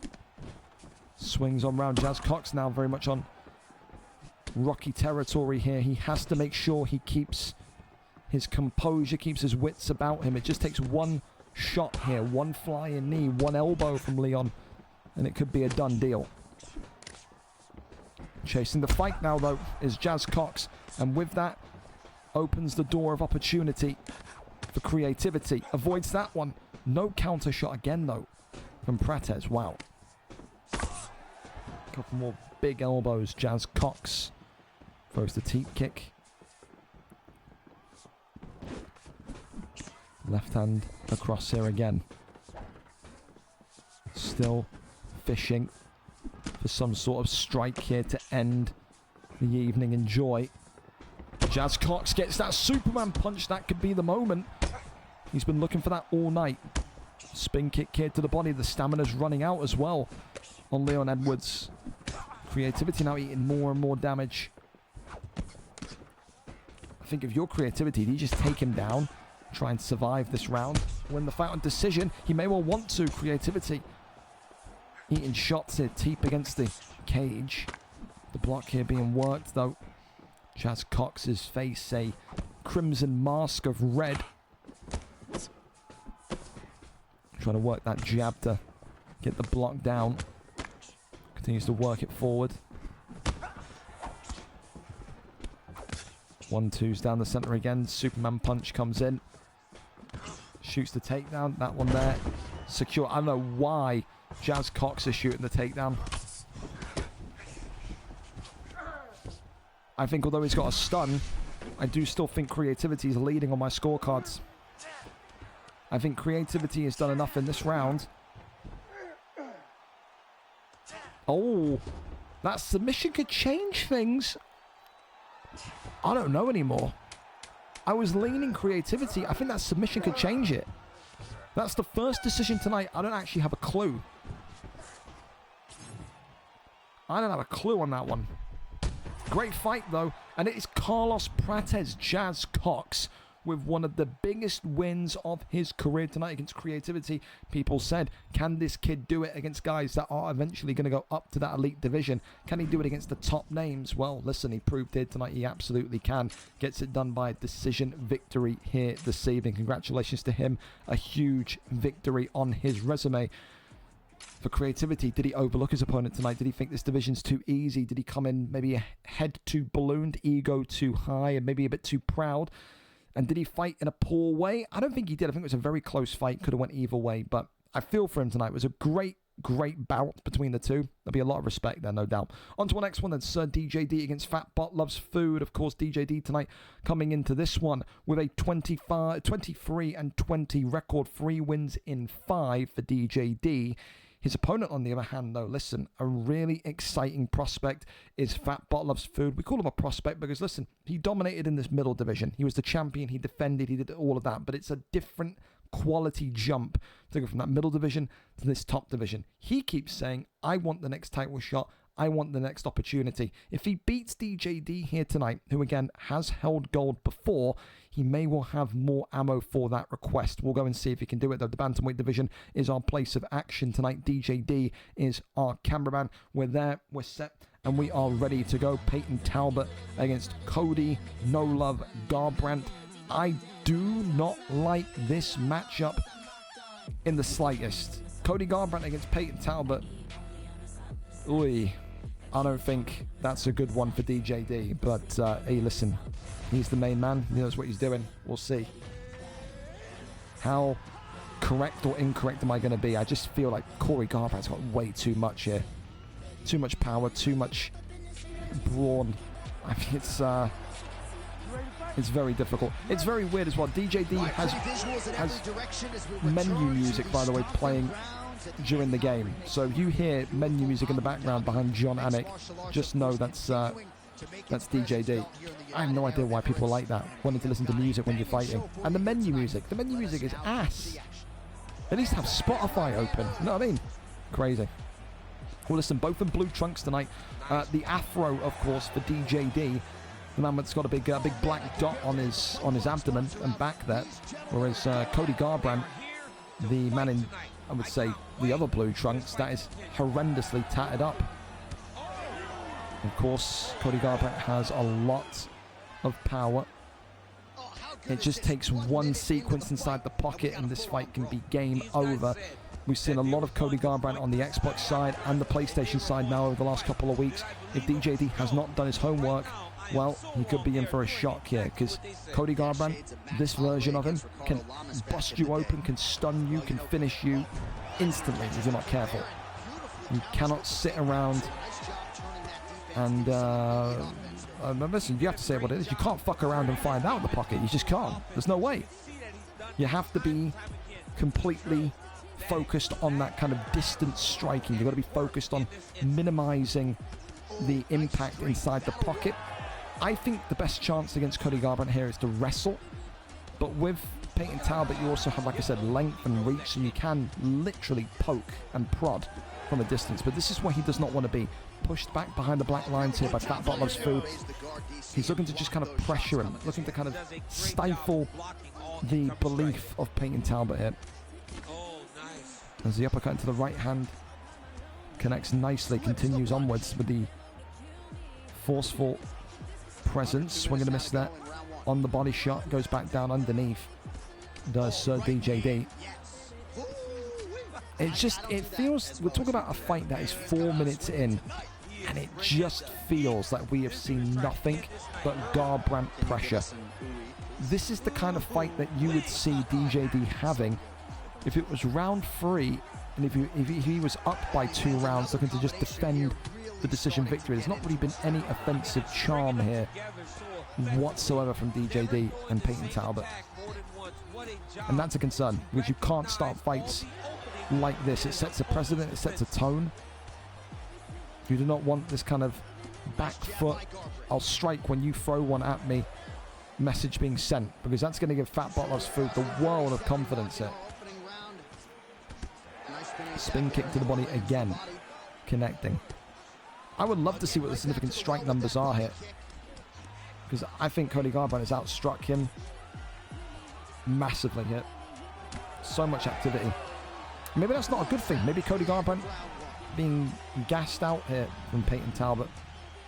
In the end, it's actually Peyton Talbot who has the more significant strikes, which is so weird. You know when you watch fights and just looking, that can't be right.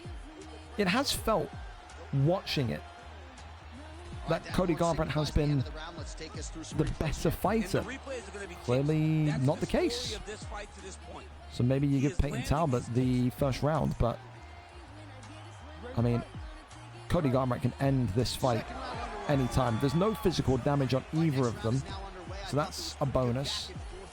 I just wonder if the game plan tonight from DJD is to literally play this kind of cat and mouse game against Fat Bot Loves Food and try and kind of frustrate him, take the win away. Well, look at this. There's an increase in tempo there from Peyton Talbot. It's about a 5-piece combination off, which just about kind of stifles and pushes Fat Bot Loves Food backwards for the first time there tonight. Continues with the uppercut here, left hand, right hand, as the body shot there comes in. Again, poking from distance here. Peyton Talbot, though, is busted open. Now seems like Garbrandt is enjoying his distance striking. I feel like there's got to be a bit more of a, I don't know, aggression, a bit more ruthlessness from Garbrandt. Goes back down low to the body. You see how these kind of top-end fighters have used Garbrandt, the Mark Jeffs, the Kezes, you know, the Maxis, the Prime Docs, all these guys that have used Garbrandt in the past have relied on that kind of forward, you know, that forward pressure, that forward momentum to just kind of say, I'm the superior boxer here, I've got the better pick, I'm going to light you on fire, douse you in gasoline, and set you ablaze. That's what you need to do. Like right now, it's very patient from Fat Bot Loves Food's Garbrandt, and patience is not something that we've often attributed with a Garbrandt pick. Good head kick from Peyton Talbot, though, stuns Fat Bot Loves Food for the first time in this fight. Left hand, right hand now being teetered forward.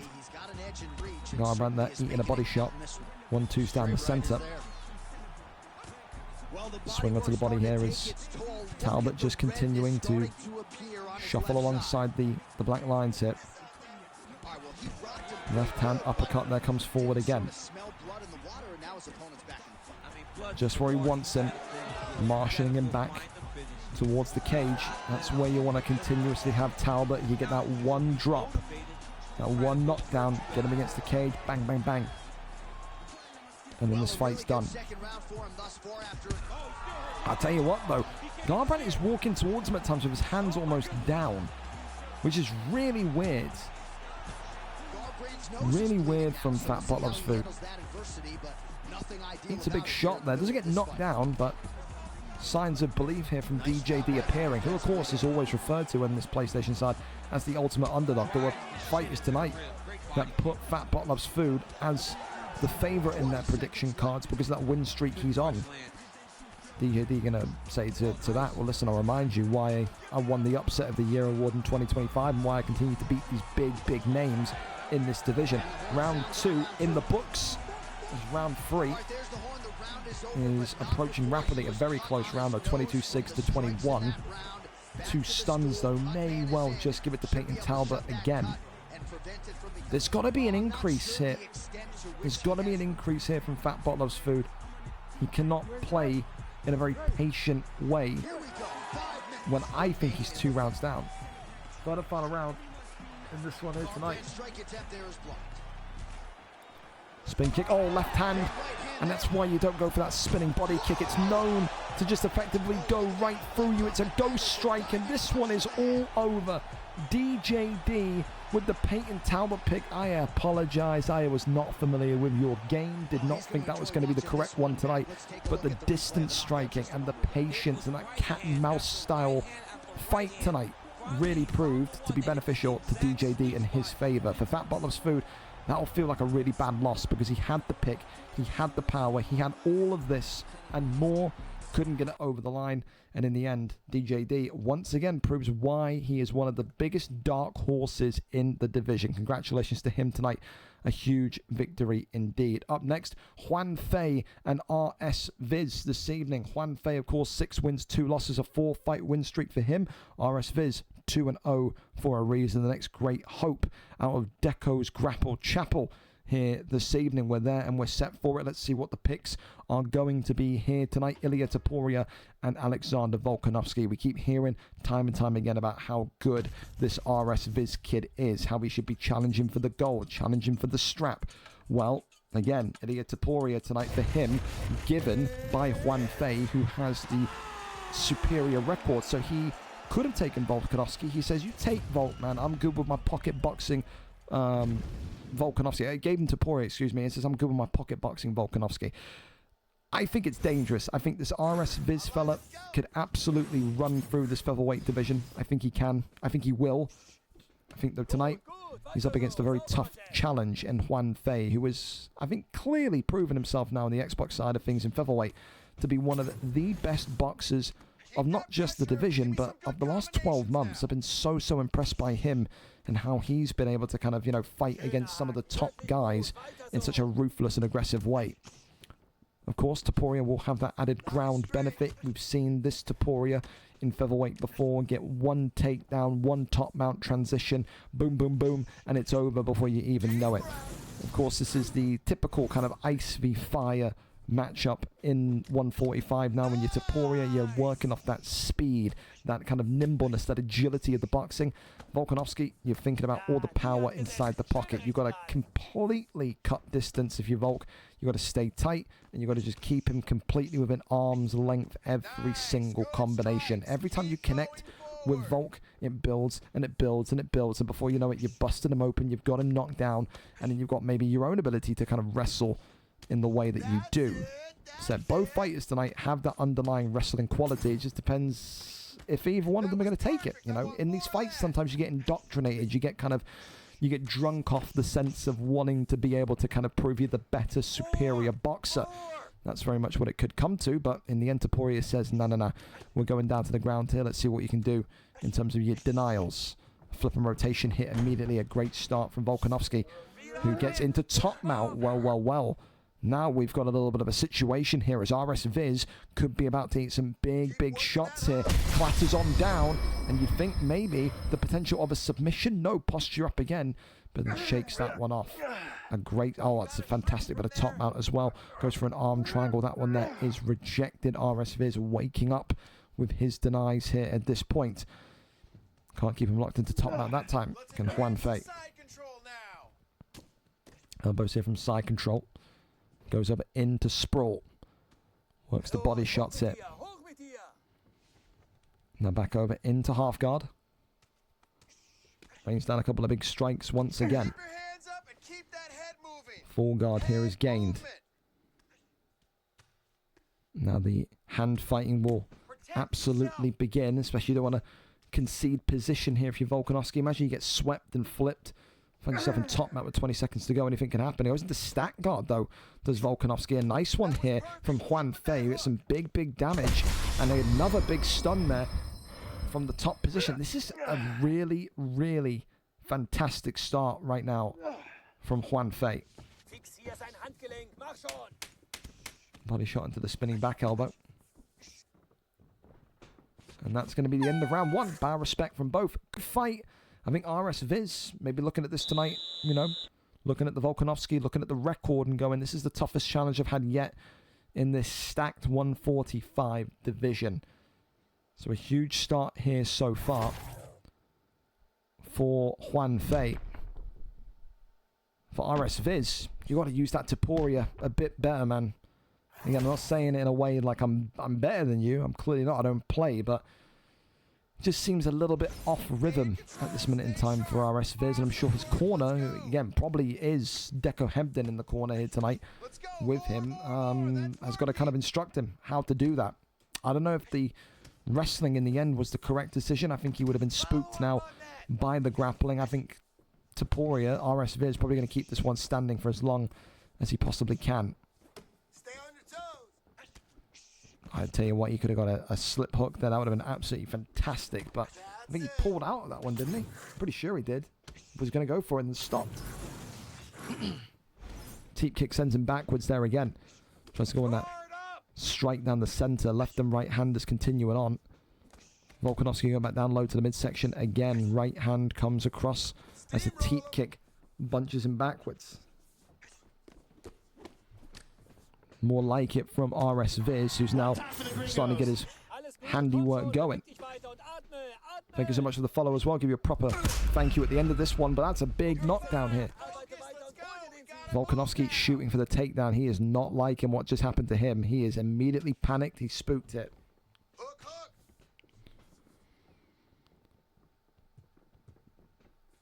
Works off the double jab. There's the hook. Come on, he's bleeding good. Let's Shoots for the takedown. The ankle pick there is denied. Do you think this is a much better round for RS Viz? Absolutely, I do. It's not been a great round from the Volkanovski pick, who has almost kind of, I wouldn't say slowed down, but has reduced his desire to get involved in the action almost. You know, he seems to want that wrestling so much that he's almost kind of avoiding having to stand up and strike against Topuria. And there we go. Maybe this is why. Side control into a deny. Now goes for knee on belly. Brings down a couple of big strikes here. Looking for a stun perhaps, but good defense in the end from Viz, who keeps him locked up in side control once again. Minute and 20 left here of round number 2 on a fight card tonight, which, if I'm not mistaken, has only seen 2 round 1 finishes. It's been a very, very long one tonight. Only a couple of submissions too. He gets right back up to his feet. Looking for the straight 40 seconds. Topuria was thinking about a takedown there. Not going to happen, though. Round 2, swirling and moving here. Tries to go for that kind of shift into the straight, but doesn't happen. Both of these two happy to just see this one come to an end and head into round 3. Damage, of course, is more orange in terms of the health pack on Topuria. Topuria wins that round, though, because of that huge, huge knockdown. Excuse me, I got a cold. Oh, my throat's absolutely flyingly ruined as well. I need a drink, dude. I finished my water about 2 hours ago. We're sandpaper throating it at this point. Unbelievable, eh? Third and final round. In what has been a real back and forth. I've got it 1... I think 1-1 is fair, but it wouldn't surprise me if it was 2-0. But if it is a 2-0, it's been a very close 2-0. 1-1. I'm gonna stick with Volk round 1, Topuria round 2. I think that makes the most logical sense here. It's the elbow. Now look at that. The elbow's now carving the temple of Topuria open. Left hand though moves him forward. More damage, dude. Now they're getting real dirty. It's the knee bow from UFC 4, isn't it? Knees and elbows on the temples, on the dome of your opponent. Try and kind of get them nice and dirtied here. The body shot out of nowhere stuns Topuria. Where did that come from? It doesn't really feel like that's been a long time coming. But then you look at the body of Topuria and it is low. Look at that. I didn't even notice that happened. That's what great boxers do, man. They make damage out of nothing. And Juan Fei tonight continues to show that he's got one of the strongest, one of the best Volkanovskis in the division. I'm actually shocked by that. I didn't even clock on, realize that he was stabbing the body, and then finding success there. I think Viz will be surprised by that as well. I think Viz realized, accounted for it, or knew that was going to happen. But Juan Fei, I said it during the fight, proving to be one of the best boxers in this 145 division of the last 12 months. A really, really beautiful performance there from the boxer tonight. And that's a huge victory against a very, very, very well-respected opponent there. All red corners are showing signs of brilliance here tonight so far. We keep this one moving, and it's Mark Jeff against OG Mud 2 in this next one. You want to talk about entertaining potential fight of the year candidates, then look no further at this one. The last time Mark the Shark and OG Mud competed against one another, it was a couple of retirements ago from Mark Jeff. It was a while ago, to be completely honest. It was all the way back over here at... Oh, it was a long time ago. VFL 124, the 22nd of February, 2024. So nearly 2 years in the making. Mark the Shark dispatched of OG Mud in round number 2. So 101 cards later, they meet once again. Of course, Mark the Shark comes into this one tonight, 19 wins, 19 losses. OG Mud, 9 wins, 15 losses. OG Mud wins here tonight. It's a free fight win streak and potentially means he could be up there as one of Nightfall's next opponents. That would be quite something, wouldn't it? We're there, we're set, we're ready to go, and a bigger thank you and apologies again to these two tonight for, of course, the delay that we have, effectively had. It's one of those. Here we go, though. Cody Garbrandt, Pyotr Yan. It's going to be one of those tonight. Would expect this to be a stand-up war. If Mark the Shark gets taken down, does he survive? That's always the same question that we have to ask here. Garbrandt in the blue for Mark Jeff. OG Mud hit in the red for Pyotr Yan. Time to see how this one goes. It's a fan favourite matchup, but no volume in the octagon. If there is volume, it's very low. Effectively a murmur of silence. Oh, there we go. We've got picture and audio. There we go. OG Mud just about there in the top left of your screen. I'm going to remind Mark Jeff in blue. OG Mud in red tonight. Ireland against America. Two of the very most entertaining and best boxers in the land. And we lost volume and we gained volume back. And do not blink, fellas, because the way that these two have fought over their careers over the last couple of weeks, this is the most entertaining matchup on the Xbox side of things in bantamweight. These two just slug, and that is what you'd want to see. Of course, I think there's a lot of hope from the champion Nightfall watching cage side tonight that this will be an OG Mud victory. He said if OG Mud wins this fight, he wants him next and he will create magic with his opponent. Can only imagine what those two can mean by that, but can't look through Mark the Shark here tonight. When it comes to a stand-up veteran, there is no better than the Irish Hall of Famer. He's done so much in this league, in this division. The only thing he hasn't done is secure that strap, secure that belt that would kind of certify his greatness. He's done it, of course, in the featherweight division, but never in bantamweight flyweight. Done it all, including being an Ultimate Fighter coach. Those of you that were around the league long enough years ago, when we did Ultimate Fighter 1, Mark the Shark was the first, I think, series of coach. We are going to bring Ultimate Fighter back, by the way, when UFC 6 comes out. Absolutely. A little bit of dance moves there from Mark the Shark. A little nod of respect there from OG Mud, who now knows he's maybe got a bit of a fight on his hands here. And Mark the Shark going to be laughing to himself in Dublin, Ireland. Oh, we're wrestling now. That's what we'll be saying to OG Mud. OG Mud called himself the most clear-cut striker in the division. Said that he had the most precision in the division, the most accuracy, and said, I've got the most character, the most style in this division. Mark the Shark kind of heard all that, remained silent, and said, I'll let the fighting in the octagon do the talking here. Works off the 1-2s again, continuing to move forward here. Yan just being held in a position of content, though. Mark the Shark looking very, very dangerous here tonight and is working that block, working that head health excellently. This is the textbook example of how to use this Garbrandt pick. Talked about earlier on how Fatbot Loves Food didn't really use him properly. This is how you use him properly. Mark the Shark has done it. The best pocket boxer in the bantamweight division. No one can say a damn word. Mark the Shark once again on a streak.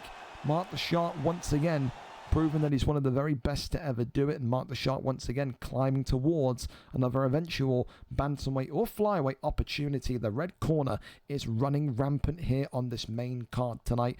Mark the Shark joins the very rare few that have got round 1 knockouts here tonight. Up next then, not even too bad at the end, 10 minutes late. Apologies again to Deco and Mitchie, but we're here finally. Deco Hebden against Fear Mitchie this evening, 14-4 for Deco Hebden, 4 wins in 5, including title reigns and defenses. Comes back into the octagon, was supposed to face KRO tonight, wasn't meant to be. 8 wins, 1 draw, 11 losses for Fear Mitchie, who earns this opportunity again, fighting upwards after a strong win last week. Which one of these two makes it 2 in a row? If Fear Mitchie wins here, it's one of the most impressive victories of his career so far, but he takes on the boogeyman in Deco Hebden, who saw KRO pull out for unknown reasons. There was no reason provided. Maybe people will be looking at that and saying he just didn't want a slice of one of the greatest of all time. We go over and up to it. Deco Hebden and Fear Mitchie, our cameraman here this evening. We're there, we're set, and we're ready to go. Umar Nurmagomedov against Aljamain Sterling tonight. Maybe Mitchie is going to try and grapple the once great submission artist Deco Hebden. I wonder what he's going to be able to do with that. We're there, we're set, and we are ready to go here. Umar Nurmagomedov in the red, Aljamain Sterling in the green. Umar, of course, for none other than Deco Hebden, was Mitchie, Fear Mitchie, Mitchie boy, in the green with Aljo. And of course with Aljo, people often say, well, you know, he's going to wrestle, you know, he's going to do the grappling. But again, Deco was the first person to point out when he was on comms, I think a few weeks ago, people often sleep on, I think, the speed, the rapidity of how dangerous the boxing of Aljamain Sterling is. If you sleep on that and you forget about those hands, they can come back to sting you and they can come back to haunt you almost instantaneously. Of course, Deco Hebden tonight looking to keep the red corner dominance up here. Not a single blue corner victory as of yet. As the right and left-handers continue on forward, overhander swings in, uppercut there, right back to him. As again, these two continuing to just kind of duke it out inside the pocket. Clinches him, whips him over into tie clinch here. Deco Hebden back in his heyday, in his youth.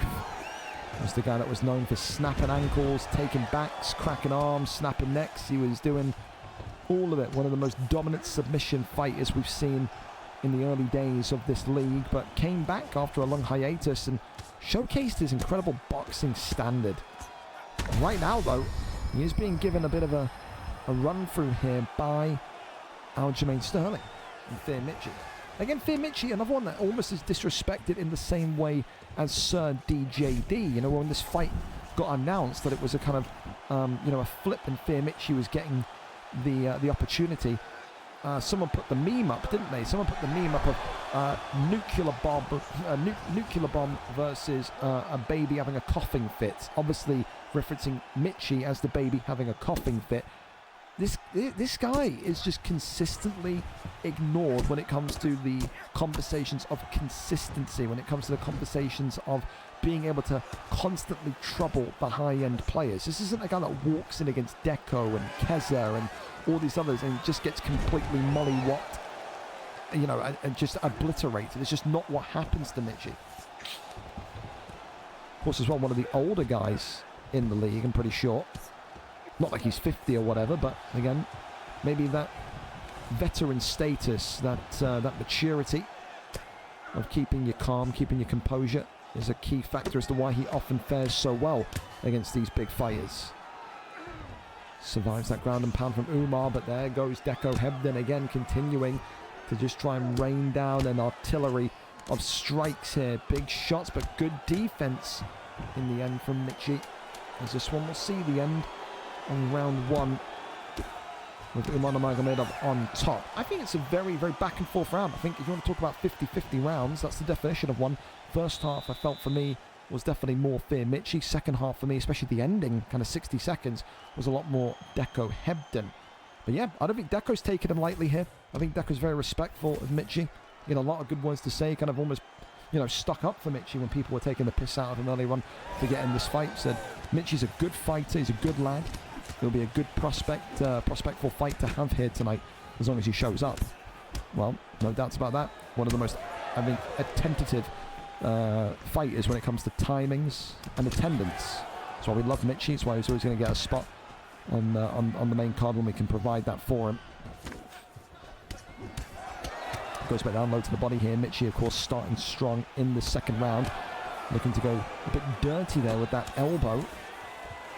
So there's a lot of that kind of fake takedown into the strike shenanigans as well. So difficult to get a read on your opponent when they're so almost kind of springboardy in how they react and how they strike. Left and right handers again coming up brilliantly as Magomedov goes back down low to the body. Side kick to the ribs. Little teep attempted, and there's another one. Clinch up, swings him round. Takes the back hit.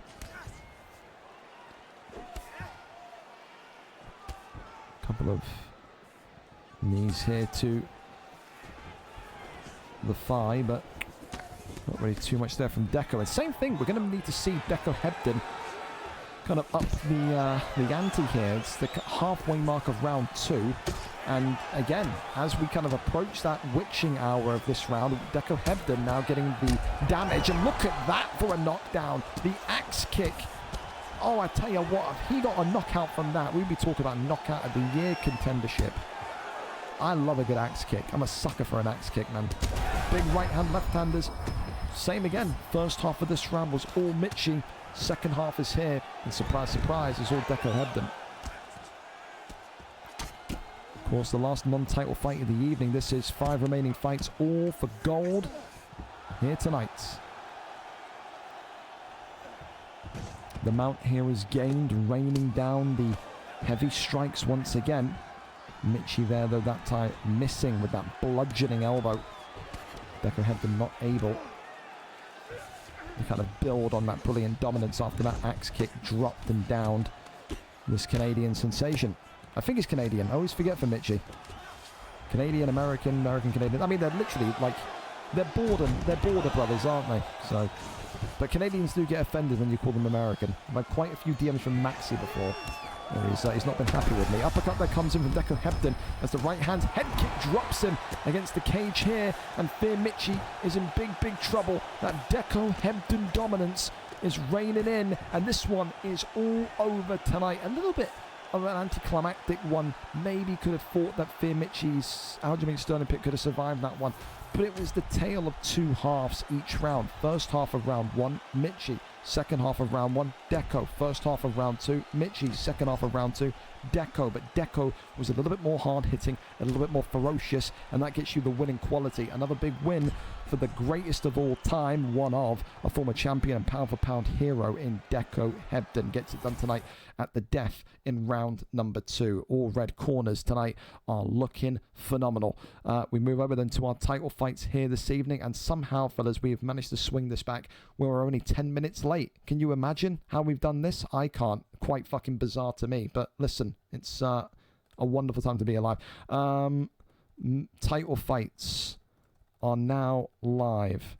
So we can ping this in here. And then let's get you guys over for the final 5 fights of the evening. I got a lot of DMs, by the way, so I'll check those after. I'm not ignoring anyone. Please don't feel like I am. Okay. Listen, going over to our first fight tonight then in the title bracket, the heavyweight strap on the line. Vacant it is, and it's 2 fighters who reunite for a rematch here this evening. When you talk about JCO and Jax, you're talking about the master against the student. Jax has been in this division for so long. JCL is a beginner compared to him. They have fought once before, though. Last time JCL and Jax competed against one another, it was all the way back here at VFL 204, 21 weeks ago, unstreamed. JCL won by a round 1 TKO. That was back in September. A lot can change between September and now. Of course, when you look at the records of these two coming into this one tonight, 11-5 for JCL, former champion, positive for Jax, 13-32 although form is identical. 3 wins and 5 for Jax, 3 wins and 5 for JCL. JCL has only lost to the top guys that eventually get moved out of this division. Is this fight too big for Jax tonight? Only time will tell. We're over and up to it. 5-round thriller here this evening for the vacant heavyweight strap of the world. Jax is our cameraman. It is Jon Jones tonight against none other than Tommy Aspinall here again. One of the best win rates in VFL history is Tom Aspinall when it comes to title fights. So let's see what he can do here tonight against this Jon Jones pick. Or is he switching to Mike Tyson? I think this would be a disastrous decision, but I can't be the judge of this one. So it's JCL, that's going Jon Jones, and Tom Aspinall for Jax. We've got no volume in this one, so again, we're in the silence of the Emirates Stadium. Imagine it's May, Arsenal have just lost the Premier League title. What you hear here in the stadium is what you would hear there. Absolutely fuck all silence. We'd all be hating our lives. Well, now there's a little bit of crowd noise in the background, so there's a happy clappy corner of the Emirates there that's still happy with finishing second. I hate my football team. Have you guessed? Here we go then. Jon Jones in the white tonight for JCL. Jax in the black and gold. Of course, the last time we saw these two compete 21 weeks ago, it was the man in white that won it by a round 1 demolition job. Tonight, it depends on how prepared JCL is. It depends how prepared Jax is. Like I said, Jax has not won gold in this division ever, and he's been here for one of the longest stints. 13 and 32 means that tonight is his 46th fight in this division. He has seen it all, and he has nearly done it all apart from wear the gold around his waist. Of course, though, 5-star fighters can make an impactful difference. As the first takedown here of the night succeeds for JCL. Going over into top mount here, and he drags him back into place. And now look at this, raining down the big strikes here. Jax in big trouble already, eats a huge elbow. The mount here is gained, but he manages just to pop out, and Jax has got no ground game. This is the reality of his situation here. He is not prepared for wrestling. When Jax wins fights, he wins them on the feet, he wins them through boxing. So JCL has done his homework here tonight on how to completely grind out and destroy his opponent. And we said that Jax was someone that was constantly going to be in that conversation of being a heavyweight contender because of his bombastic style. He wants to entertain. He's not someone that wants to learn. He's not going to be the guy that gets into the ground game and starts to learn. He's going to be the guy that just wins and wins and wins through boxing. For JCL, on the other hand, we said it on his last title win, didn't we? He was looking close to a move up the divisions. Now that he's trying to get his ground game sorted, a couple of big denies and top mount already here tonight, he's going to be thinking about a move to light heavyweight. He's going to be thinking about a move to middleweight. This is a guy that constantly wants to improve himself and, you know, get better, which is great to see in those lower levels, because that's what keeps the league interesting, seeing those guys go up and challenge themselves, isn't it? However, so far, Jax gets the first takedown deny of the evening. A big knee to the body there, as Jon Bones Jones continues to just tee away on Aspinall. Sends one towards the rib cage. Clinch is there and goes for the big knees once again. And this is where Jax starts to get really flustered, as he can't get out of that clinch. Manages pulling away and finds solace. Good takedown defense. Here we go. If you're not going to have the denies in your arsenal, you may as well have the ability to stop the takedown to begin with. Flying knee comes forward again. I think he's trying to go for too much of a flashy knockout here as JCL. He did really well with kind of getting the wrestling in, getting those denies in from top man. I think he's just got to play simple here. I think if JCL just worked jab, jab, jab, hook, he would wear the block down of Tom Aspinall, and he would probably get this fight in an even closer position to a finish already. It's the thing with heavyweights sometimes is they feel like a big strike, a flying knee, a head kick equals instant knockouts. Not the case. Don't need to risk it. A pull back uppercut there, though, is brilliant timing. Another flying knee. Continues to hunt for it as the knee bow now coming out of the arsenal of Jon Jones. Overhand, though, from Jax. Hang on a minute. if JCL throws this one away from this winning position, I mean, maybe we'll see him use that USADA pull uppercut there, though. Jack's just getting a little bit too aggressive, too forward thinking, and he gets stung there for his own good. 2 times in quick succession that Jack's got caught there. Needs to be a little bit more, I think reserved is the correct word. Definitely do. Body shot there comes in. Head kick into nothing, goes for the uppercut, flying knee. Absolutely sees, no connection. Body shot, right hand, left hand. Look at the stamina, though, of Tom Aspinall and Jax. He is not going to be able to continue at this rate for another 3 rounds.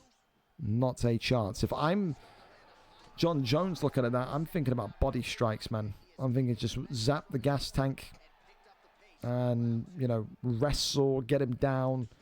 Just anything that's going to make that yellow bar tick and tick and tick. Body shots there again as a flying knee this time comes out. And now here comes the knee bow again. I can smell the UFC 4 from here. The aroma of knee bowing, eh? Lee 66, eat your heart out, son. The best knee bow I saw in UFC 4. Oh, dear. Clinches up again, more knees to the body. Can't even blame him here. The main target point here is the body. Body shot there again. After those clinch strikes, knee into the elbow. And this one is all over tonight. 3 minutes, 24 seconds into round number 2. And JCL again through his, I think, smothering of his opponent is the best word to say, has secured gold for the 2nd time. This is the final month for him in heavyweight. I think just from his boxing alone, yeah, the wrestling could still use a bit of work, but the boxing alone, he's ready for at least a move up to light heavyweight or even middleweight, considering how well he does over the next couple of weeks. But a good performance from him tonight. A little bit UFC 4 throwbacky, a little bit cheesy at points with the knee bow. But listen, for Jax, it's just one of those. I love the guy, I do, but it's going to keep happening. Until he learns about the ground game, until he sits down, works with a camp, and works on that, that type of fight is going to keep happening. It's a shame, because I want him to win gold, but it's just the reality of it. Up next, then we keep on going. Razor Riley against Don't Be Scared 209 tonight for that middleweight championship of the world. Defeated Showtime in an absolute classic yesterday, and Showtime had nothing but positive things to say about Riley. But Showtime is ready to pounce for the belt. That's what his main message was. Tonight, though, it's not about Showtime. It's about Razor Riley, the champion. 4 wins in 5, 14 and 15. Looking to get his first defense and also neutralize his record. Don't Be Scared 209, though, has been electrifying in that PlayStation division. Won the belt there. So he's got winning experience when it comes to these title fights. But tonight, can Don't Be Scared do it on a big stage on Xbox, where arguably some people will say it's a little bit more difficult when it comes to title fights because of that higher up quality? I don't believe that necessarily, but there is that kind of conversation that's constantly ongoing. What's more difficult to compete in, blah, blah, blah, blah, blah. 5 and 3 against 14 and 15. A 2-fight win streak against a 3-fight win streak here tonight. Can Don't Be Scared 209 live up to the name and not be scared against the middleweight champion of the world? We're there, we're set, and we are ready to go for this one. It is Imavov tonight against Israel Adesanya, the champion sticking with what got the job done here in those grey shorts tonight. So let's see who gets this one over the line. We've got no game volume in this one either, fellas, please. I don't mind it too often, but I'm not doing a whole title fight stretch with no volume. It's incredibly dull to commentate over. Absolute silence in the octagon. Here we go then. Blue trunks for Imavov. Grey trunks for Adesanya, the champion tonight in grey for Razor Riley. Don't Be Scared 209 is a boxer first.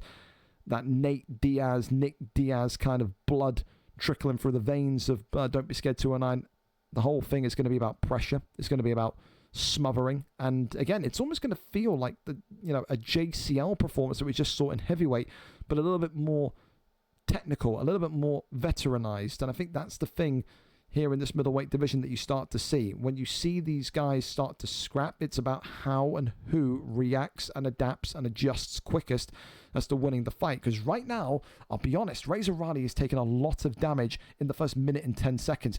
Razor Riley, I love the guy. I do. Such a nice guy. Super awesome, friendly guy. But he cannot continue to take these shots for the entirety of the 5-round fight. We're talking about yellow damage on the head, on the nose already, and we're not even halfway in to round number 1. You have to know what you're using Adesanya for. You've got to be a little bit more evasive, because when Imavov starts to land those shots, man, you got nothing to really answer with. Look at this. Huge pressure already, as Don't Be Scared 209's game plan is coming off without a hitch here right now.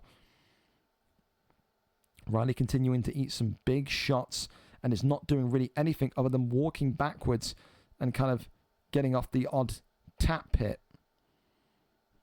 How do you beat Don't Be Scared 209 will be I think the question. Razor Riley, such a researcher as well, would have looked back to those fights early in Don't Be Scared's divisional kind of history. Said only lost 3 fights ago. You know, don't have to look far. The big thing is here tonight, is Razor Riley going to be confident enough to grapple? Is Razor Riley going to be confident enough to strike? Because right now the champion is looking like he's just rolled out of bed and doesn't know what to throw or when to throw it. It's a very lethargic performance as it stands from Razor Riley. This is a beatdown right now. The challenger, one of the first blue corner victories potentially of this main card, if everything goes the way it's currently going. Razor Riley needs to round over and needs whatever coach he's got, whatever corner he's got, to grab him by the shoulders and say, what the fuck are you doing, man? Like, what are you doing? Wake up. Because it's been a very, very poor one from Adesanya so far. Has been damage earned back from Adesanya on Imavov. But, again, with the knockdowns, with the consistent pressure that Don't Be Scared is putting on, I can't see a happy ending for the champion right now. There's got to be a whole change in plan, a whole change in activity. I think there's got to be a whole change in view here. I think if you're Adesanya, you have to wrestle the second round. I don't think there's any reality when you can sit there and strike. You've just been absolutely torched. Round 1, 10-9 to Imavov. The challenger here tonight is doing the business. A great start for Don't Be Scared 209. Well, glove touch, and we're underway once again.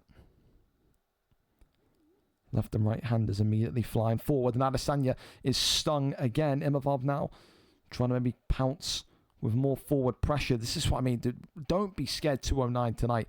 This is the most Showtime-esque performance from a non-Showtime player in this division. We mentioned Showtime in the build-up to this fight, but the way that Don't Be Scared is moving, this is all-out forward movement, powerhouse, dominant boxing right now. And Razor Riley can't do a damn thing to stop it. Front kick, now Jesus Christ, it just keeps getting worse. Body shots now coming in. Left and right handers flying forward here. Razor Riley at this point is just surviving. It's a case of if and not when for the American, who eats another double drop. That's a huge one. Don't Be Scared 209 looking for the finish, and the middleweight championship of the world tonight is Don't Be Scared 209's. And that there is probably one of the best performances I've seen from an Imavov pick, from Don't Be Scared in general, in such a long time. On the Xbox side in particular, 1 minute 47 seconds into round number 2. It was a beatdown tonight from start to finish. The first blue corner victory of this title run here tonight. 147, Imavov. Again, Imavov's turning into probably the priority pick, the best pick that you could imagine for a middleweight title fight. Really, honestly, I'm taking not fight of the night. No, of course not. I'm taking Zeus's performance away. Sorry, Zeus, I love you, buddy, but in a title fight, I think that's one of the best performances I've seen from Don't Be Scared on an Xbox side of things in a long time. Congratulations to the new champ for Razor Riley. I don't know, man. I don't know if you were ill today. I don't know what happened. Didn't look your normal self. But it happens. Fighters freeze. It's one of those, man. Just got to pick yourself up and go again. What more can you say? Up next, and we keep on going, Mr. Oni J against CRZ Mars. Oni J back in the limelight for a title fight again. 21-16, 4 wins in 5 for Mars. 8 wins, 5 losses.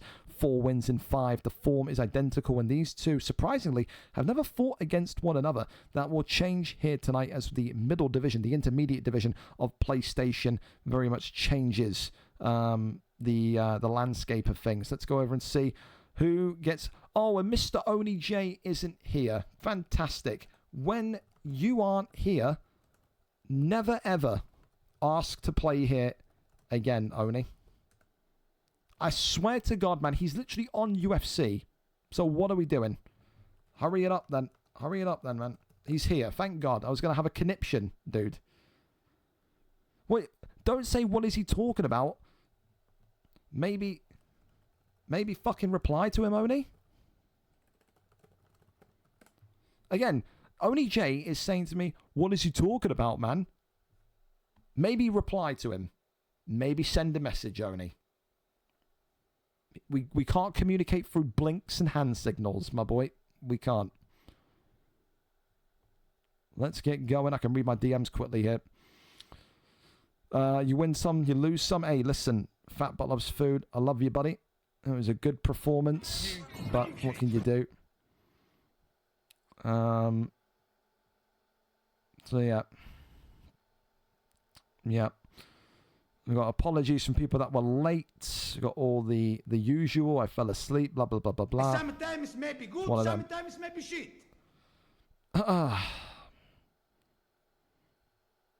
Well, we wait for the link for our next fight, but we do know that they're here. Fantastic.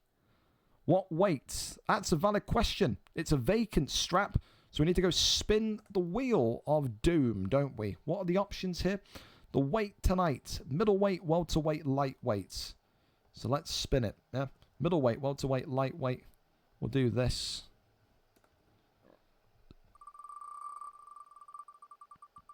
This one tonight is going to be at lightweight. 155 is our destination. 155 tonight, please, fellas.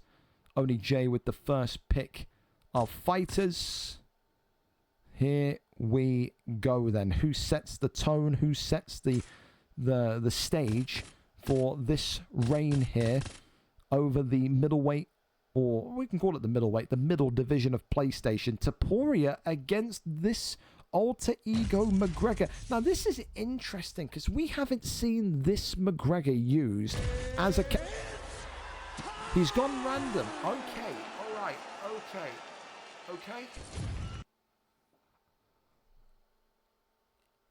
I think he clicked random by accident. Oh God, it's alright. It's alright, we've actually somehow managed to get back on time. So he picked random and then I think he immediately closed his game down. So that's great. That's phenomenal. Well, we're waiting and we're seeing, again, Morgs with a picture as well for anyone that is late in future. There you go. A sound message there, Morgs, absolutely. I wish more people could see that, dude. I wish. So, yeah. Yep.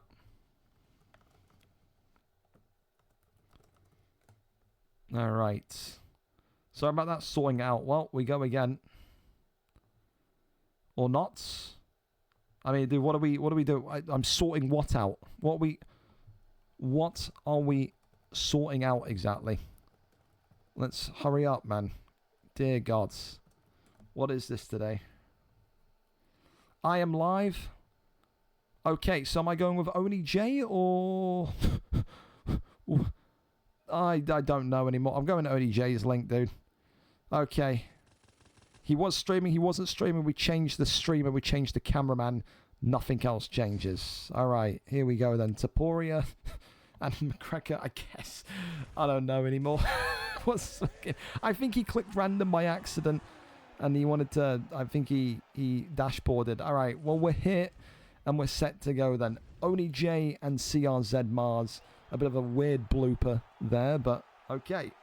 So yeah, a little bit interesting for me because I've never seen this McGregor in a title fight used as a counter to Topuria. I think this is a really mind-boggling one, because if Topuria if OniJ feels confident to wrestle tonight, surely the game plan here is just to literally shoot the takedown and avoid any stand-up brawl.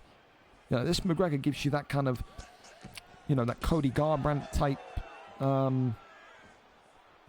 that Garbrandt type power. He gives you that kind of feeling of kind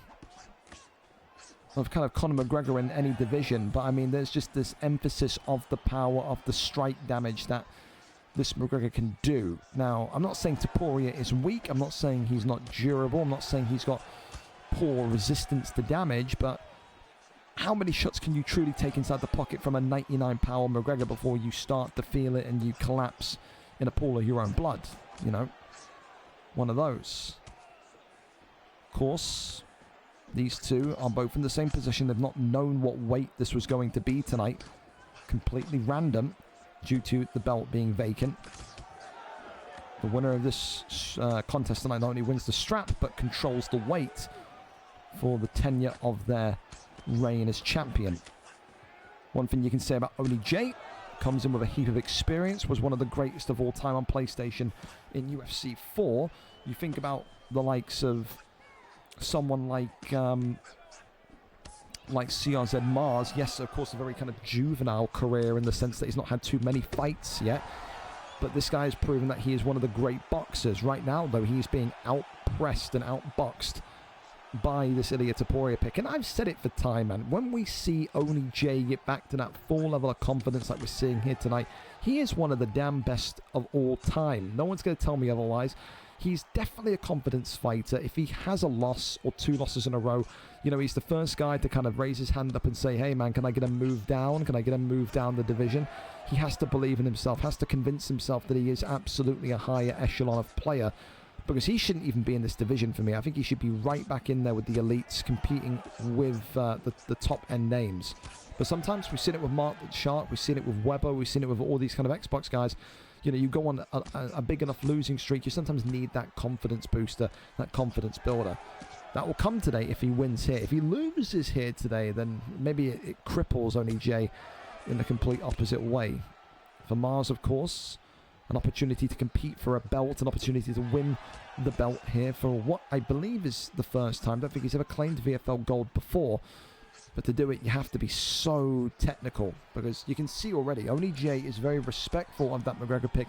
He is effectively initiating that kind of cat and mouse mini game again, isn't he? He is not wanting to stand and trade with the notorious Conor McGregor. I think round one, you got to give that one to OniJ. I think it's been very, very strategically brilliant. I think it's been professional. I think it's the best way to describe it from OniJ, as the American leads the way 10-9.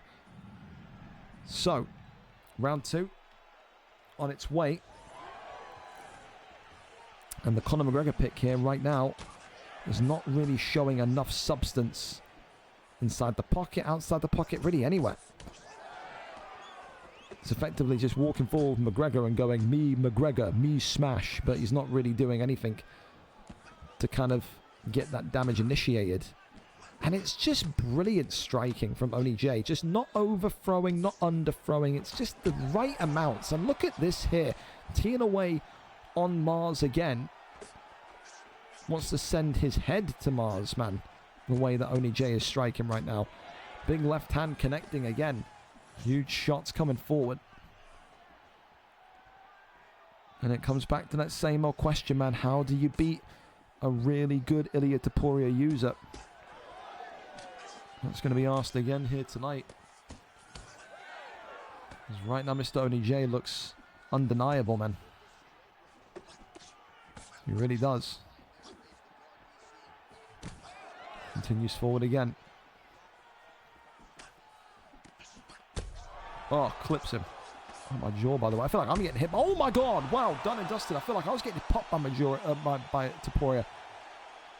My jaw's fucked.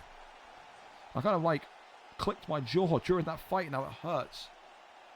Oh, gee. I broke my own jaw. Someone call an ambulance, but not for me, but for Conor McGregor. Jesus Christ. Oh, wow. I don't know what I've done there. Who cares? Well, listen, what a performance, by the way. I've injured myself. Conor McGregor, not the answer to Topuria. Again, I'm not too surprised. I think with this McGregor, I think he's a bit too bulky. I think against someone that is so nimble and lightweight like Topuria, this is someone that you can't really sit and try and go power blow for power blow with, just because Topuria has that power and also that speed, that kind of slinkiness to get around the octagon. I think tonight we saw the best of Oni J. That's one of the best performances we've seen of him, not just this month, but of this year, of the last maybe 2 years. Back as champion, deservedly so. Yes, he can be a little bit annoying at times, can Oni J, with his attendance and XYZ, but we love him, we respect him as one of the greatest PlayStation champions of UFC 4 history, and he has gold again here tonight. Thoroughly deserved, one of the best boxers to do it, and now a huge line of contenders waiting for him.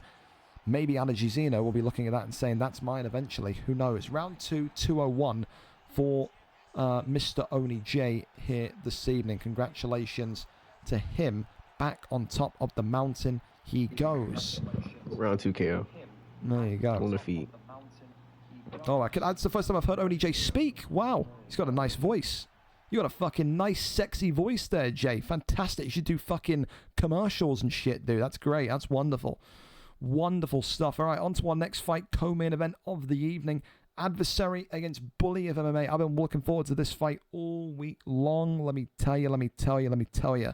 You got two of the most informed guys in the business. Yeah, in the business. When you talk about Adversary and Bully, you're looking at two names that I think have got such knockout power. Adversary is at the most confident stage he's ever looked. With the retirement of Maxi UFC, it opens up the door for a new champion. 18-16 for him tonight. 3-fight win streak. 4-5 for him. Opponent, no, Bully of MMA, or I'm the GOAT, whatever he wants to go by. 3-0 only since his return, but this kid has looked absolutely destructive. We had Adversary on comms last week, and he openly said that is not a guy in Bully of MMA that you want to fight currently. He's in the form of his life. When Bully saw Maxi retire, Bully said, don't worry, Maxi, the title's going to be safe with me. It ain't going anywhere after I win it. Can Adversary be the underdog victor here tonight? It feels like it's mission impossible, but will it be? We have to spin the wheel as well for this one tonight because it is a vacant championship, so we will find out what we're going to. Featherweight, bantamweight, or flyweight are the options. Let's see where we go. It is going to be contested tonight, the vacant strap at flyweight. There you go. The flyweight division back to back in our co-main and main event this evening. The flyweight division then set for action in this one here. Let's go over to I'm the GOAT, to Bully, and see what we're going to have in terms of fight picks this evening. We're there, we're set, and we're ready, courtesy of our cameraman tonight. Of course, Adversary gets the priority pick. He goes with Pantoja, whereas GOAT of MMA, Bully of MMA, goes for Brandon Royval. Going for Manal Cap is Adversary. I mean, that would be a very brave decision. I have never seen a good performance in a championship fight from Manal Cap. All right, then. Here we go. Green trunks and Manal Cap for Adversary. GOAT of MMA, Bully of MMA, whatever you'd like to refer to him as, with Royval in the blue. Maybe that signals tonight that Adversary is going to try to wrestle against Bully. I don't know. Here we go then. Maxi's, well, the first of Maxi's 2 vacated belts on the line here tonight. Every single fight that Bully in the blue has had since he's come back has not been remotely close. Not one. They've all been very much one-sided beatdowns and dominations. For Adversary, he's beaten some of the best. He's on, I think, the hot streak of his VFL career when it comes to both PlayStation and Xbox. So many good moments, so many good rounds, so many good fights, but can he put the cherry on the cake here and finally claim that elite PlayStation strap? It's going to be such a difficult one tonight for him to do. If he does it, no one can say that he won't deserve it. Of course, 5 rounds for this vacant title here tonight. as we continue to see who will maybe reign over this PlayStation division for months to come. Got a lot of hungry competitors there as well.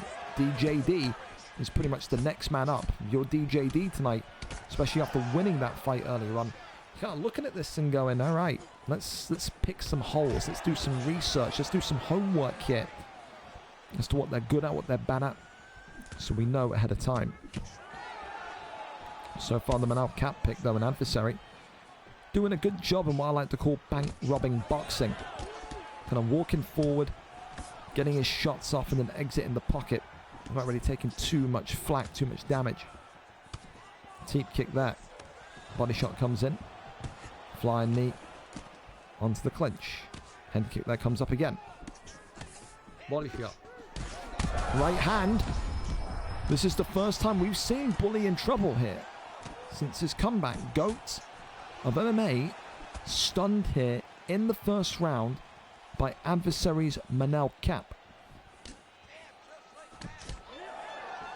This is quite something, because I don't think anybody, no offense adversary, not even me, believe that you'd be able to lay a glove on this guy with how he's been fighting recently. So far, a really good opening 4 minutes for the Manal Cap pick in green. There's that body uppercut left hand, of course, being looked for, being sought after. Right hand uppercut, overhand, as we continue to stare down the line here. Right hand body shot again. Definitely feel like there's some method to the madness here from Roy Val, who continues to just target that tender left side of the rib cage of Manal Cap. But as he's doing that, he is opening himself up for strikes on the feet, and that's another huge stun here. What a round one for adversary. I don't think many people gave this young man a hope in hell tonight. Yes, he is down on significant strikes, but 2 monumentally massive stuns here. I think you, regardless of the significant strikes, 2 stuns, for me, I equate 2 stuns, 1 knockdown. That's the scoring way I do it. So I think he's got the rounds. I think Manal Cap is 10-9 up. So for me, the first time I've seen Bully lose a round since his return. Could this be up there with one of the upsets of the year? It could be. Bully has got to wake himself up here. Talk about people starting lethargically, slowly, not really at the races tonight. I think you can add Bully's name into this. I mean, a lot of great fighters in the history of this league have often given up the first round, even the second round, and then they kind of find themselves in 3, 4, 5. But again, to do this badly in the opening round against someone that is so in form like adversary, it can't be the standard. Can't be. Front kicking to the right hand there. Works off the double jab. Still absolutely nothing there. Right hand creeps up. This cap there. Pushed backwards again. Uppercut right hand. He is looking for a shot at greatness here. His adversary would be categorically one of his greatest achievements in this division should he win this strap here tonight. Could have put him in the conversation for a Hall of Fame nomination. I wouldn't go that far, but to be on the road to it. Another big stun here. Look at Bully's head health. Look at GOAT of MMA's head health right now. This Manal Cap pick, by the way, I have to kind of stand up and applaud it. I did not think it was going to be this good in terms of damage. I will say though, I've just clocked it. Look at Manal Cap's head health. That has been sneaky silent. The body health, excuse me, not the head health. The body health has been absolutely worked. This is what we were talking about. Maybe there was method behind the madness in round 1. We haven't seen the stuns and the visible damage that we've seen from adversary, but that body health is a real mess for adversary right now. He has to defend that body with everything he's got here. Another one to the ribs, and that's stamina. We're approaching 50% at the end of round 2. I think adversary is now waking up to that fact, and he is trying to completely avoid the inevitable, because this is a real silent assassin type performance now from GOAT. And again, it's so easy to get carried away. You see the stuns and you see the near knockdowns, but you don't see the impacting damage that GOAT does. That's what he does. He operates under the radar. You need a UFC UAV to see this fucking guy, man. Right hand though, stuns him. Goes up top again, pulls that one away. Manal Cap there was running out of stamp. Flying knee there was attempted by GOAT, but not going to happen. This one heading into round number 3 of potentially 5. Big question now is not who's winning. I think definitely Adversary is winning still. But the main question for me is how many rounds of gas is there left in the tank for Adversary and Manal Cap? It is a really, really stealthy performance so far from GOAT of MMA, who will say, you see, there's always a method to my madness. 3rd round of potentially 5. Manal Cap in the green. For me, 2018 up.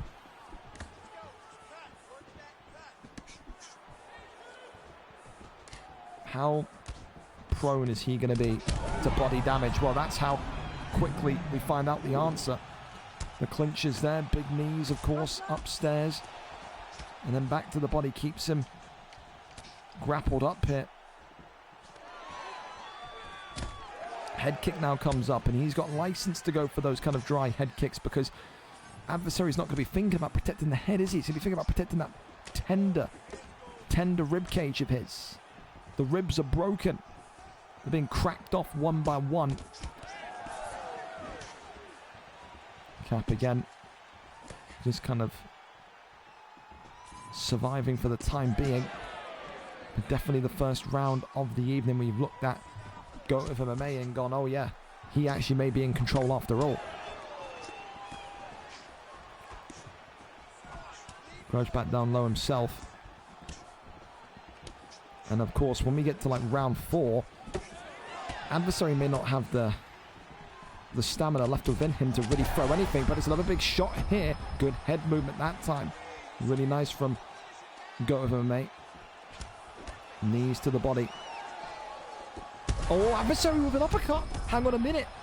He gets him against the cage here. It could be over. Good rotation. The footwork of a genius from GOAT of MMA. That and a good spear takedown. I think he knew. He needed to get that in. He needed to kind of launch that. He was not in a position where he could gamble. Goes over into top mount now. Trying to go for a try. This would be absolutely huge, by the way. A stamina draining submission on an opponent that lacks stamina. It is textbook. As this one goes in, and that is going to be even bigger drama for Adversary now. You've got 2 full rounds to go. You're at 33%. You're at 1/3 of the stand bar here. Go for an arm triangle here. He's going to try and launch this one in to seal it in round 3. Bully of MMA, GOAT of MMA wanted to reign over this division and say, I'm the champ for a reason. And he's going to get it done here tonight. It's a round 3 submission. And GOAT of MMA leaves it until the buzzer-beating moments of round 3 to get this one done. 4 minutes and 26 seconds of round 3. There was no flashy stuns. There was no, barrage of knockdowns tonight. But it was systematic. It was stylistic. Work the body. Work the body. He won't realize. He won't know. Before we know it, we realize. Adversary realizes, and it's too late. I mean, it wasn't the dominance that we've seen from him in the past, but it was an absolute bit of genius. It was great fighter IQ. And he now is going to be the man to beat. 4-0, and I don't see a damn soul in that division touching GOAT of MMA. He is the champion for as long as he wants to be. I feel like we were robbed, man, of this fight again between Maxi and Bully. Apparently they fought in prime time, and Bully, beat him. We'll never know inside of our league, inside of our octagon. But what is not a surprise and is not a shock here tonight is that you look at that man, one of the greatest of all time, as the now new VFL PlayStation champion of the world. And that is going to be a tough son of a bitch to beat when he fights like that, man. So smart, so confident.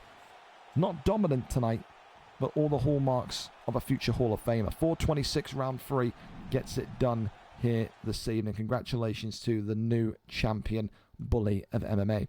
We're going to give that one submission of the night, I think, as well. There's nothing special, nothing spectacular. But yeah, championship level fight, surviving the stuns and all of this to then get it done. I mean, that's poetry in motion right there. Here we go, then we go over to our final fight of the evening, and somehow, again, I have to say a big thank you to all of our fighters tonight that showed up, that were here, because we're somehow going into this fight 10 minutes early. Pretty mind-numbingly incredible considering where I thought we were going to be. I thought we were going to be here at 1 o'clock doing the main event. I'll be honest, main event is now live as we get this one in the build-up stage. So the huge news rocked the league that Maxi, of course, was done. He was retiring, and up steps the two in-form fighters in WinterxJ and Kieran KRO. Of course, these two come in tonight, 24-19, 21-1-20, a 3-fight win streak against a 2-fight win streak, and this is the ultimate way to settle a trilogy, isn't it? These two have so much history, not just within the confines of VFL, but also on the external side of thing, outside of VFL. We go back through the history books and we talk about how this trilogy came about. These two have been around for as long as time. The last time they fought was actually quite recent. VFL 202, 23 weeks ago, the 28th of August. That one was. Kieran KRO on that fateful evening lost to Winter by round 2. Of course, the first fight that they had, Winter and Kieran KRO. Do we have to go back years to find this? No, we don't. We go here, and it was Winter again, round 1 TKO against Kieran KRO at VFL 180, the unstreamed fights. Of course, that was back on the 27th of March 2025. So March of 25, August of 25, both times Winter has come up trumps. Tonight, does Winter make it 3 in a row? Does he once again hold gold, or does Kieran KRO finally get to beat Winter and finally get to hold one of those elite level straps? Keep in mind, right, Winter hasn't held gold for a long ass time either. I mean, let's talk about the last time both of these two held championship gold in general, not just Xbox, but PlayStation included. You go back for Winter all the way. He's been in title fights, but he hasn't actually won the gold. You have to go all the way.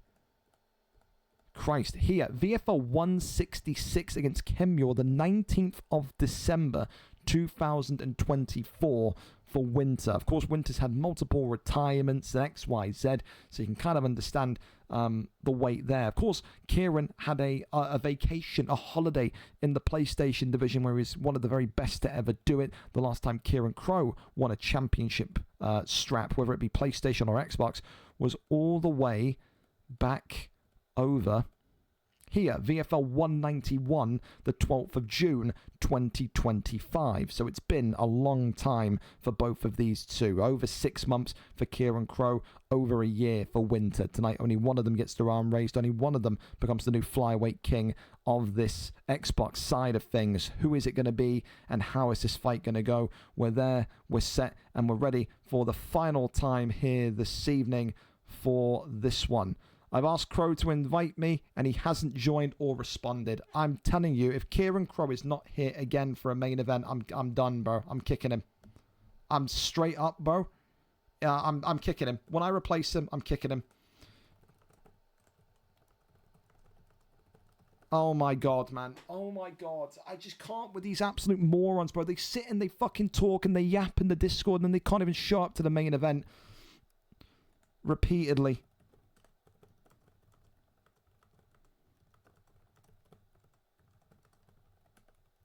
Oh my god. I've got to redo the poster. I've got to redo all of it. Oh god, I just wanted a nice calm evening, man. And these guys can't stay awake. Oh, for crap. I'm not... No, Jack, I'm not putting a negative fighter in a title fight. That's silly. That's stupid. Oh, I'm just more pissed off with Kieran KRO. I just am. Because how many more times is this going to happen, man? How many more times is this going to happen with this kid? Well, the answer is none. I'm telling you now, on camera, in front of a YouTube audience, whatever, there is no reality where Kieran KRO will ever fight in this league ever again. There's not. This isn't the first time he's ghosted a main event. It's like the 3rd time. There's no point. Benching him for a month doesn't do anything. He doesn't learn. There's 0 point. There's actually 0 point.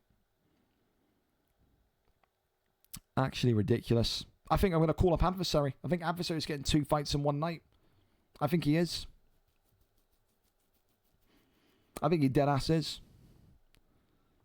I would get KROs, but KROs aren't here either. Lucky boy. He's going to get a double shot. What a horrendous card tonight in terms of people and their availability, eh? What an actual horrendous one. One time for the gringos. You couldn't believe it. King Bishop, Ara 30, Pornicus, thank you for the follow as well. So, there you go. Adversary's coming in. When Kieran, when Adversary is in, Kieran KRO's done, by the way. Like, done. There's no reality where Kieran KRO fights on it again. There's no way. I can't do it. You can't stay awake. That's cool, dude. Play other leagues on a weekend. I'm never, ever, ever, ever, ever entertaining Kieran KRO fighting in this league again. Maybe I will in like a year or two, but he will never fight live again. Kieran KRO, whether it's 2026, 2027, 2028, whenever the fuck it is, will never fight live again. I'm just not doing this, man. Absolutely so pointless. It's been a record for pullouts and dropouts here tonight as well. It has. We've managed to literally survive it all the way through, and then that happens. So, you got one job to show up. You got one job to show up on time. You can waffle. Dude, look at the Discord. Look at, like, literally look at the fucking Discord. Like, look at it. He's sat there, 9:54, typing. He's typing about fucking, he's talking about fucking cheeses. He's talking about fucking blah, blah, blah, blah, blah. He's talking about final block. It's just, bro, you're too dense to stay awake. Just don't sign up. Just don't sign up. Completely stupid. Someone's been hacked as well and is sending me links on how to get free crypto. Quickly, just kick him from the... Oh, never mind. Someone's already kicked him. That's all right. Don't click links, by the way. Don't be clicking these links about crypto and stuff, boys. I can't communicate enough as to how obvious they're scams.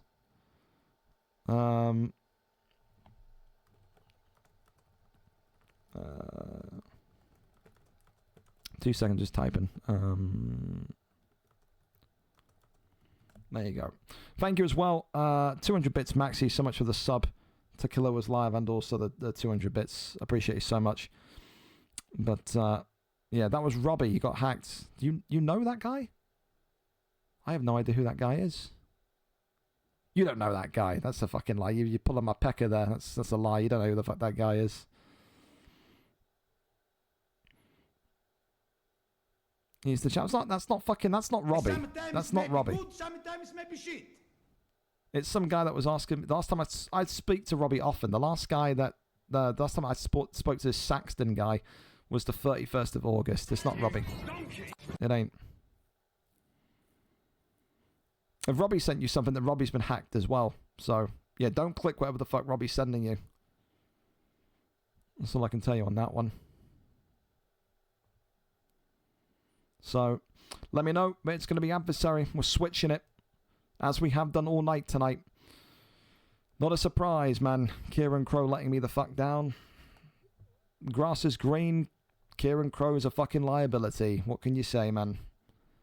Too busy waffling and being a meme in a Discord rather than actually showing up to fight. When was the last time Adversary and Winter fought then? Because I feel like I've seen that fight before.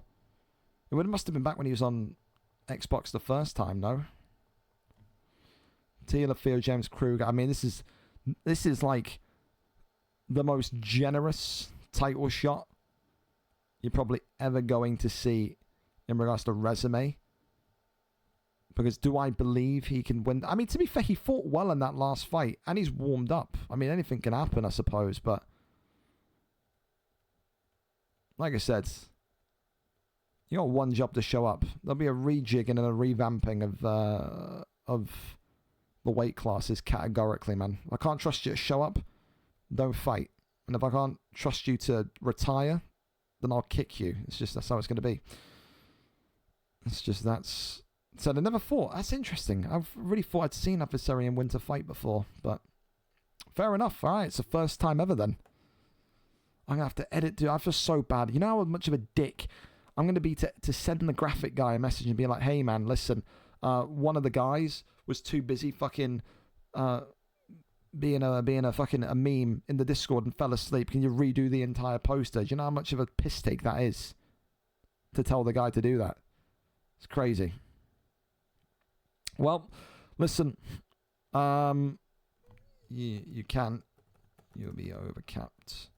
Free max overcap. Sorry, FIFA questions come on my way. We're here at least and ready for it, and we're still somehow on time.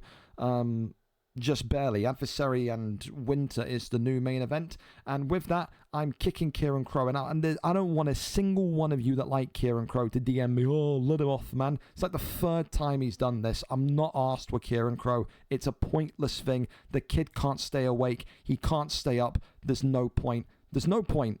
There's no point. Maybe in a year, maybe in 2 years, he can come back and he can fight purely unstreamed, but I'm not doing it with Kieran KRO. He can sit out until at least bare minimum UFC 6, whether that's in fucking 6 months or 6 years. I don't know, but he's done for now. I'm not dealing with that again.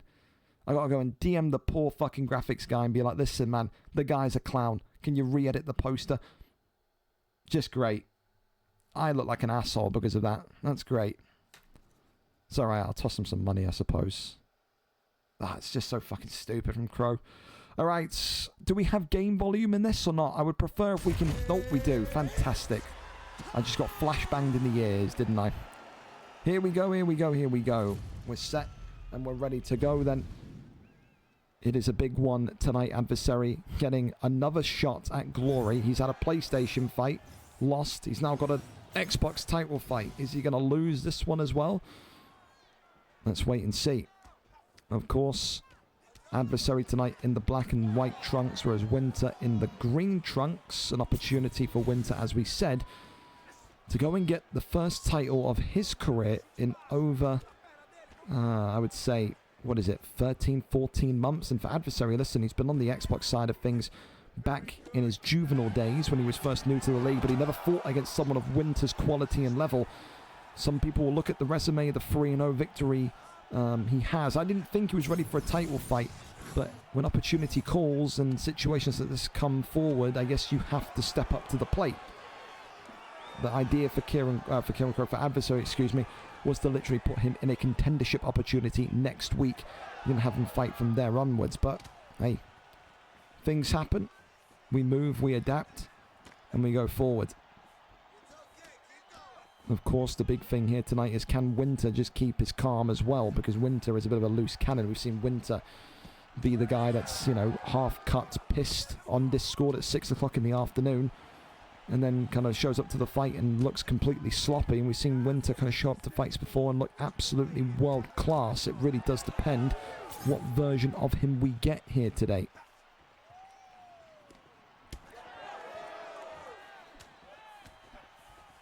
Of course, as well, I do like it as well. You get bonus points tonight, Adversary, for Manal Cap again. You do. Different challenge in front of him here, though, in the sense that it's not Brandon Royval this time, but someone that is completely the opposite of Royval. Shorter and sharper in Demetrius Mighty Mouse Johnson. Uppercut there, comes forward again. Works off the jab, and again, more pound for your pinch here as Demetrius Johnson right now is getting some heavy shots on that is busting open Manal Cap nice and quickly. Maybe saying to Bully here, hey, listen, man, this is how you do it. Watch. That's how you slice them open. Uppercut here going forward again as the clinch comes in. Knee to the body. As another one comes forward. Gotta think as well, two different styles of fighters, Bully and Winter.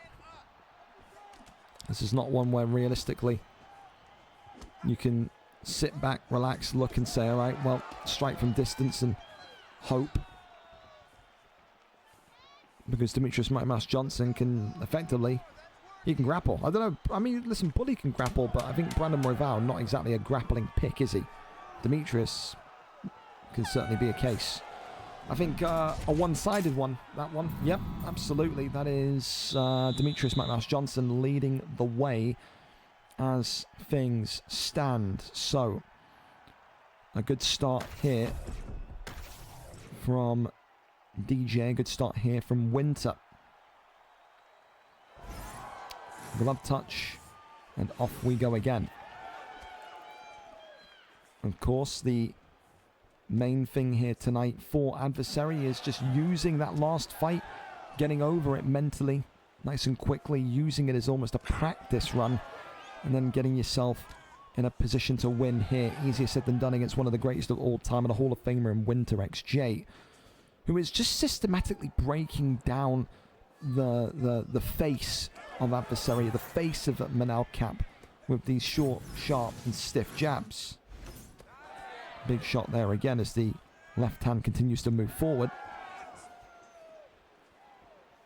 There's some great fights tonight, and again, a big thank you to all the fighters that have shown up tonight, because again, we have, for some bizarre reason, managed to completely save this card from being an hour behind. But for those of you that kind of were late without reason, good luck.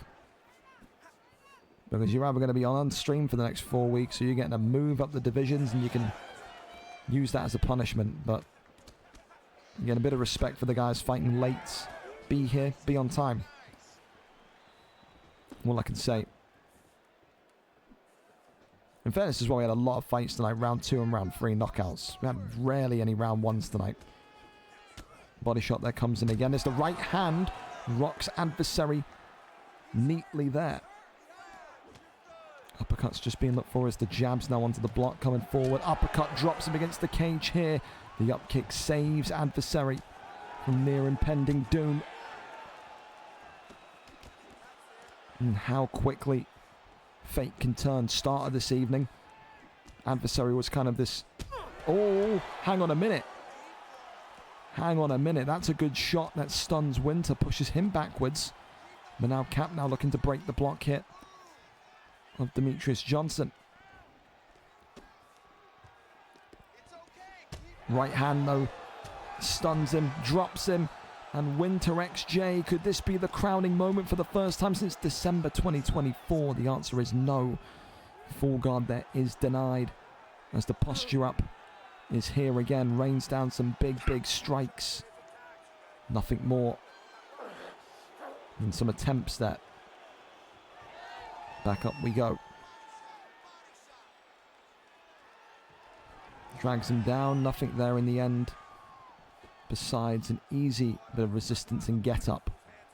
30 seconds after round 2. Yes, Demetrius Johnson has some damage on him, but it's not anything where you're writing home about in terms of significance. Right hand continues to just trouble Adversary, whose head health now is like a constant flashing fire alarm. There's not much left in the tank there. Nor for him, nor my voice. Incredible. 2 rounds to 0 for WinterxJ.